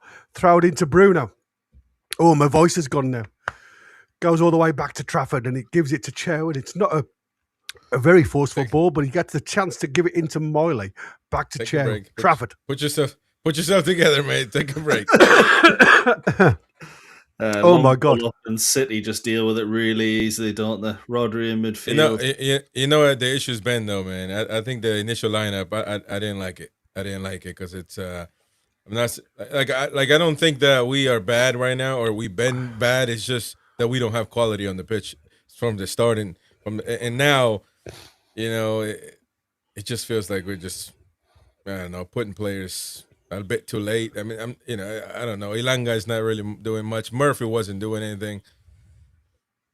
Yeah, I think the biggest problem is once you start missing the Wissa chance, you are opening up to be counterpunched, aren't you? And we have been. Because to be fair, Man City haven't offered a great deal in that first half. I say no shots on target from either side, but we had the better opportunity and a little bit more composure from Wissa. And it could have been a totally different game, this. But, since they've taken the lead, even now, they're not controlling the game. But we just don't seem to want to settle on the ball, which is the problem. and the tears are streaming down my face, and then my nose is going to run like Billy O. But like I say, I am back with you. And Lewis now with again their right back plays it into Shirky again, trying to force it through. It's gone through Pope's legs, but luckily it's come through to Miley, and it's cleared out. But again, that would have been another one of an embarrassment for Pope. Again, his legs just don't want to close at times. Yeah, he just does enough, doesn't he? And to be honest, it's probably one of those things that City have looked at, just put him under pressure. He is trying to cross it there, to be fair. Deflects off Lewis. Deflect off Lewis, Maybe actually it's a decent save by Pope. I mean, catches him off guard a bit, but like I say, he couldn't get his feet sorted out, really, could he? No, I didn't know a lot about it either. Now we are 82nd minute and it's still 1-0 to Man City at St James's Park. Again, we've just got to, like I say, for me, even if we can get it back to a 1-1, we have got something to go for when we get there. I mean, would you, if we go back to at the Etihad 1-0 down, is that just giving Eddie Howe like free rein then? Just say, go and play, see what you can get out of it. I think if we go 1-0 down, I'd probably say that's the game you rest players because you're not expecting it. And I hate to say that for a semi-final because it is, it's pretty small club mentality. But let's be honest, the way we are this season, if you're going to have a break, it might just be while you're already 1-0 down at the Etihad. Yeah, you're right. Being in the semi-finals, though, this was my worry. That we should have kind of taken this one more serious than we did, I guess, with the lineup. Simply because we're in a semi-final, which is one win away from Wembley. So I don't know. Yeah, I think that's we know pride sometimes takes over, and Eddie Howe knows what cups mean to the city, and we saw that passion. And Riley's got a yellow card there for delaying the start of the game. So there you go. Serves him right for me for these antics with the Lewis Hall there down the line to Haaland. But yeah, for me, it is a case of just taking the game by the horns, if you like. And like I say, for me, there's still an opportunity. It's still only half time. So like I say, we are in it, but like I say, it's a tall order now for me. Very tall order. We need to get a goal and take a draw back to the Etihad to stand a reasonable chance. Because if it was me, like I say, if I went to the Etihad losing, you're right in a way, Chris. It'd just be a case of just go and enjoy yourself. See what you can get. Relax. Are you still within touching distance? Yes, you are. But there's been too many plays for me. That's a good ball over the top for Harvey Barnes. Harvey Barnes feeds it into Baltimore. Get a shot in! Why didn't you shoot first time? Tonali gives it out to Miley. There's an opportunity for Voltamada to get his laces behind that, but delays it. And again, Man City get let off. And again, Harvey Barnes trying to get the back of Rico. Can't do it. Cherky now got lots of grass to run into. Again, he's 4 forward and 4 getting back and he gets into the box. And again, it's fired straight into Botman. And then it's literally Harvey Barnes who finds Lewis Hall in the left back position. Lewis Hall looks up and he can see Alanga, fires the ball out to him. Alanga's trying to put a deaf head down towards Bruno and Voltamada, but it's nowhere near them, to be fair. But he gets the ball back from the header that's another poor ball from Alanga, gives it straight back to a blue shirt. Rodri now plays it into Haaland, who's got time to spin, and again, trying to get it out of his feet. Yeah. Oof. It's nearly one behind us, wasn't it, that one? Yeah, Haaland tries to get it in behind, into Shirky, I believe, and Pope does well just to get down and smother it. It's what he's good at, though, those kind of situations. Yeah. Not the greatest of headers there, if I'm honest with you, from a lane there, just getting over the top of him. Again, Rico Lewis is stretching, he can't get hold of it. And again, you can just see it out of his feet. Get his laces behind that. It's a half chance for me, Yeah, no intent to get a shot away there at all. I don't know if he thinks he has more time than what he does, but you can't afford to do that against Manchester City. And you can't afford to do it this amount of time towards the end of the game. 1-0 down. You've just got to take anything that dribbles towards you. Tonali now picks the ball back deep in his own half, fires it out to Hall. Hall goes down the line to Harvey Barnes, again looking for options. Harvey Barnes sees Voltemada just off the shoulder, but again, not got the pace to try and beat Kusanov. That's one thing Kusanov does have in his armoury, is a little bit of pace, but that's a poor ball out, and it's given back to Newcastle. Bruno now picks the ball up, and Tonali, again, referee getting in the way there, but again, Tonali gives it to J7. J7's got Hall on the outside. J7 throws it into the box, and again, it's cleared, but it's not cleared far from Man City.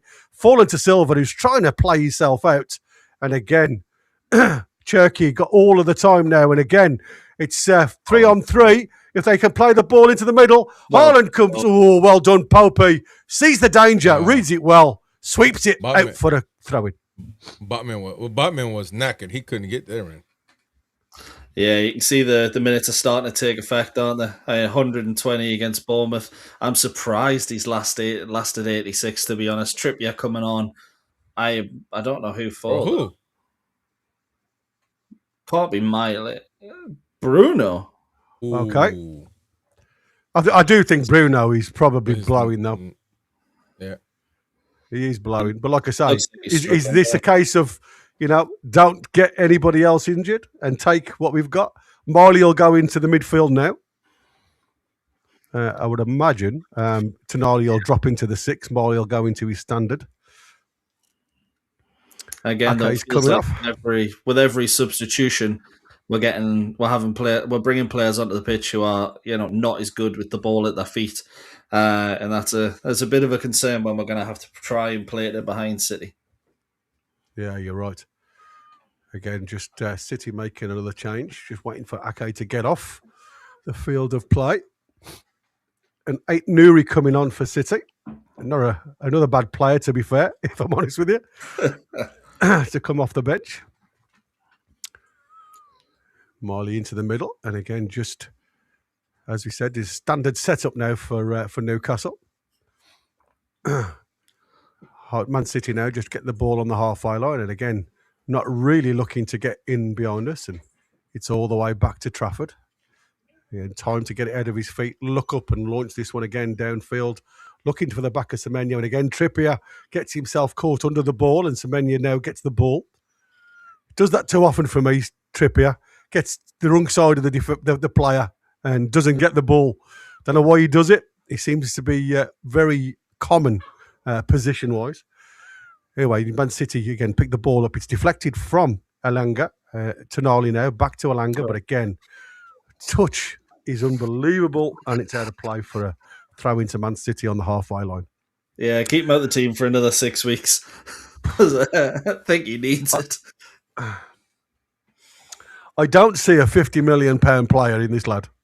No, and that's the thing. At Forest, you looked at him and went, yeah, there is a £50 million player there. But I think for us, let's be honest, I don't know what it is, but he looks terrible, doesn't he? And I hope everyone's wrong about him. I'll always support him, obviously, as long as he's on the pitch. But he needs to start doing something. Yeah, I just don't see. I say he can't trap a ball. He's got the pace, but I don't ever see him use it. Ball from Trippier down the line for Elanga again, faced up by Nuri now, and Chow gives it back to Pope, who goes out to the left-hand side to Lewis Hall, who's, again, Man City have just dropped off now a yard.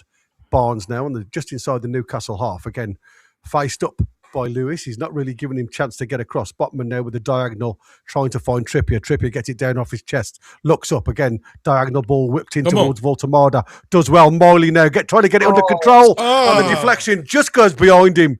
And again, Rodri picks the ball up. Semenyo gets a bit of a tackle from behind from Trippier. And I think he could be on a yellow card here, Trippier, if I'm honest with you. That's the yellow. Yeah, comes in from behind. Yeah, the ball, I thought it was going to land at Miley's feet, but there's a slight deflection that takes the ball away. Just wouldn't come down. No, it's a great bit of defending. It looks like the defender sort of hooks his leg around it. Let's say that. It's Kusanov with literally with his bat of the ball, manages to backheel it away.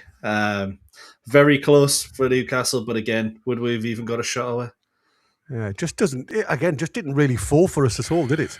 If I'm honest, and that seems to be where it has. I mean, fair enough. Trippier and Semenyo just having a bit of a slap of the hands. Trippier was booked during that, and there's 9 minutes of Newcastle time, Eddie Howe time, boys and girls. Damn, 9 minutes. Yeah, well, 9 minutes at St James's Park. That's true as well.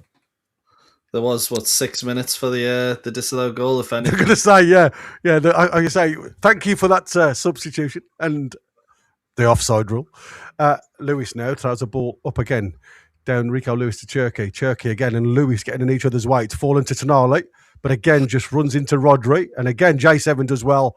The ball just doesn't quite fall for him, but again, go gadget legs gets the ball back, but unfortunately only falls to Silva, who's running back towards his own goal. And again, Tonali, with all the tenacity to get the ball back, and I think he's going to get a yellow card now because he's dragged him to the ground. Yeah, you can see WWE. Yeah, you can see frustration starting to come out in Newcastle. They know they should have got something in this game, and they're getting very frustrated, aren't they? They are, and like I said, I can understand it as well because it's not as if it hasn't come. If Man City had taken Newcastle off the field, you go, you know what, 1-0 ain't a bad shout. But we've had some good opportunities to get something out of this game, mate. Yeah, 100%. It's the fact that we haven't scored and we've had the chances, and this isn't a great Manchester City backline. We were looking at the start and going, that forward line, very dangerous. A back line you can get at. I don't think we've done it enough, to be honest, particularly for a home tie when, we needed at least a draw going into the Etihad. Here we go. Man City on the charge on the edge of the box. Cherky! But again, it's too close to Pope. And it's, like I say, there again, Newcastle trying to get this ball back. And they trying to really go at Man City, but any deflection just seems to fall to a blue shirt at the minute. Eddie Howe, literally, if he fell through Burton's window, he certainly wouldn't fall in his suit. He's had no luck, certainly hasn't much luck. The problem is that we lose the ball in midfield so poorly and allow him to just counter-attack us without even trying. It's yellow card there for Pep. Oh no, it's for his minion. His minion. The guy that left Liverpool for them. Yeah. He's I don't know what he's seen there though that he's unhappy with. But anyway, it's Newcastle free kick, and again it's going to be launched in towards the penalty area of Man City. And again, there's a charge on from Newcastle, but it's headed clear. It's fallen, luckily, to Hall, and J7 picks it up. It's gone out to the corner of the box, and Jesus! Again, how far away was that header? It didn't get anything on it, to be fair, but there was two bodies clear of a blue shirt running towards the 6-yard box, and there's a ball from Harvey Barnes pulling away, just shaping away from Voltemada. He needed that go gadget 6'7" frame to go 6'8", and it would have been 1-1. It's the most I've seen him go for a ball in quite a few weeks, so I can't really say too much negative about him. He just couldn't get to it, man. He just couldn't get to it. 6'7" wasn't big enough. I mean, come on. It's like the bloody Ireland Globetrotter. Ball up the line to Elanga. Voltemada gets his head on, trying to get Belanga back in. But again, Man City just get a foot to it and again try and retain possession. It's fired forward. I mean, that was crazy considering they had the ball. They forward it towards Trippier, and Trippier gets it back, and it's Hall now on the left-hand side. Is this going to be the last chance saloon for Newcastle? Barnes does well, gets through a few blue shirts, gives it to Hall on that left-hand side. Again, lots of shirts for Hall to try and get through. And again, too much. Can Tonali get it back? And J7, Hall gets it again. Ball ricochets between 2 or 3 players. Barnes fires it into J7 again, running away, but there's a good ball over the top for trying to get Trippier, and it's headed half clear. Trippier picks up the second ball, and it's back to Chow. Marley now picks the ball up in his new position in midfield. Tonali drives the ball forward into Elanga, who goes backwards all the time. Turn around, for God's sake. Diagonal ball out to Harvey Barnes. Good first touch for Barnes. Gets it in feet. Lewis Hall on the overlap. Lewis Hall digs it in. There's a miscommunication. It's up off the ball. Oh. Bit of hang time for Big Trafford. The ball's over the top of the bar onto the roof of the net. It's a corner. Newcastle United, 96 minutes. Come on, boys. We can get this. We're playing some decent football. It's just a case of not being able to put it in the back of the net, which we've seen a few times this season, to be honest. But there is promising signs. It's just, there's only a couple of minutes left, isn't there? Yeah, exactly. Come too little too late. Yeah. Ball from Toon Army into the box again. It's to the near post, but it's headed clear. Hall picks the ball up again, trying to turn, gets it out of his feet, gets a shot off, but it's deflected up in the air. J7 heads it forward. Oh! And again, just out of the reach of Voltamada. And again, Trafford is able to stretch his arms. Semenyo now running down this left-hand side. He gets past Trafford. He's into the box. Semenyo gets it into the box. And Louis Hall gets himself back. Stops the ball going all the way back, and now Louis Hall is cramping up in the 97th minute. And again, you can see the young lad is blowing now. There was 2 players on the back stick with Haaland and Cherky running in, and luckily he gets himself back into a really good position just outside the 12-yard line. Slides in, gets his foot to it, but again, it's out for a corner to Man City. Hey, can I just say something, boys? I know this is a shuffled team from Man City, but they ain't been great. No, they haven't. No, I don't necessarily think it's a shuffle team. I think they got a good team out there. I mean, they got a great team. The back line, the back line shuffle, Chris. I mean, if you look at it. Yeah, but the attacking they have, Haaland has been absolutely missing this whole game. But then again, you can look at it. That's enough for them without even performing great to beat us. Yeah, that's what I said. Yeah, exactly. Yeah, even when they're having an off night, and this is what frustrates me. When you catch a team, I say they've been poor, but they certainly haven't been cooking. And for me, like I say, that goal that we potentially could have got in the first half may have changed the outlook of this game altogether. And that's it. Again, you don't see balls like that from Man City very often, just kicking it straight out of play. That's what I'm saying. Yeah, I think it's one of those, you look at these kind of games and the difference is taking your chances, isn't it? Newcastle, we've had a few chances, we've not taken any of them. Manchester City, 2 chances, one of them was ruled out. The other went in the back of the net. So it's a difficult one, but at this level, it's just all about taking your chances, isn't it? And we just can't seem to do it. Yeah, and that's another one, isn't it, that gets frustrating. Popey just kicking it straight out. You're like, oh, here we go. Anyway. Yeah, here we go. And again, Newcastle on the back foot now is a nice little give and go with Cherky. Nori, there you go. And I think that's Cherky. Nori gets round the back of us. It's just literally back heel into Nori's path.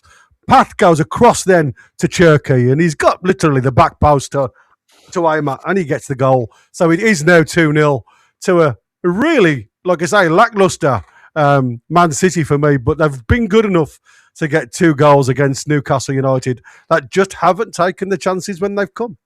No, 2 chances, 2 goals for Manchester City. I mean, that's what real title winners, that's what the elite clubs do. Obviously, we're not quite there yet, but this is a brilliant move as well from a throw. Oh, it is. I mean, Nori with Semenyo, he just keeps going.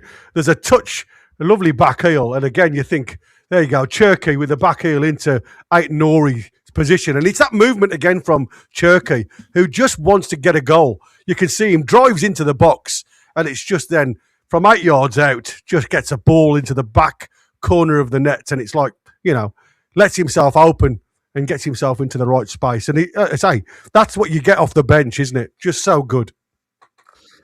Yeah, they've got players off the bench who can bring that. Unfortunately, players we've brought in to do that kind of thing haven't really hit the ground running and can't impact the games like that. They should be able to, but realistically, that's the difference. I wonder whether they'll swap Elanga for Cherky. I mean, why would they? I mean, you could ask, couldn't you? You know what I mean? You don't really need him. Come on, take him. Yeah, just want to give yourself a handicap. yeah. Go on, test yourself, Pep. Test yourself. There you go. It's all over, boys and girls. Newcastle 0, Man City 2. Like I say, it's not been Newcastle's day on the day. But like I say, Man City weren't at their best tonight, and there was an opportunity missed for me. Well, we'll have to see. It's only half time. See what they can do at the Etihad. Based off that, I can't imagine it's going to be much. You go to the Etihad with a 1-0 deficit. You do think maybe, just maybe, there's a hope. But 2-0 down, going to the Etihad. Got a better chance of Spurs winning the league, really, this year. It's not happening. And it should have been 3-0 probably. Yeah. Yeah. I suppose you couldn't knock it if they had got that third one, because, like I say, it took so long for them to deal with it. The only thing for me, and the only thing I worry about now is the aftermath. How does it affect them confidence-wise going into the next game? Yeah, I think it's going to be one of those where you need to start brightly in the next game. You're sitting there, I think it's, Wolves away? Yeah. Probably the game you want to bounce back, but Wolves are not a bad team at this precise moment. So yeah, they're firing on all cylinders at the minute, aren't they? Yeah. I think it's, what was sort of there was the difference between Manchester City and Newcastle, really. Even when they're not at their best, they're an elite club. They break teams down with ease. Pep talking to Tonali there. Hey man, what's up with Pep always talking to our players, man? He's always talking to our best players, man. I'm telling you, Bruno, Tonali. Just throw this one up for Tony. Tony, thank you ever so much, buddy, for your £2. Done and dusted, and nothing we've mustered. Crap. Thanks, Tony. There you go, and that is that, ladies and gents. Well, of course, we're going to continue with the match reaction. Call in and have your say right now. Last thoughts from you guys. Then, what do you think? Missed chance from in my opinion. Like I say, I didn't think Man City were bad, but they certainly weren't at their best. And like I say, I thought there was enough in Newcastle to get something today, even if it was a draw. You're certainly going with something to aim at, and unfortunately, I said it could be a loss, but I certainly didn't expect it by 2 clear goals. I was expecting a little bit more from Newcastle, especially in the forward line. I was very pleased, if I'm honest with you, with the Botman and Chow partnership tonight. I thought that was great. Haaland wasn't involved in the game at all. I thought Hall was very good as well. I thought Miley had his handful, but he seemed to, he got beaten a few times, but I think he, again, he's developing. Don't think Doku, with that low centre of gravity, was ever going to be, the player that don't get past you. I think there's been a lot of right backs being beaten by the likes of Doku. I thought J7 did well, if I'm honest with you, in midfield. I was very happy with what J7. Gordon had flashes, but nothing really from our wingers again and again. Really poor first half from Wissa for me. So again, you look at that front line and you're expecting something to happen. Didn't quite spark up top, but I thought midfield did okay. Thought the defence did okay. Again, just lackluster up top, unfortunately. Yeah. Last thoughts, Michael. Yeah, I completely agree. It's one of those. We've made it look pretty easy for them in defence. It's the difference between the two sides. One took the chances, one didn't. I'm not going to go into what I think about each individual player. To find that out, you're going to have to wait for the player ratings. Oh, yes. Player ratings. That's right, baby. Player ratings coming up. You've got to be a member, though. You've got to be a member to get it. You got to be a member. You got to hit the join button and become a member and enjoy the player ratings with Michael Gramslow and Ian McKay tomorrow. At some point, should be coming out. But either way, thank you, folks. We're going to go into the match reaction right now so you can call in and have your say. See you in a minute. Take care.